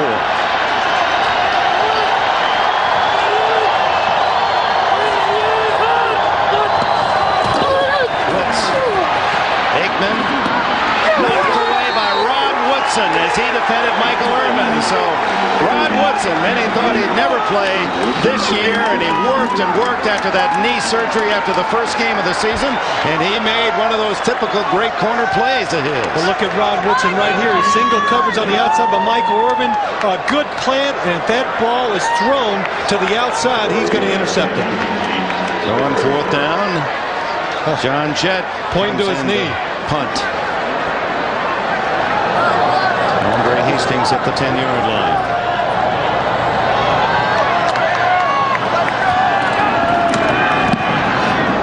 Wow, what a kick. Beautiful spiral. It's going to go into the end zone.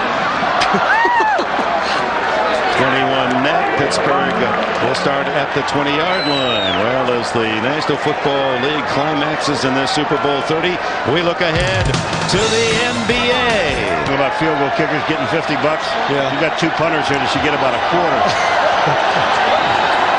Tough to please tonight, Paul. The next punter's You got to put the ball out of bounds and give your team a chance. Final minute of the quarter. Able to connect with Ernie Mills. Sidelines for a first down across the 30. Do you see what Deion Sanders says? Deion Sanders, my fault. Now here's the play here. He's way off, and as Deion walks back to the huddle, he just looks at his teammates and he says, "It's my fault." What a move. Outside. He's given up. The short stuff out and in, he has a tough time with. Don't try to run with him. Pickup of 12, 20 seconds left in the quarter. Dallas leading 20-7. Good pickup on first down out to the 37-yard line where Shante Carver, who played here with the Sun Devils of Arizona State, makes the tackle. Final seconds of the third. We'll be right back after these messages from your local station. Imagine a city where in the dead of winter, a summer of dreams echo in the wind. In the spirit of the Olympics, Atlanta builds towards a dream. The Centennial Olympics in Atlanta, the greatest games for the world to see. This summer on NBC. A Cadillac DeVille. Only in town car. The DeVille has front-wheel drive and full-range traction control standard. And now it's made even better with the North Star system. Just something to think about when you have somewhere to be this winter. Nothing feels like a Cadillac DeVille. Now $469 a month, $2675 down. So, you think you can pick me up in the morning? See your Cadillac Tri-Statesman.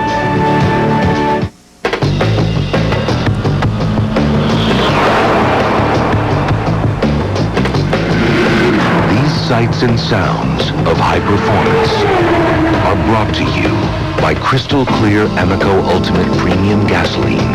Formulated without certain harmful impurities, it's the fuel that can motivate some of the world's most renowned performance vehicles. Crystal Clear Amoco Ultimate.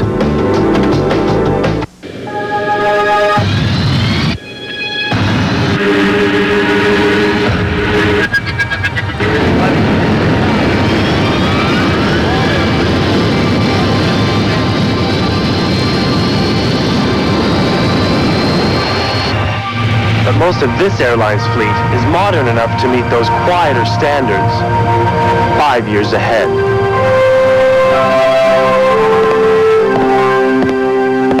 You're watching News Channel 4, the Tri-State News Channel.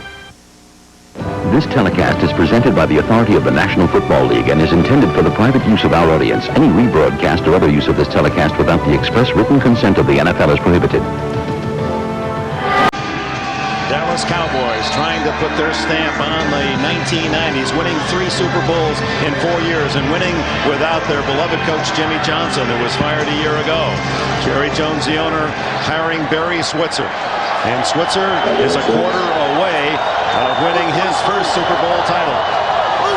Roll down, second and a short 6. Van Morse up the middle.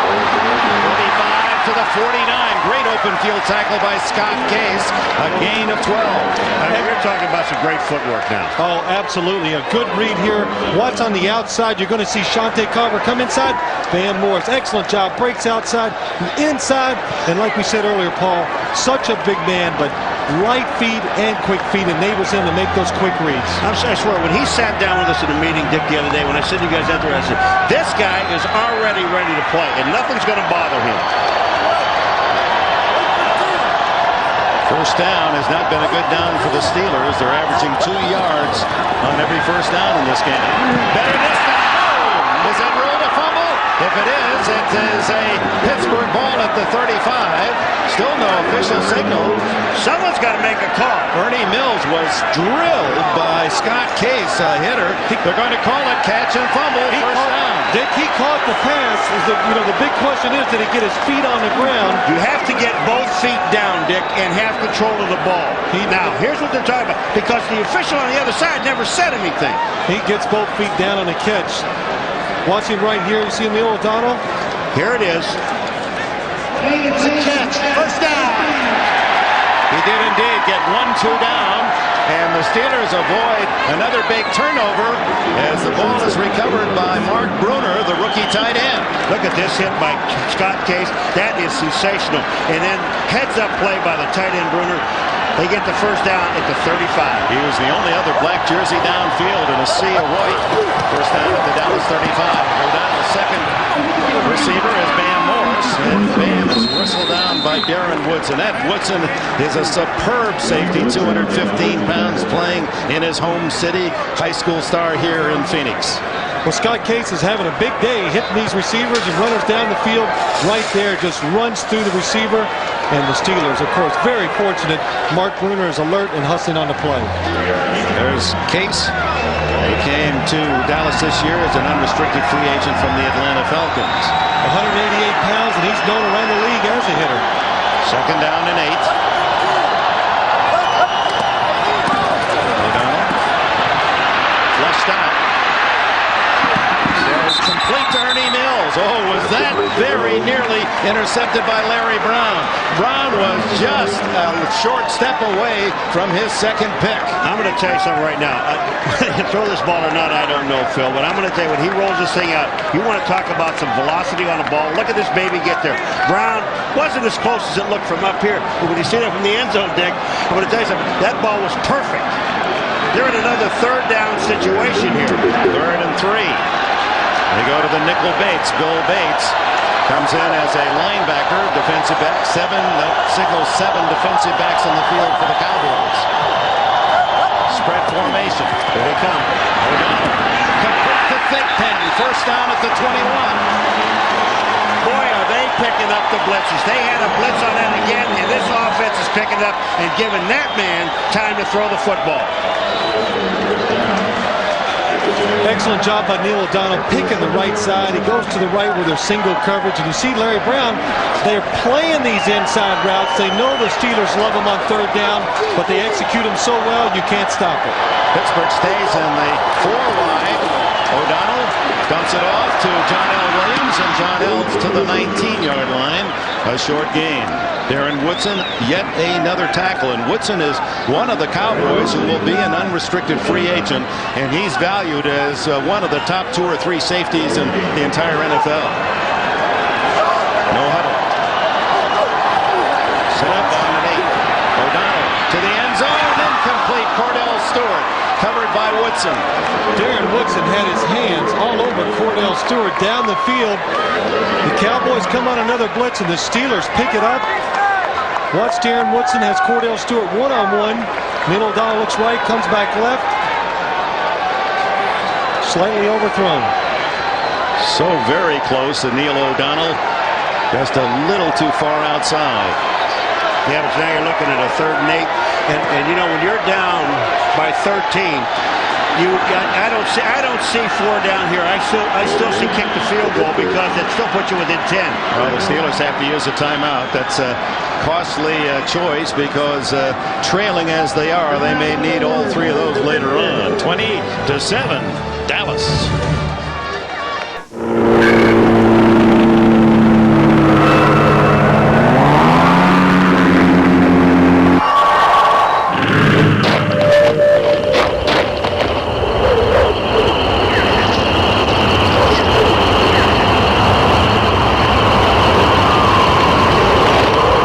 The new reloadable smart card. The future is happening now down under and on its way here. From MasterCard, it's smart money. Invaders from space are coming to attack your home.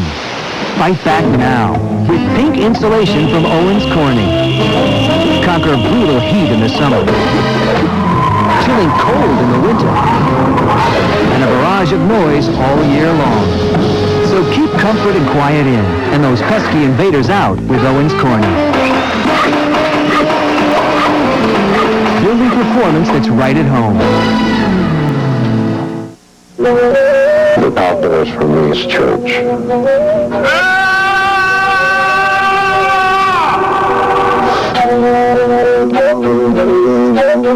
Somehow, some deep level, we're responsible for what happens to us. I'm always trying to save money and invest in the future. And I'm not about it. I mean, you're the best investment you got. You're the best investment you ever had. I don't know whether that's good or bad, but I like it. Jean-Claude Van Damme, Brooke Shields, and Julia Roberts. You're swell. In the one-hour Friends Spectacular tonight after the Super Bowl on NBC. You're watching Super Bowl 30 on NBC. NBC. Final quarter, 11:48 left. The Steelers in what would appear to be a must-score position. A touchdown would pull them within 6. A field goal would make it very difficult. Charles Haley returns.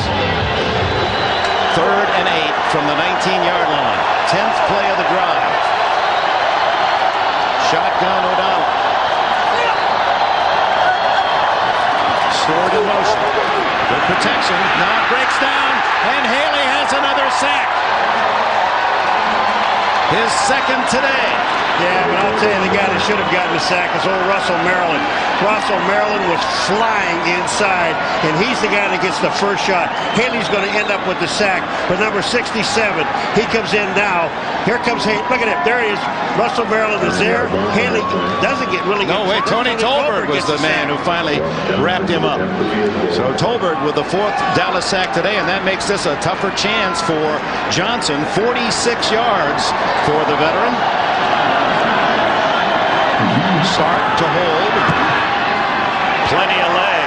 Johnson connects from 46. Dallas 20. Pittsburgh 10. 11 minutes, 20 seconds to go.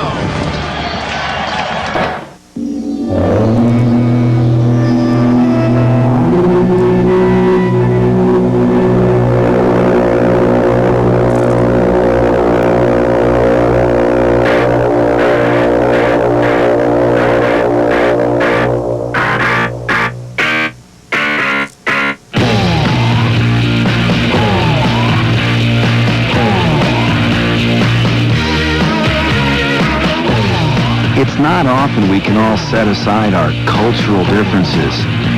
So this Olympic year, we'd like to salute friendship with a worldwide celebration. Over 2 weeks long, 197 countries, 5 billion people. We're going to need a lot of Budweiser. The Bud World Party during the '96 Summer Games.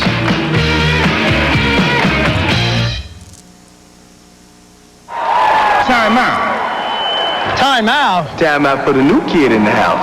New honey frosted Wheaties. Hey, what about crispy Wheaties and raisins? Mine's a frosted flake. They're sweet like me. Very sweet.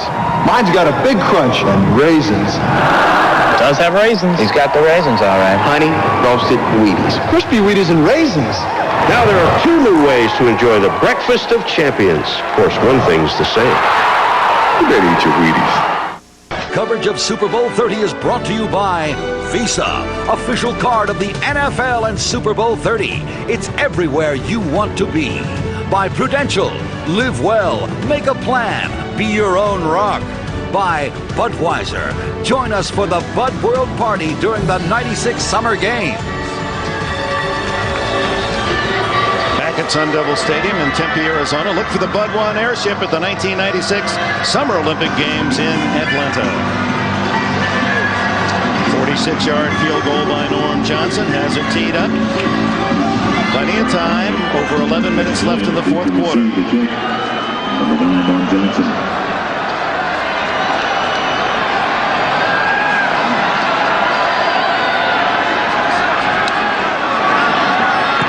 Onside kick. And it's covered by the Steelers. Dion Figures picks it up, and it's Pittsburgh's ball at the 50-yard line. Well, we were alerted to this, Dick, before the game, and right there, Dixon Edwards was already taken off before the ball was kicked. That's where the weakness was, and the Steelers had the courage to call it in this situation, and it was executed perfectly. That's a case of the other man on that outside leaving too soon. I mean, here comes Dion Figures, and watch this. He knows it's coming. He sees it. He reads the ball. And the most important thing now, I got to get it. Boy, it bounces right on his hip. And I'll tell you what, you can pick it up. Oh, that was beautiful. You cannot advance it. It's marked at the 47-yard line of Pittsburgh. That's a 12th onside kick in Super Bowl history, and only the 4th time successfully. Successful is the pass to Hastings, and then first down at the Dallas 41. Here comes the onside kick again, folks. And so you understand, I mean, look at this ball. And Figures, it hits it right on the hip. There's absolutely nobody out there. But we knew that they were going to try it. They wanted to do it in the first half off a scoring play, but it didn't have a chance. Passes high again, and what a catch by Hastings. The receivers for Neil O'Donnell have been brilliant. Fantastic is the word. Brilliant, Dick, you're right. You see him up in the slot right there. Andre Hastings goes high, catches the ball on the second try. Something about that number 88 in a black uniform. Lynn Swan, 82 was, of course, John Stallworth, another top 2 receivers here. Hastings and Thigpen, and this is Ernie Mills. Thigpen's hurt.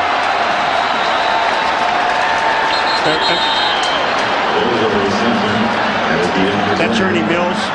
Ernie Mills got whacked that time by Larry Brown. But they've been hooking up perfectly on all of these plays, and now it seems O'Donnell has settled down. And it took 3 quarters and a little more just to do it. But, you know, there haven't been many passes that have been below the shoulders of his receivers. No, not many. You're right, Dick. Here's a good look at Larry Brown coming up, making the hit, and he hits him in the back of the head. And twists that left knee, got twisted underneath. And, of course, an injury to one of the Steelers punishes them in that 4 and 5 wide. We'll take a timeout with 10:16 left in the 4th. Way down upon the Swan River. Far, far away. The world is training for the Olympic Games in Atlanta. You are not just whistling Dixie. You are not just whistling Dixie. Whistling Dixie. Whistling Dixon. Howdy, ya. Oh, yawn. Far, far away. I do declare. Please pass me a grit, please. Grits. Luckily, there's only one thing they need to say. I have Visa. Yours? Visa, the only card accepted at the 1996 Olympic Games in Atlanta. Welcome back. No, wait a minute. That's a tricky one, no? I'm on the road 345 days out of the year. Luckily for me, everywhere I go, there's a mailboxes, etc. An office on the road, if you will. I drive a 27-foot-long hot dog on wheels. That's my company car. Mailboxes, etc. is our link to our corporate headquarters. This is the place to get all your mail, do lots of copies, and get all your faxes, and anytime you need to ship or receive something, that's where you go. Mailboxes, etc. It's not what we do, it's how we do it. I relish the service I get from MBE. And that's no baloney. People keep asking me, how does it feel to be Steve Young? Frankly, it hurts. Give me my Advil. Nothing has shown me that works better on aching muscles, or proven that it lasts longer. Advil's the one. For sore muscles, more doctors recommend Advil than any other pain reliever. Nasty game. Advil, advanced medicine for pain. Mills with his 8th catch, but the injured knee as they attend to him. Ball at the 22-yard line. Another big effort from Mills, who was the leading touchdown man of the receivers of the Steelers, had 8 touchdown catches, and Emmitt Smith, his teammate at the University of Florida, was one of the first men on the field to make sure Ernie was okay. Second and 2. Steelers trail 20-10. 10 minutes left in the fourth period. Down to Van Morris, and Morris has the first down at the 17. So much for the blowout, boys. Now we get the football game is on. I mean, the onside kick was terrific, but I'll tell you something right now. This team is now fired up offensively. And all you need is one little spark to do that. And once it puts it in perspective, the defense, they know they're holding them. The offense now, they're getting off the ball. At the 17-yard line, Cordell Stewart to the left in the slot. Thigpen wide left. Hastings wide right. Morris in motion. Morris had to lose his forward momentum to come back and get the ball, so he didn't have that charge going upfield. You know, he's a tough man to break down, Bam Morris. Not only does he catch the ball, he gets hit, but watch Scott Case at the end of this, baby. He jumps on his back, and he still can't get him down. Here it is. He checks off on the outside, hits Bam Morris. Brown comes up and hits. So watch Scott Case on top. He's going to ride him a little bit. Nothing. Ball at the 11, a gain of 6 on the play. 8:50 remaining, and O'Donnell almost perfect the last 2 drives. Looks to the end zone, throws underneath, complete to Thigpen, drilled it down at the 5, it hangs on. Dixon Edwards almost dislodged his shoulders from his hips, and he did not let the ball go. What can you say about these wide receivers? Watch Yancey Thigpen. He's coming all the way across the field right here. Neil O'Donnell hangs in there and throws it in tight coverage. And what a hit by Dixon Edwards. Edwards just drops his shoulder. Watch his shoulder hit him right here. He'll drop it and bam! That's how you hit that big bang, Jack. First and goal at the 5. This is to the 2-yard line. Dixon Edwards makes another tackle. It was Morris who scored the winning touchdown against the Colts in the AFC Championship. And like another man named Bam, remember Sam Bam Cunningham had the same nickname. They're best down inside that 2-yard line. You figure he'll get it. All right, they're bringing some big lumps in now. They got Parrish is in there, and he reported. So obviously 79 James Parrish will be on the line of scrimmage. But if you're going to keep Bam in there and give him the ball, they're doing the right thing now. Now they got John L. Williams up in there with him. Second and goal. Morris with 71 yards rushing to lead all ball carriers. Gets the handoff. Breaks his tackle. Touchdown, or is it? They haven't marked it yet. No, they mark it down at the 1-foot line. Very much like the Emmitt Smith play. The official on the far side waiting and waiting, and then this time marking it. Paul, when you're a big running back like Bam Morris is, you cannot tackle him high. Right there, you saw Dixon Edwards get a chance, goes high. That's a touchdown. The ball had broken the plane of the goal line, but no touchdown call. I would give it to him one more time.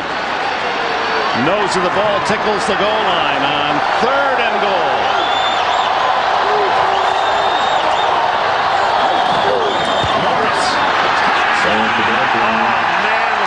Did you see John L. Williams block on the outside?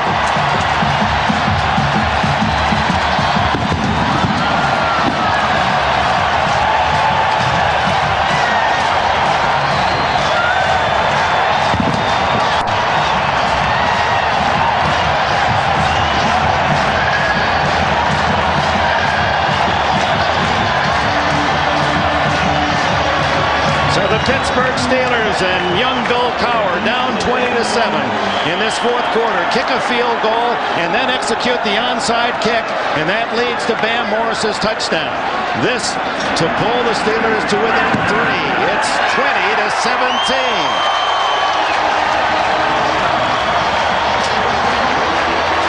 Well, it all started with the onside kick. This is what's turned this game around for the Pittsburgh Steelers. Right here, look up top. There is Dixon Edwards taking off before the ball is kicked, and the Steelers do an excellent job of executing. And And then Yancey Thigpen, how about this clutch reception under punishment? Well, these receivers are tough. They're used to blocking down the field last year for the running game. Now they're making the catches down the field. And then John L. Williams seals the corner, and Bam Morris walks in. That block that time by John L. Williams on Godfrey Miles was just beautiful. And look at Bill Cowher. Yeah, 1 point. Kay Cowher, daughter Megan, leading the cheers. And O'Donnell, who has had an up and down afternoon. Thank you. 5 for 5 on the drive, and plenty of time. 6:36 left. A field goal game, and the Steeler defense in this second half has been very stingy. You know where Dixon Edwards is now? He may be offside. Yeah, that's right. That's right. He could be across the 40. You think he's going anywhere? Now he's up right hugging that 40-yard line. You're not going anywhere, son. Yeah, they're not going to try it again, would you think? No. But that was a great kick by Norm Johnson. You know, he had to hit that ball just perfectly. Boy, does he hit this one deep. Kevin Williams bobbles, picks it up at the 8. And he's in trouble now at the 12. The Steeler fans on their feet. Fred McAfee makes the tackle, and Dallas will start from the 12. Well, we've had a chance to do 6 Steeler football games this year, and one thing we have learned, regardless of how the game goes, they will fight from start to finish, and that's what we have seen in the second half. Norm Johnson has played a major part. A long field goal, 46 yards, and the onside kick execution. Dick, I told you at the beginning, these guys believe that they're in a street fight, and they know what they have to do. And when you tell the Pittsburgh Steelers they can't do something, you told the wrong team. You see how the Pittsburgh Steelers defense has shut down the Dallas offense. Aikman to throw from deep in his own end into Kevin Williams. Ducks under a tackle, and he's all the way to the 34. What a big play for the Cowboys. 22 yards. You know, Kevin Green moved outside and was sitting on Williams. And watch what he does. He lets him inside. You've got to keep him from going inside. It's the cardinal sin for a linebacker to go out on a receiver in the slot like that and let him go inside. Once he goes inside, the safety, Myron Bell, cannot get up there quick enough to help out. What a good throw. Under 6 minutes to play. Dallas by 3. And Smith stopped at the 35-yard line. And Emmett, one of the men figured to be the big star in this Super Bowl 30, has been shackled in this game. Very little yardage. Dick, they're stopping the running game now. They're not standing up there trying to play these guys, these big offensive linemen man-to-man. They're using their speed, moving around, and the Cowboys just can't get enough helmet and equipment on them. Last 11 carries, 6 yards. As you see, Irvin McCormick being taken back for some medical attention. Backup defensive end for Dallas. 2nd and 9. Aikman blitz.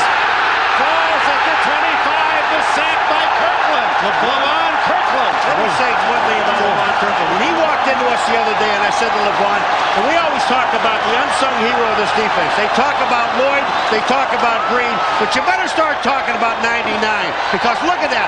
Over the blocker and knocks Aikman back. When we asked him, we said, you know, LeVon, how do you feel about taking a back seat? He said, I don't care. I know my role, and that's his role. Right there. Get him.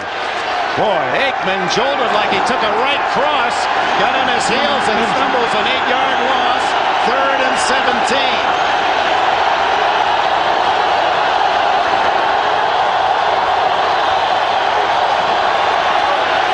Aikman down the middle, incomplete. Kevin Williams wants interference as he went down at the 45. No flag. Pittsburgh is held. He was slipping. He was slipping, and he got tripped up, I think, with Rod Woodson in his feet. No, is it Woodson? Is it Cornell Lake? Watch this. He goes to the inside. He's slipping. That's a good play. There's no pass interference there. Little hand check from Cornell Lake. If you're a Dallas fan, you'd think there was contact. So in to punt is John Jett. 4.5 minutes to play. Andre Hastings at the 32-yard line. Beautiful spiral. Hastings backpedals to get 25. 30. And down at the 33. 48-yard punt, 8 on the return, tackle by veteran Bill Bates. 4:15 to play, a 3-point game.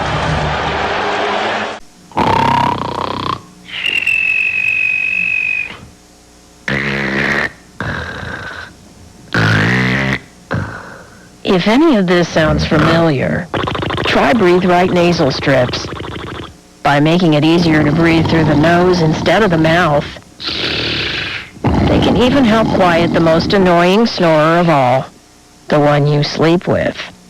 Breathe Right strips in cough and cold sections everywhere.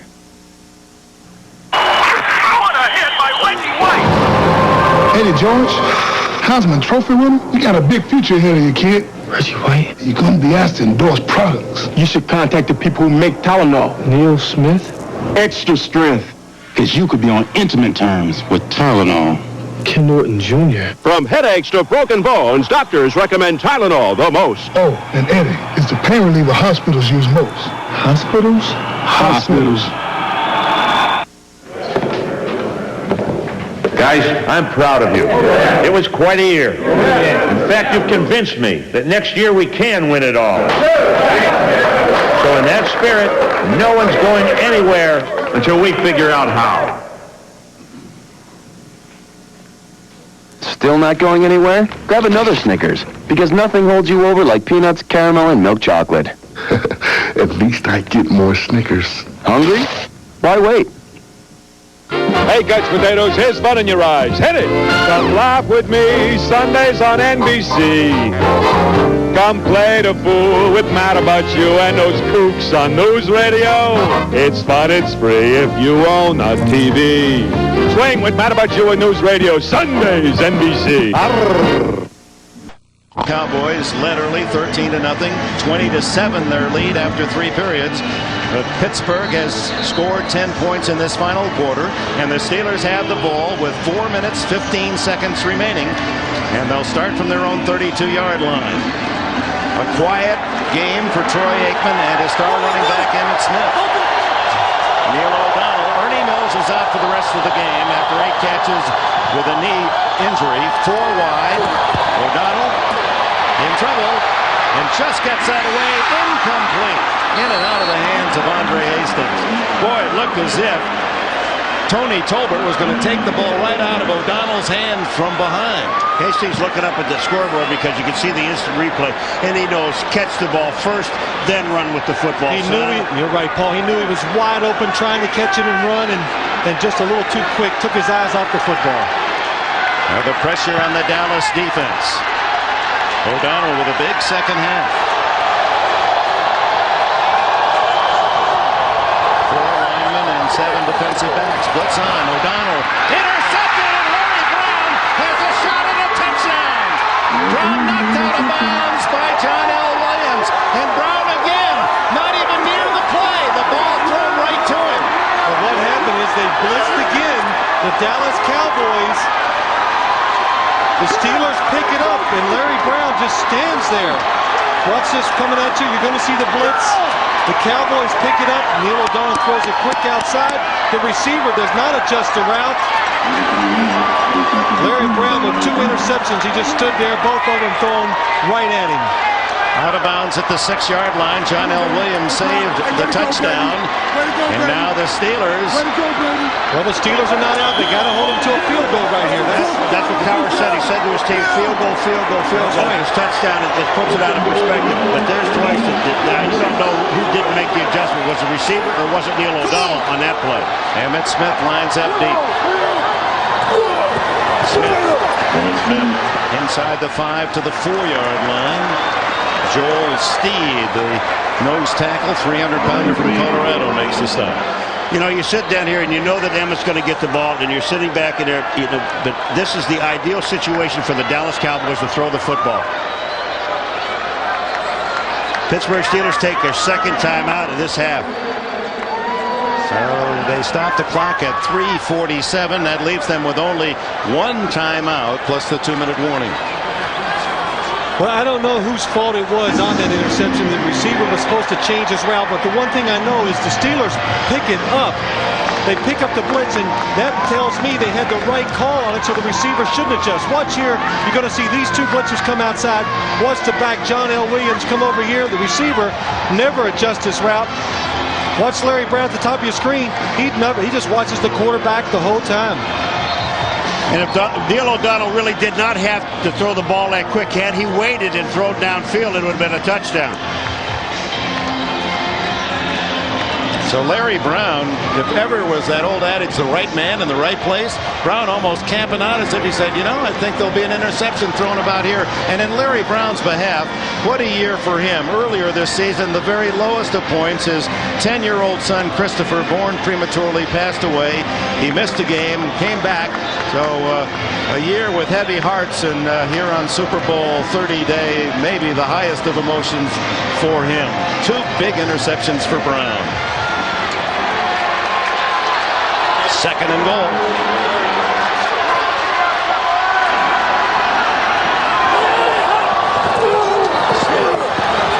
Touchdown.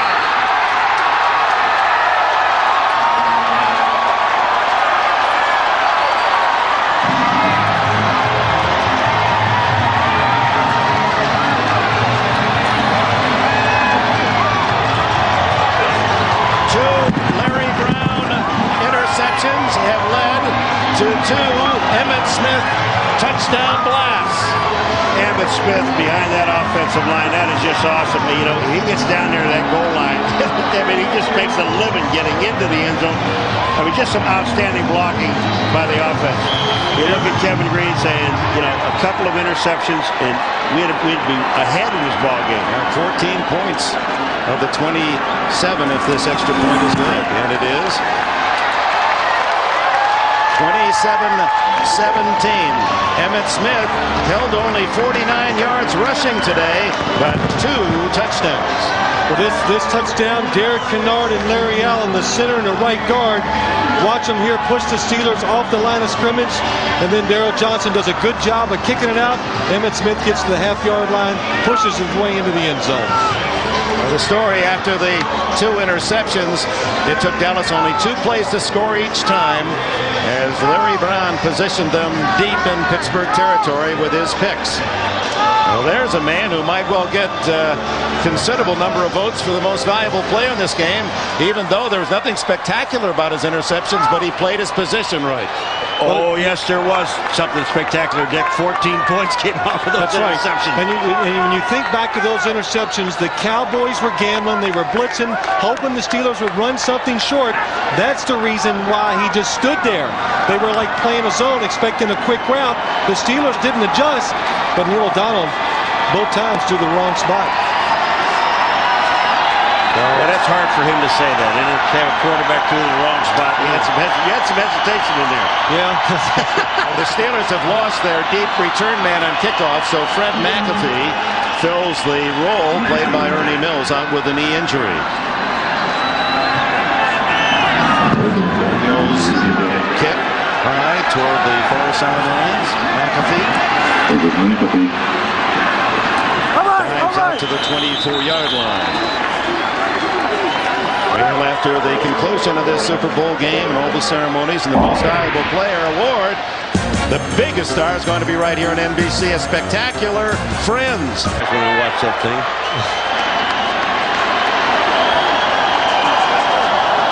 Neil O'Donnell out of the shotgun with Hastings in motion to help on a blitz if there is one. Now O'Donnell to Hastings. Breaks out of the tackle.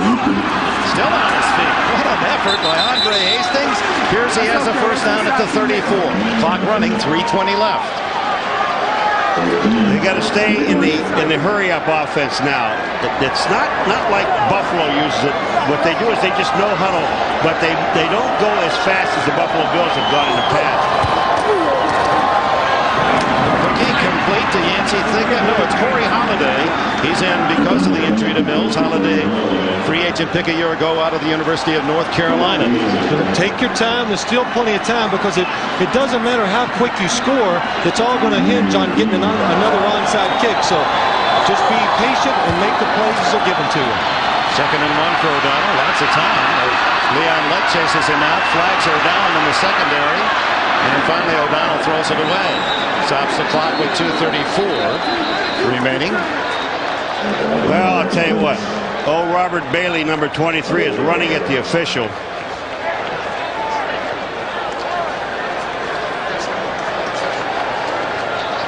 Illegal chuck downfield beyond the 5 yards against.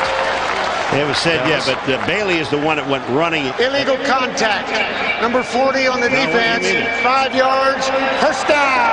That's Bill Bates, but Bailey, he was downfield grabbing on John L, and he thought that maybe it was on him. Here's Bill Bates right in the middle. They come across, and yeah, that's holding. That's holding. Out of the shotgun from the 49. 2:34 left in the game. Underneath to Hastings, his 10th catch of the game. Trying to get out of bounds, saves some time by ducking out at the 45-yard line of Dallas. Looking back on the 2 turnovers, both interceptions by O'Donnell, the irony is that Aikman and O'Donnell were one of the best in the league in not throwing interceptions, and O'Donnell is the best career passer in the history of the NFL in least interceptions thrown. And then both times Dickey got caught in that what we call that no man's land as a quarterback. He didn't know whether to hold on it because he knew the blitz was picked up or not. And both times he made the wrong decision. 2:28 left. 2nd down and 4. Throw incomplete to Hastings, who's had a big day. In fact, he's just a catch away from tying the Super Bowl record for most catches, which is 11, I believe. Jerry Rice. And Dan Ross, the former Cincinnati Bengal tight end, had 11 catches. The only problem with that whole play, it wasn't a first down anyway, even if he had caught it. And he's in bounds. Yeah, that's probably the best thing that happened to him, that he dropped the football. 3rd and 4. 10 catches, 98 yards for Hastings. O'Donnell has thrown 43 times, 27 complete for 234 yards. 1 touchdown, 2 interceptions. Steps up, dumps it off to Williams. Darnell Williams tackled at the 40-yard line. First down. 2:17, 2:16. Steelers will try to get off a play before the 2-minute warning. See if O'Donnell just grounds it. Well, I wonder if he sees the game clock. He might be just looking at the 24-second mark. He gets a play off. And goes deep downfield for Stewart. Incomplete, and Dion was there. And the 2-minute warning at 1:58. Back after these messages from your local station. Did you hear? Seinfeld's coming back for a whole new year. Well, how do you do? And this week, it's an all-new Seinfeld with a twist. NBC Thursday. All the car commercials in the world, she had to walk into mine. It's the Ed and Ed Toyota-thon. Look at those Corolla sales. Play it again, Ed. That great Corolla lease deal is backed by popular demand. Ed, it's that Mr. Toyota-thon. You're on the air. Say it like you mean it, lad. For a low $189 a month, you can't beat value like that. Better hurry. Toyota-thon ends soon.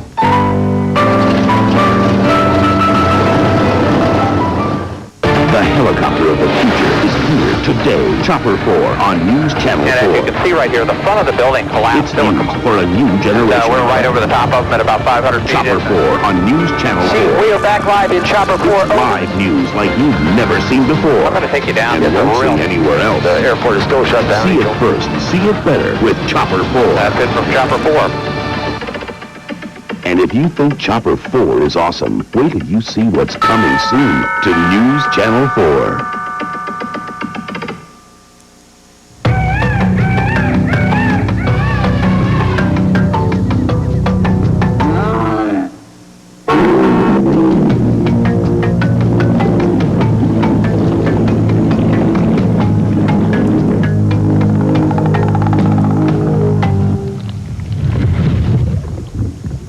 Once again, Jeep Grand Cherokee has emerged as four-wheeled and off-road magazine's 4x4 of the year.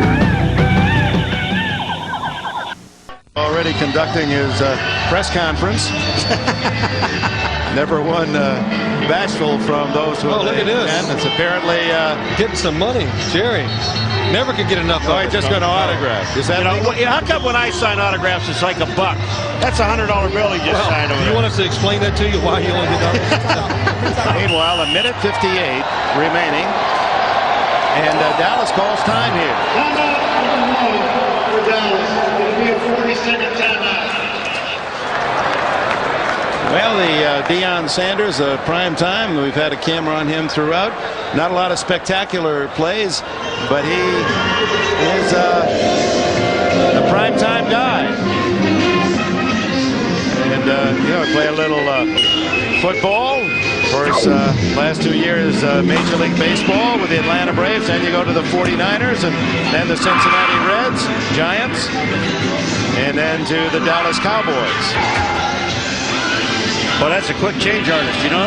Yeah, I like what Deion said. When baseball season's going on, football go to training camp, the players do, and preseason starts, and he says, my baseball average just continuously keeps the drop. Yeah, his batting average. But, when we talked to him, if there was a year that he's really thinking about, not playing baseball, I think it's this year. He and Charles Haley are just playing around on the field.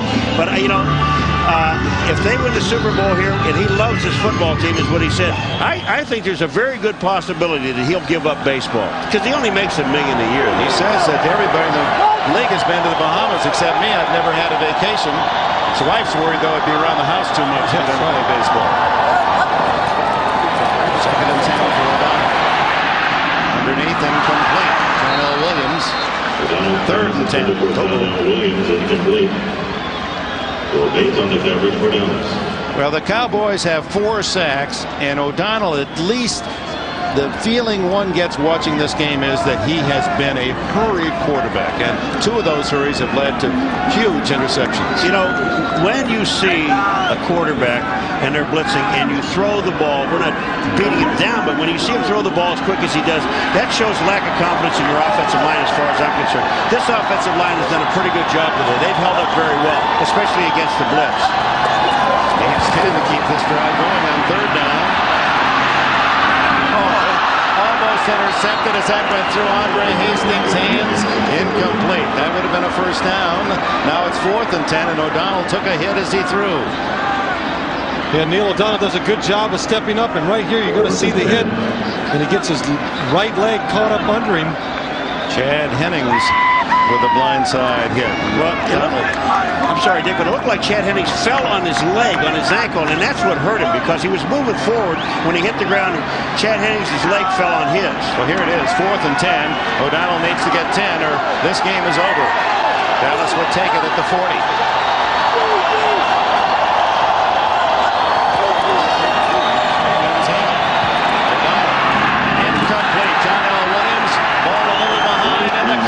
Start to celebrate.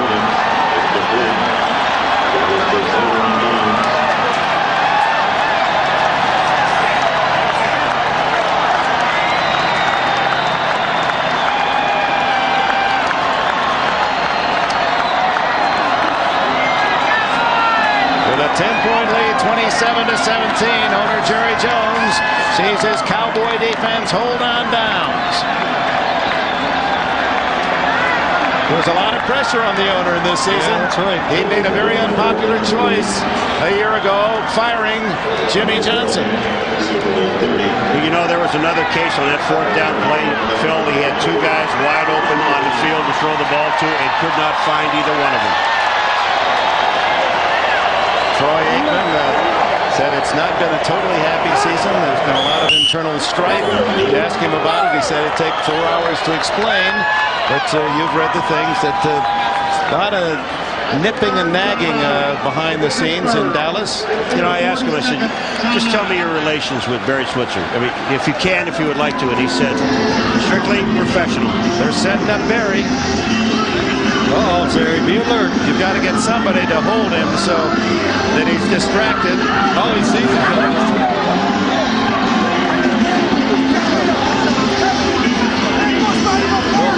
When you're around the Cowboys, a lot of the players are big fans of his. The one thing they enjoy different from Jimmy Johnson.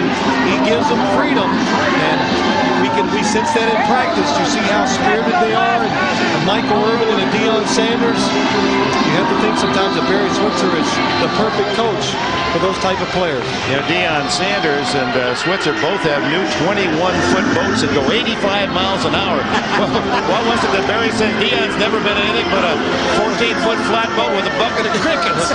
What's he going to do? He said, I'll tell you one thing I'm going to do. If I see him in his boat, I'm getting out of mine. Well, that's a nice show, and it was true after the NFC Championship game. The affection of players who were not happy when Johnson left, hugging their coach Switzer to say, hey, it's okay now. This is a new era. Well, I guess we're told that Larry Brown is the most valuable player, and he's the one that's holding Switzer up, getting ready for the Gatorade. Yeah. Larry said, let me get out of here, man. Larry's got to do a better job of acting. You know, he's got to turn Barry away from those guys so they can get him. So Larry Brown, a long shot to even make it in this league. Brown was a 12th round pick, a late 320th player selected in the draft of 1991 out of Texas Christian. Grew up in Los Angeles, admiring Marcus Allen and Lester Hayes. Another kneel down, and we're in the final minute. And before the Oakland game this year, Brown losing his 10-month-old son. Well, the Steelers, true to their promise, battled hard. It'll be a game replayed and replayed. 2 interceptions, obviously the huge difference. That they had, you look at this game, the Steelers had many chances to make big plays, to win the football game, but in 2 crucial moments, that's what it comes down to, making a play under pressure. Both times they failed to do that. You know, I think the game really, not so much the interceptions, yeah, that cost you the ball game, but I'll tell you 2 situations that I think that turned this game around for Pittsburgh was when they got the ball in the second half of the game, and they, on the 40-yard line, when the kick out of bounds, they didn't capitalize there. Then they got the ball back again and did not capitalize again twice in a row. To me, that's where the interception came in. But I'm going to tell you something. They had, I agree with Phil totally, they had so many opportunities to win this football game and never took advantage of them. But the Dallas Cowboys, again, are the Super Bowl champions, and let's not overlook the fact they perhaps did not play the game they thought they would, as you see some of the frustration, Rod Woodson, but they were good enough to win. And now on 4th and 18, we'll punt it to Andre Hastings, who stands at the 25. Only 13 seconds remain.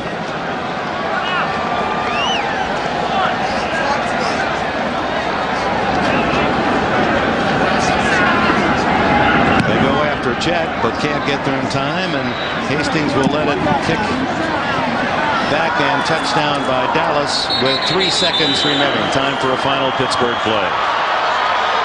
So the NFC will reign supreme again. 12 straight victories for the National Conference. And the frustration is not just in Pittsburgh, but every team that plays in the American Football Conference. It's painful. I mean, they hurt most of all. At least you got to say the gap is closing. I mean, we saw today that the Steelers and the AFC are capable of playing with the team from the NFC. And like we said, they had many chances to win the game, but they didn't come up in the situations when they were tough.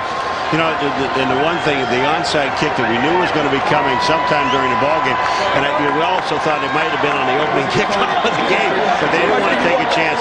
But, you know, and they take that, and then they go down and score with it, which puts them in the ballgame, and then another crucial interception that knocks them back out of the ballgame again. You just can't keep overcoming those odds in a big game. And the perhaps least likely of stars, Larry Brown, will be the most valuable player, only the second defensive back to win that honor in a Super Bowl. Miami's Jake Scott was the other. Last play. O'Donnell heaves it as far as he can. And the Cowboys come down with the interception. And it is Brock Marion. Final score. 27, Pittsburgh 17.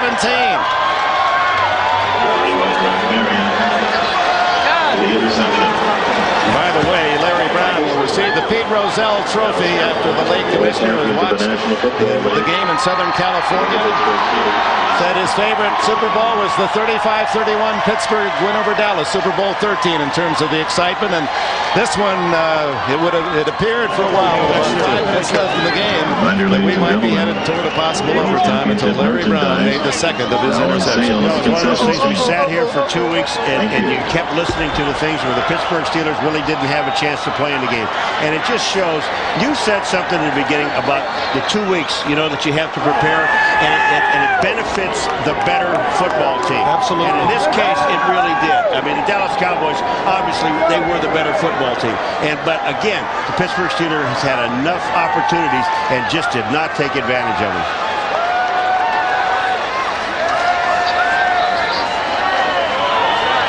Vince Lombardi Trophy going to the winning Dallas Cowboys, who have now equaled the 5-1 by the San Francisco 49ers. And, of course, those two teams battling throughout the course of the year for that supreme position and regarded as the two best in the NFL. And there were times where Dallas felt they would not have all the advantages of being home. Number one seed. It appeared the 49ers were in command. Well, think about it. 2 weeks ago in the season, how it turns around for them. They get home field advantage. They were worried about playing Detroit in the playoffs. That doesn't happen. They get Philadelphia. They match up well against them. Green Bay beats San Francisco. I mean, Dallas, they were scared to play the Kansas City Chiefs in the Super Bowl. They didn't think they matched up well. The Steelers, a team they thought they matched up well against, comes in. Charles Haley, by the way, 5 Super Bowl rings. Haley becomes the first to have more than one finger and the thumb. His father seeing his first Super Bowl game, afraid to fly, so finally coaxed to come out here to Phoenix and see his son win number 5. Father George among those cheering. So Deion Sanders wins back-to-back Super Bowl rings with 2 different teams. 27-17. Dallas, the champions again. Live from Super Bowl 30, this is the Ford F-150 postgame show. Brought to you by the all-new 1997 Ford F-150. Built Ford tough. Time now to salute the Super Bowl champion Dallas Cowboys. Let's go to Greg Gumbel. All right, Dick Enberg, thank you very much.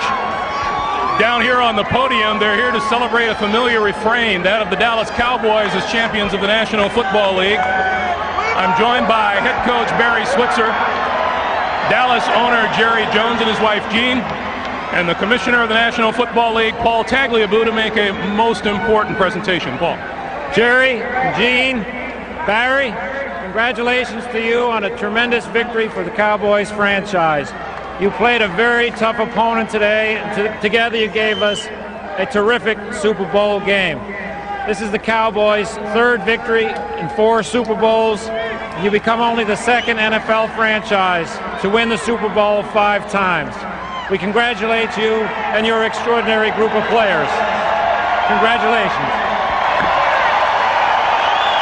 Paul, I want to tell all you Steelers fans, Dan Rooney and his family, Coach Cowher, what a team you have and what a ball game that you gave the National Football League tonight. And I know that everyone in this country recognizes what the Steeler organization is about. But Paul, I've got to say something at this time. As really as accomplished as the talented players that we have on this team, it pales in comparison with how mentally tough and the character that they've had. This ball game represents the kind of season that we've had. It's wonderful just to hold this trophy for you great players, coaching staff, and Barry. Jerry, let me ask you, this is your, as the commissioner said, 3rd championship in 4 years. Does this one feel any differently? Does it feel any nicer than the other 2? I think it's the game basically says how I feel. The others we won with a bigger score. This was a struggle throughout the game. Our team played just outstanding as a team, and with the character that, as I said, that they've had. This, under the circumstances, for me, and I'm a small perspective, is the sweetest. All right, Jerry. Head coach Barry Switzer, congratulations to you. Thank you, Greg. Thank you very much.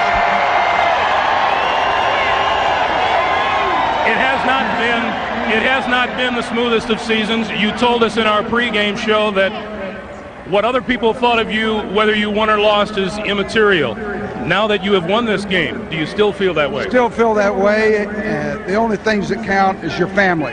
My personal family and this family right here. That's the ones that stuck with me when times are tough. These are the people I want to be with, Dallas Cowboys. I want to say to Jerry Jones something that's very important. He said to me all year, "Are you having a good time now, Jerry?" Well, I want to tell you, we did it our way, baby. We did it. We did it. We did it. Let's go back upstairs to Dick Enberg. So Barry Switzer, who was a young coach and recruited Jimmy Johnson and that man Jerry Jones, they celebrate Super Bowl 30. The Dallas Cowboys champions again. We'll be right back with more. Okay, boy. Now, just like I taught you, I want you to open the cooler. I want you to get me an ice-cold Pepsi. Come on, boy. You can do it.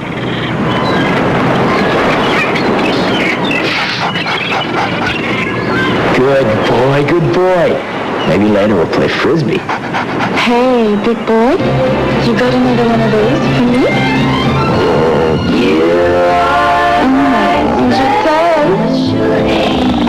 I love this dream. The job needs 4 guys now, and the guys need all their equipment. You're working harder than ever. You need a truck that does too. Meet the all-new 1997 Ford F-150, the only full-size pickup with a standard super cab third door, 60/40 split rear bench, and standard dual airbags, plus a taller cab for more hat and boot room than ever. After all, the guys aren't getting any smaller. The new Ford F-150. Strength after strength after strength. Extreme cold. It can change the state of your motor oil, causing it to flow too slowly, keeping it from reaching vital engine parts in time. Fortunately, there's Quaker State motor oil, proven to exceed the highest standards car makers have established for engine protection. Quaker State. What's the state of your motor oil when you're out in the cold? Quaker State exceeds the highest standards for engine protection. Sunday excitement continues with the Publishers Clearinghouse Prize Patrol. We're live near Pittsburgh, Pennsylvania to surprise someone with $10 million.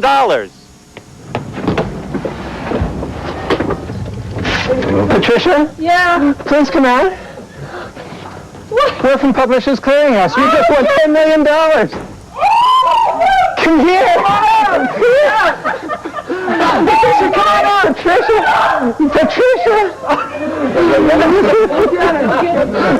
Coming this summer from NBC News and Microsoft, an all-new channel, an all-news network, MSNBC.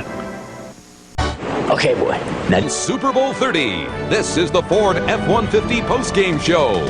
Brought to you by the all-new 1997 Ford F-150. Built Ford tough. Welcome back to Sun Devil Stadium in Tempe, Arizona. The winners of Super Bowl 30, the Dallas Cowboys. For the 3rd time in 4 years, the final today, 27-17. Want to remind you that coming up after our post-game show, a special 1-hour edition of Friends here on NBC. Here in the Dallas Cowboys locker room, Greg Gumbel joined by quarterback Troy Aikman. How is it? I'm more out of breath than you are, and you've played a football game. Congratulations to you. Thank you very much. This is the guys are just now piling into the locker room, and I think it's a feeling more of relief than anything else. We were able to come out and win the ball game, and certainly there were high expectations for this football team, and everybody's very happy, but relieved just the same. It obviously was not the smoothest of roads getting here, Troy, but why relief? I don't know. I think maybe just because there's so much expected from this football team over the years. But it wasn't the prettiest game that we've played. Defense stepped up and played hard when they had to and made the key plays. And offensively, we didn't do it particularly well there in the second half. But like I say, a win's a win. So much for predicted blowouts. But in the first half, you really did have a chance to put this game away, and it didn't happen. Well, we did, and then we wound up having to settle for some field goals instead of get touchdowns, and then they came right back. And we had more control of the game in the first half than what it appeared on the scoreboard. Second half, then, like I say, we didn't do real well offensively, but our defense stepped up, and this guy over here played well. Yeah, your thoughts on the Pittsburgh Steelers before we let you get away? They're an outstanding football team. There's no question, and we knew that coming in. We knew that it was going to be a tough ball game, and that's what it was. Troy, you're in some pretty rare company now. Terry Bradshaw, Joe Montana, 4-0 in Super Bowls. You step up to 3-0. Yeah, it was. It's nice to be mentioned along those guys, and like I say, it's a tribute to all these players in here. Congratulations to you. Thank you. Troy Aikman. Joining me up here on the podium is Mr. Charles Haley, whose playing situation was really very much in doubt, I guess, up until just a couple of minutes before game time. How did your back feel out there? Well, it got a little sore towards the halftime. But when I got out there, just being out there with the guys, man, I didn't feel no pain. The only thing that was bothering me was my conditioning. I just wish to God that I had a little bit more time to condition myself so I could have gave a better showing. A couple of sacks out there, though. It seems that you picked your spots very well. Well, I just thank God. This team has gelled together. Some of the guys that I used to get on all the time, Larry Brown and Shante Carver, really proved themselves today, and I think that this team has really grown up a lot. You claim your 5th Super Bowl ring, and you have also flirted with the idea of possibly calling it quits. Have you played your last professional football game? What's going to happen is, I'm going to go to Hawaii, hang out a while, then I'm going to come back, and I got to talk to the doctors. I got to find out exactly what's going to happen if I keep doing it. Like I said, it did get a little bit sore. I'm 32 years old. I got to look past and be able to play with my kids and stuff down the road. But this is something I love. If there's a chance of me playing, then I probably will. Charles, 5 Super Bowl rings is nothing to sneeze at. Congratulations to you. Thank you so much, sir. Plenty more coming your way from the Dallas Cowboys locker room. The Cowboys, 27-17 winners over the Pittsburgh Steelers. We'll take a timeout and come right back after this. Brought to you by the all-new 1997 Ford F-150. Built Ford tough. The Dallas Cowboys are victorious in Super Bowl 30. Welcome back to Tempe, Arizona. I'm now joined by Bill Cowher, the head coach of the Pittsburgh Steelers. Bill, the slow start in the first half, was the emotion of the game, did that have anything to do with the slow start by the Steelers? Well, that's hard to say, but obviously my hats go off to Dallas, and they made the plays and we didn't. You had a chance to steal this game. What was your feeling coming down the stretch before the big interception by Larry Brown? Well, I felt good about it. We came out of the second half. We put together a little drive. Unfortunately, we couldn't do anything with it. I think we had a big sack there that knocked us back out of field goal. But, the big onside kick gave us some momentum. We went back down and scored and had the big kickoff. Obviously they ended up, getting some field position. But, we still had the opportunity. And, hey, my hat's off to our football team. We got here with our 4 wides with the no hurry. Unfortunately, we fell short today. But I'm proud of this football team. Bill, do you feel as though you were beaten or that you beat yourselves? Well, in sports, there's so many ways if you want to say it, but the bottom line is the Cowboys made plays and we didn't. But I'll say this about our football team. We fought. We weren't intimidated. We came out and, that's the last play typified this season. We're going to go right until the very end. And like I said, I'm proud of our guys. They never stayed died. And, hey, we gave it our best shot today. It wasn't good enough. Bill, thanks for coming out. It's a difficult time for you. Congratulations on a great season. Thanks, John. All right, we'll be back with more from the Dallas Cowboys locker room MVP Larry Brown and Emmitt Smith when we return here to Tempe.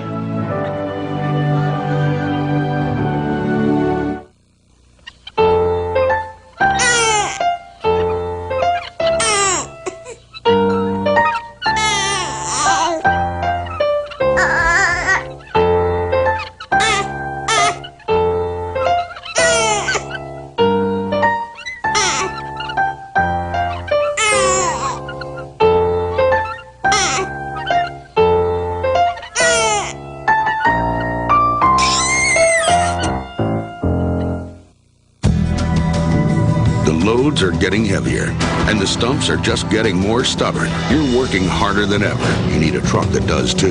Meet the all-new 1997 Ford F-150. Our new Trident V8 cranks out even more power and torque.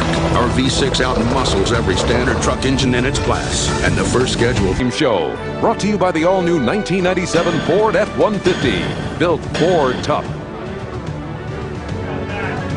27-17, the Dallas Cowboys over the Pittsburgh Steelers in Super Bowl 30. We are in the Dallas Cowboys locker room. Welcome back, everyone. Greg Gumbel joined by the game MVP, Larry Brown. And you can tell when a guy isn't used to this, because what did you tell me about this trophy? I said this thing is getting heavy. It's my third one, but it's still heavy here. Let's talk about the interceptions. The first one you said was a Neil O'Donnell mistake. Yeah, the first one I think he had a bad read, and I was able to go get it and just hang on to it. The second one, they had been running slants on me all day, so I got a good jump on it and made a play on it and was able to go take as far as I could. You tied for the lead in interceptions with this team this season with 6, yet I can't say that you were really the most heralded member of the defensive secondary, but you come up with a big game. Well, we got so many stars on our team, but, I just wanted to go out today, play hard. I knew I was going to stay away from my boy Deion, so I knew I was going to be the key today. And, whenever you give our offense, Michael, Emmett, Troy, those guys a chance, it's over. Larry, congratulations to you. Thank you. I'm going to talk over here with Emmitt Smith's setup man, Larry Brown. He makes 2 picks. Emmitt Smith scores 2 touchdowns. This wasn't your best day rushing, though, was it? No, it doesn't matter. The bottom line is we won the game. That's what it's all about. And I think everybody here sharing the moment because, we all want to win. That's the bottom line. No matter if I got 100 yards or 200, the bottom line is we won the game. Tell me about the Pittsburgh defense and the changes that they made in the second half. Pittsburgh played a great ball game the whole day. Their defense, I have a lot of respect for them. And, they just start coming at us and just kept coming. They never quit. They never laid down. And fortunately, we was able to make enough plays to win the game. And, when Larry got that last interception, all we was talking about in the huddle was getting the ball in the end zone. And, all I could do was just lower my head down and get into the end zone and put the thing in the zone. 18 postseason touchdowns, 5 Super Bowl touchdowns, both National Football League records. Congratulations, Thank Emmitt. You, sir. Michael Irvin, who's crying about the penalty called early in the first half. You told me you've recanted that a little bit. Well, I know it was a penalty. People got to understand my first job is to catch anything Troy throw. Well, if I can't catch it, my second job is to make sure nobody else catch it. And he got an early jump on the ball, and I was just trying to make sure he didn't get the interception. I know that everybody, or most everyone, was predicting a Dallas blowout, and although I know you guys were confident all week long, did this kind of game surprise you? No, we expected this type of game. When you look at Pittsburgh on film, they got a real quick defense, guys that keep coming and playing hard all game long, and we knew that. We talked about going out on the football field. We said, hey, if we got to play 60 minutes, we'll play 60 minutes, and we got to be careful. We may even have to go to 75 minutes. We were prepared for overtime. It's a good thing. We're fortunate we won in regulation. 3 titles in 4 years. Congratulations, Michael. Well, thank you. And I'm going to tell you something. This thing isn't over yet now. Don't close the book. It's not the last chapter. We still got some chapters to write. I haven't closed a thing. Thanks very much. And number 21 here, Deion Sanders, who would like to hold the trophy for just a moment before Michael gives it away into the crowd. Hey, I ain't get to hold this last year. Deion, this is a pretty good legacy for you. You go to San Francisco last year, they win a Super Bowl. You come to Dallas this year, they win a Super Bowl. I don't think I was the difference, though. Some people may say, but that ain't the difference. What was the difference? First of all, I think the Lord had a lot to do with this, and this team is unbelievable. A hell of a coach in Barry Switzer, and the victory on offense, and the way this defense performed, we can't be faded. I'd like to know what's in your immediate future. Are you planning to play baseball this season? I tell you what, I love the fans of Dallas. And the baseball situation's up in there, but I'm happy with what I'm doing. All right, Deion, congratulations. Hey, I want to give a shout out to my mom, my family, my stepfather, Willie. Hey, my boys back, Rossville, all my homies. What's up, now? Thanks, Deion. Deion Sanders. We want to remind you, we have a 1-hour edition of Friends coming your way right after we wrap things up, and we will come back to wrap things up from Tempe, Arizona, after these words from your local station.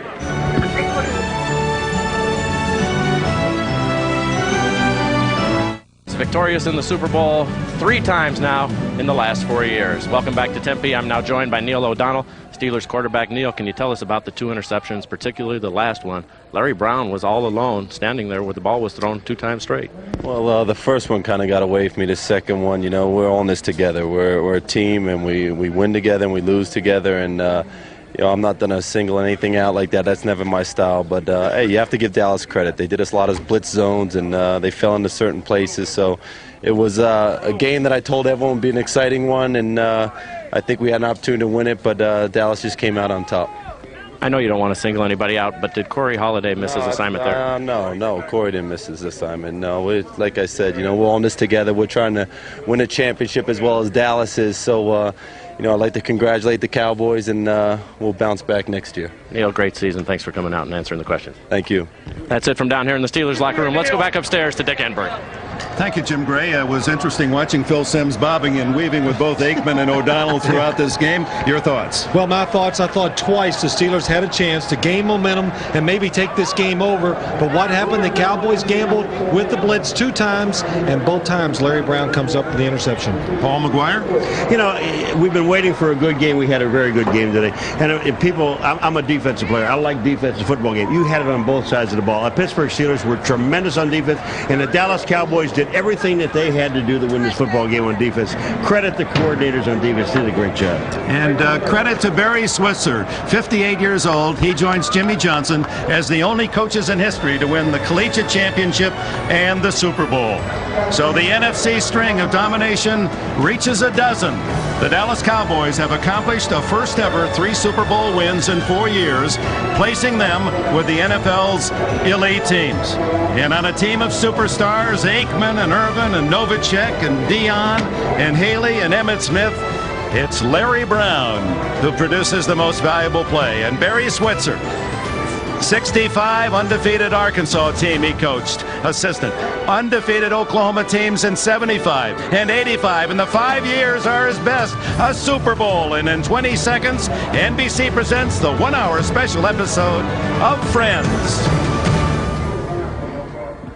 The NBA All-Star Game. Cowboys claimed their 3rd NFL championship in the past 4 years and their 5th overall with a 27-17 win over the Steelers.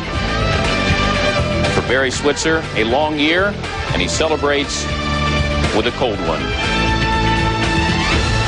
Hello, once again, I'm Dan Patrick. Former Green Bay Packers All-Pro Sterling Sharp will join me in a moment to offer his perspective on the Cowboys' victory. We're here till the top of the hour when we bring you Primetime/Sports Center.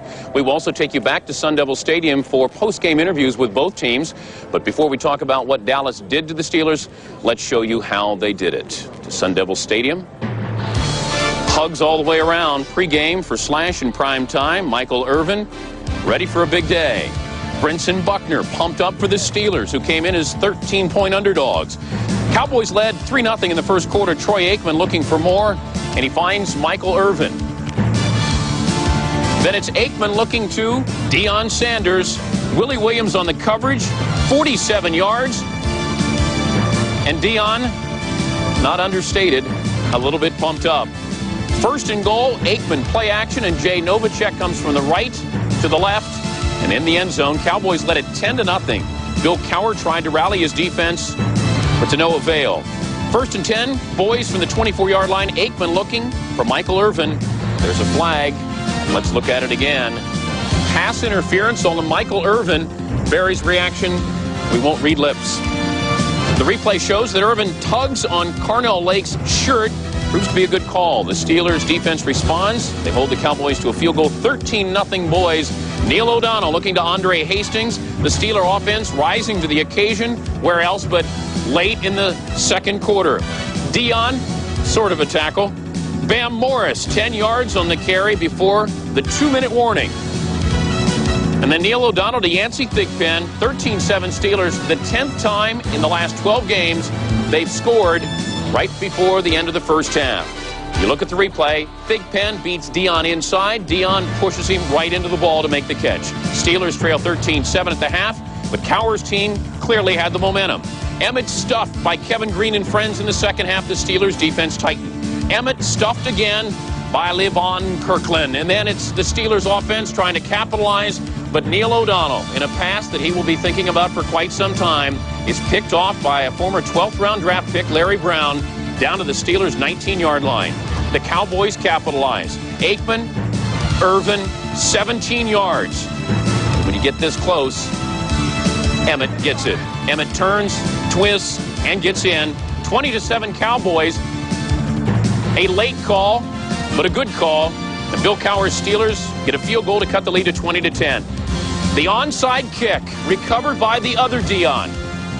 Deion figures. The Steelers try to take advantage. Neil O'Donnell, plenty of time, finds Yancey Thigpen, who gets crushed by Dixon Edwards, but he holds on to the football, and Barry's starting to get nervous. Bam Morris, and we've got ourselves the Super Bowl. O'Donnell senses new life. The lead is now cut to 20-17. The Steelers' next possession, another pass Neil O'Donnell will be thinking about for quite some time. And once again, it's Larry Brown coming back to haunt him. Down to the 6-yard line. O'Donnell disappointed. Emmett elated. Another touchdown. The Cowboys lead 27-17. Steelers' last chance. 3rd and 10. 1:53 to go. O'Donnell's incomplete pass off the fingers of Andre Hastings. 4th down. O'Donnell to John L. Williams. And Emmett celebrates. For Rod Woodson, a miraculous comeback for him, but it was not to be. And for Barry Switzer, redemption. A Super Bowl champion. 27-17 the final. Aikman had a blistering first half, cooled off in the second half. 1 touchdown pass. Larry Brown is your MVP. More on Larry in a moment. And Emmett held to just 48 yards rushing. So, the Dallas Cowboys have now won one for the thumb. 5 titles. The Packers lead overall with 11 titles. The Bears, the Giants, the Niners, Redskins, and Cowboys all tied at 5 titles. After the game, Chris Mortensen did what the Steelers couldn't do, caught up to Michael Irvin. All right, I'm here with Michael Irvin. Mike, was this game about what you expected or anything surprised you? No, it was about what we expected. We expected a tough team. We expected a tough game. You know, they do a lot of things up front. They kind of confuse us sometimes. But our offensive line stepped up. They made the plays when they had to make them, and we won the game. After Larry's first interception, first pass, a pass to you, can you go through that play for me? Oh, you know what? As a matter of fact, I kind of got chucked at the line of scrimmage by Kevin Green, and then I had to beat I don't know if it was safety or Cornell Lake, beat him to the corner. But, you know, Troy, he held on to it a little longer than we had in practice because the guy was right on my back. He just threw it low and away, and I was able to catch the ball and get it to the 1. And, you know, once we get it to 1, Deuce going to get us 6. How about Larry Brown winning MVP? Everybody always looks to you, Troy, Emmett. This time Larry Brown comes up with the big trophy. Well, no, but everybody outside of the organization looked to us because we're the headline names. Me, Troy, Emmett, Dion, those type of people. But within the organization, we know every player has his role. You know, we knew Larry Brown would have a great game. We knew he was going to have the opportunity to have a great game. And you're happy for him. You're real happy for him. I thought he got overlooked in the Pro Bowl after the season he had. This is his justification for it. Last question. Will this team win more Super Bowls? Is it the team of the 90s? Hey, let me tell you something, man. I said it before the clock ran down. This story hadn't completed yet. This is not the last chapter. We still got some chapters to write. As long as I got guys like Emmett and Troy, a coach like Barry, an owner like Jerry that's willing to go out when I say, Jerry, go get a player. We need this player. He usually go out and get him. This chapter isn't over. Great. Thank you, Mike. Thank you, guys. From one All-Pro to another, Sterling Sharp joins me for our analysis of Super Bowl 30. You have to be impressed with both teams because the Steelers did pull out the playbook. They did everything they needed to do, and it seemed like the Cowboys never panicked when they really could have. Dan, both teams were highly prepared. When you look at this game, I mean, you look at Pittsburgh wanted to throw the ball to the inside of the Dallas Cowboy defense where they've been weak all year. You look at the way Dallas changed up their offense, getting Jay Novacek inside of the Pittsburgh linebackers, and the onside kick was just another great call up by Bill Cowher. I mean, it's the Super Bowl. Don't hold anything back. And for a change, it wasn't consumer fraud. I mean, this literally lived up to the hype, and that's pretty hard to do when it became 20-17. The Steelers offense was able to keep that Dallas defense on the field and make it interesting. It's usually the other way around. Dallas will bang down your defense. Right. Got to give credit to the secondary, and particularly Larry Brown. He's lost in the shadow of Deion Sanders. He emerges as the star. Much maligned after last year's championship game where you get up the touchdown to Jerry at the end of the first half. But the one thing Larry Brown does is he continues to work within himself and do things that he knows he can get done. I mean, the interception in the third quarter here, we can take a look. There's a lot of things going on here. First, Chad Henne's getting great pressure on Neil O'Donnell. This is an all-out blitz, and Larry Brown here is supposed to be in man coverage, covering the guy on the hash, but he's sitting back there. The pressure causes Neil O'Donnell not to be able to step up into this throw. Larry Brown just got really, really lucky. Neil O'Donnell had a couple of misreads, but for the most part, he got into a rhythm. And usually he struggles early, he struggles late, but it seemed like he seemed to pick up that rhythm, and he seemed to be able to solve the Dallas defense. Well, it's like this. It was a tale of two different people. It was like the receivers in the first half, they couldn't catch a cold, and then they got hot there late in the second quarter, beginning of the third quarter, they were on fire, but then you go down the stretch, the one that went off Andre Hastings' helmet. I mean, it's things like that. You got to put it together for 60 minutes. All right.